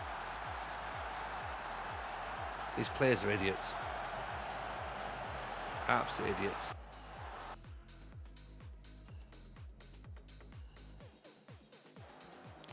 Wales might be an option. Yeah, yeah, Wales south at this point, with 1 promotion spot. I'm cursed with Scotland, aren't I? I'm absolutely cursed.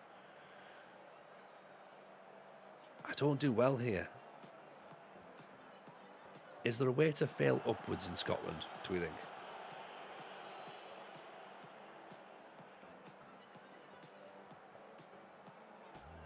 Right, what are Banbridge doing? Can we go back to Banbridge? Things were fine there.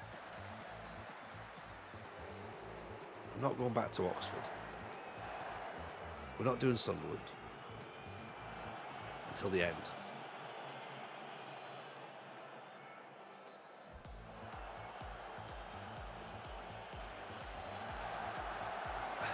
Over the top.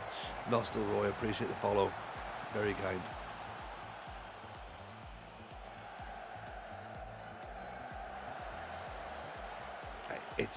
It's all part of the save, innit? It's all part of the save.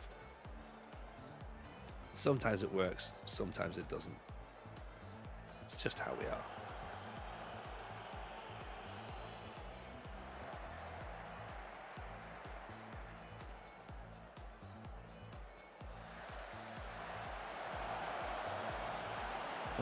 We've touched the football. That's a start. McBride out to Woodcock. Again, he's getting a bit selfish, isn't he? Woodcock.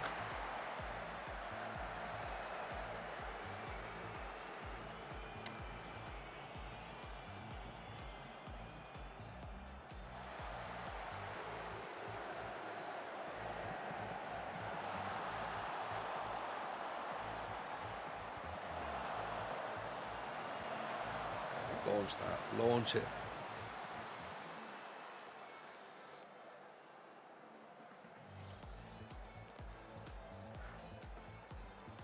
Coming north and south, the closest to Bambridge you'll get. Yeah, no worries, Salty. Appreciate you being in, man. That's we'll see you tomorrow.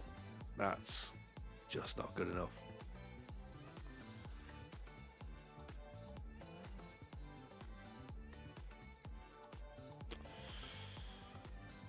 Oh dear. Oh dear. Stuart's out for 5 weeks with embarrassment.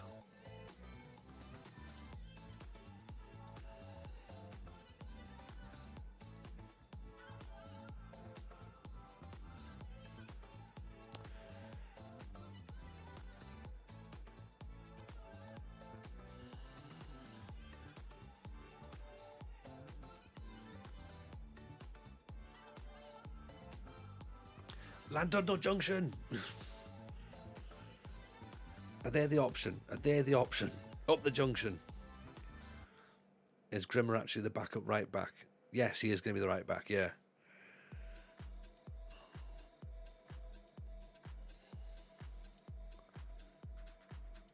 See, Grimmer's the right back, there you go. But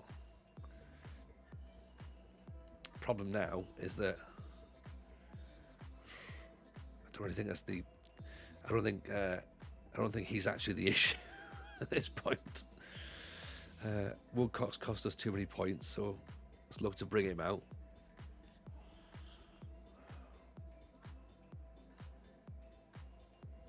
Up the junction, Notts County.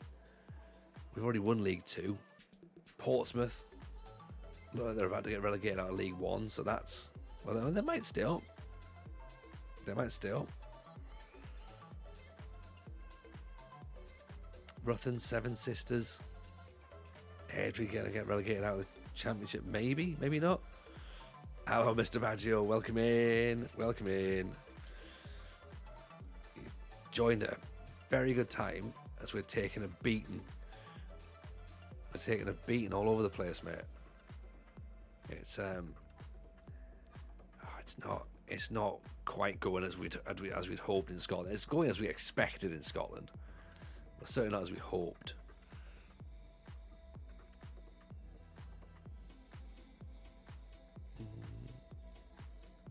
Clampwich Majors there. Lizeri, Holyhead.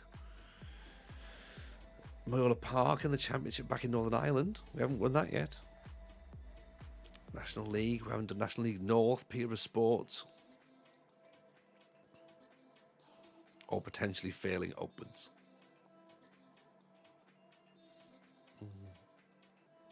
It's all gone a bit grim, Si. It's all gone a bit grim. Who's for the Cymru Premier? Macbeth is who should be starting games. You should be. You should be scoring goals as well, but you're not bothering, are you? So, concerned at that. Who's the...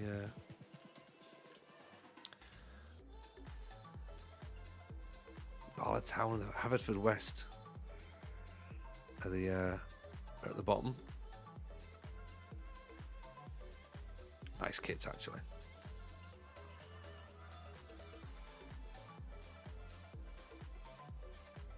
There's Rajo's boys. Cambridge and Clydach.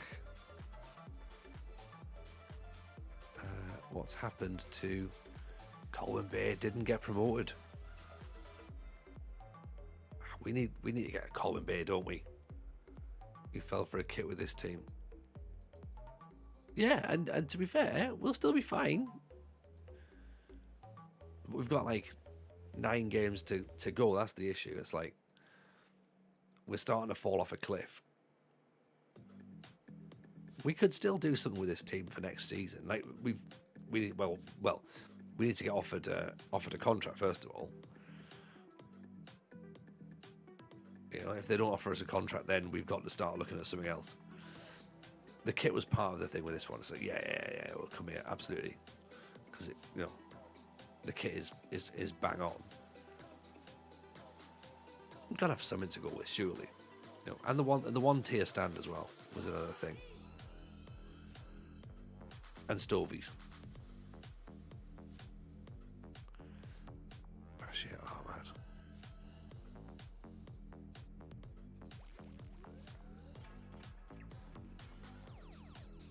And being on the coast, yeah. And everyone was just like, "Yeah, we have to leave Oxford." I was like, "Right, fine, yeah, we'll go." We wanted to get out there as quick as possible, and by that point, we'd already given up on Oxford. So it was like, right, let's just fucking go anywhere. We need to go to Scotland. We needed to go to Scotland. So it was like, right, let's get out of Scotland. Let's get out of England. And here we are.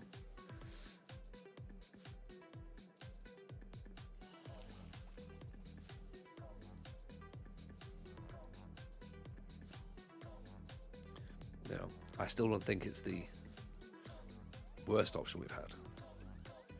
You'll do, just in you come, just come and sign.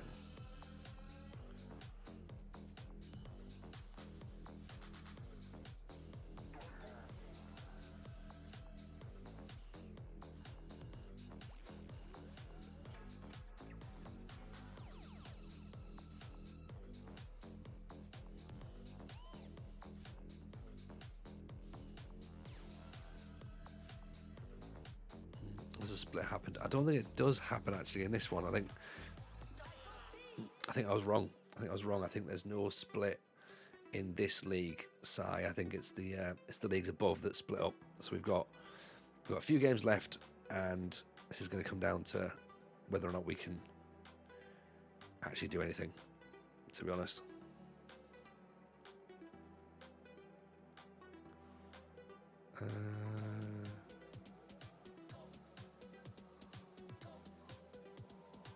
I'm wondering.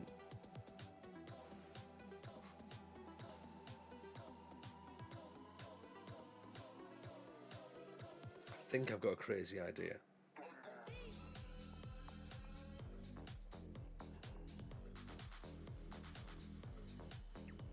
How's about, this is the last match we're going to play before bed, by the way.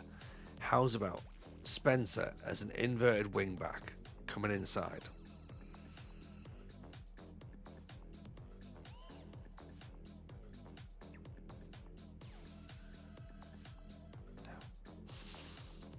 No.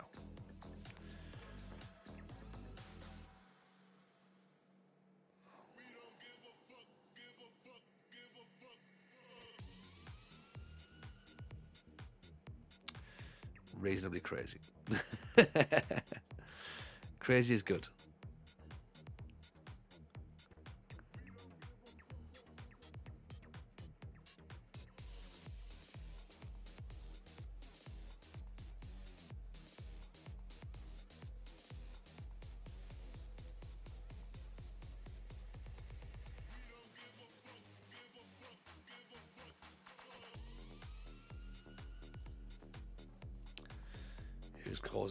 Who's causing the problems in the dressing room, right? Well, let's go with it, shall we?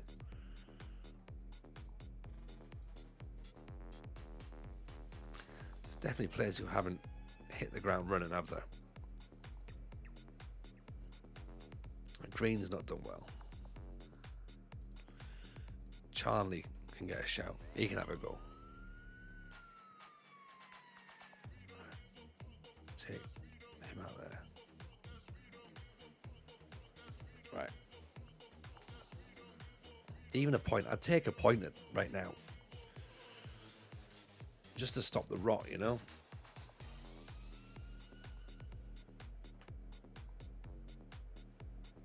Okay, last game. 4th.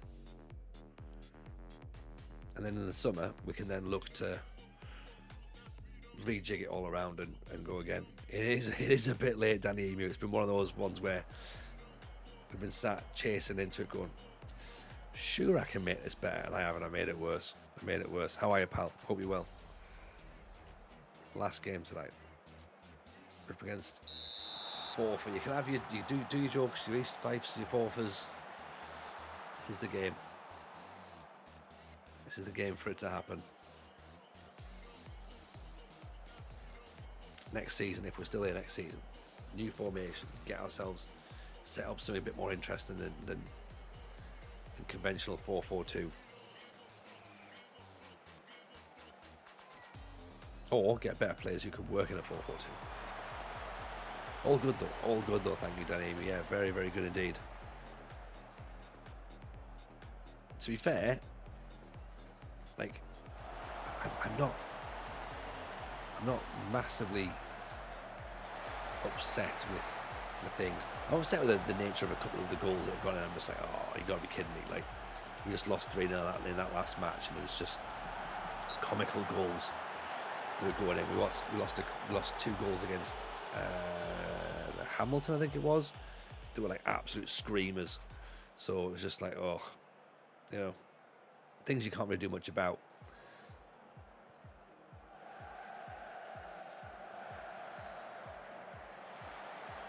Oh, I thought John. I was about to say, I thought Charlie had scored there. He has. He's took a deflection, has gone in. And it's the Scottish striker who's got the assist. Look at this.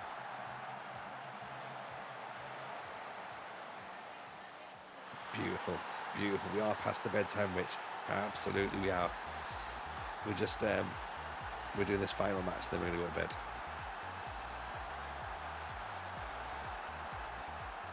That's what we want.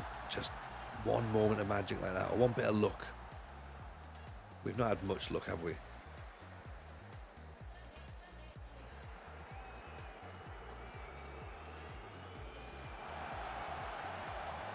Oof. That's a horrible tackle. Get him off.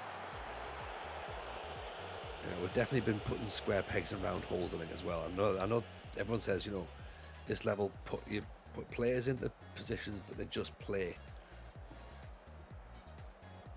I mean, yeah, that makes sense, but there's also that thing where you go like, yeah, but sometimes you have to put players in positions that they don't want to play in or can't play in, but because you've not got any other options.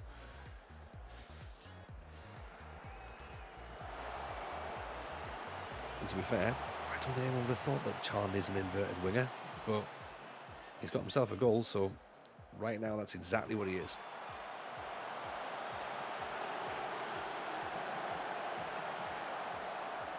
Do let the ball go straight through. Launched. Probably could have just holding the ball a little bit, to be honest.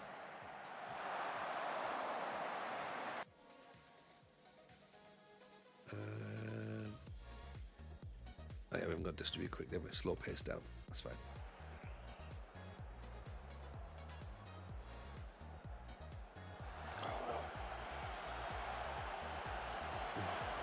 Nice intercepted. Webster gives the ball away. On a yellow card as well.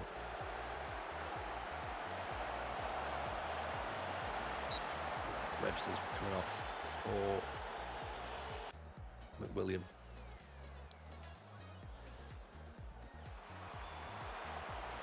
Get it cleared. Stand him up. Right, Grimmer, look at that. 7. Playing fullback. That's what we want. McBride's on a 6-3. It's okay.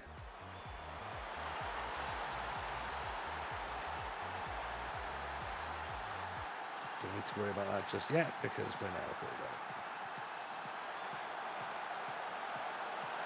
Well.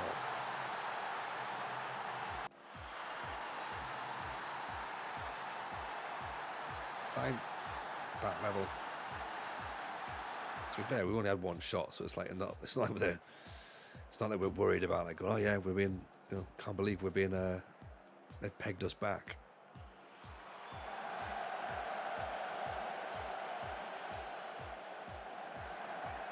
Oof, We are letting them onto us. Spencer can come off now, I think, for Blakey. Jones isn't exactly doing bits in midfield, is he?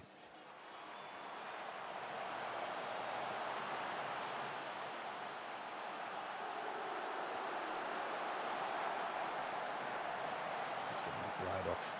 Put Woodcock up front, actually, see if he can run up front. How's Harrison get beat by so many times, isn't he? 6'7". Yeah, I think his positioning must be off.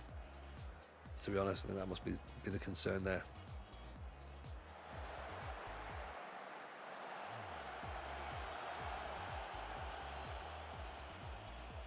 Jones Walls.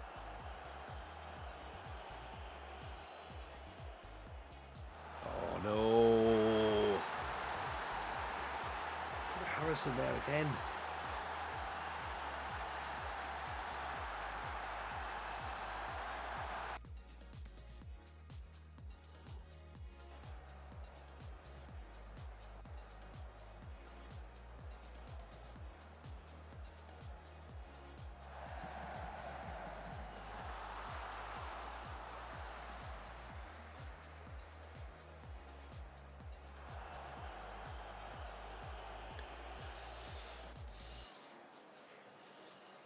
Mungo's playing worse. I don't understand how Mungo's playing worse. I really don't.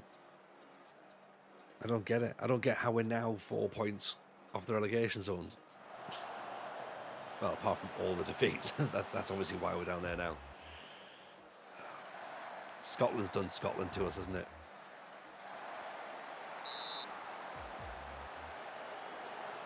Giving the ball away again. William Woodcock, free kick.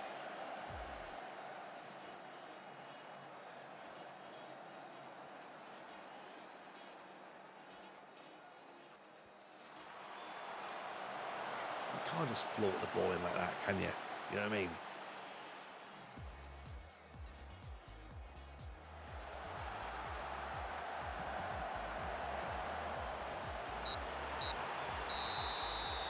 Just not good enough, I'm afraid. Not good enough. Think East Fife needs the season to end quickly. Just need to get this one done quick, sharp.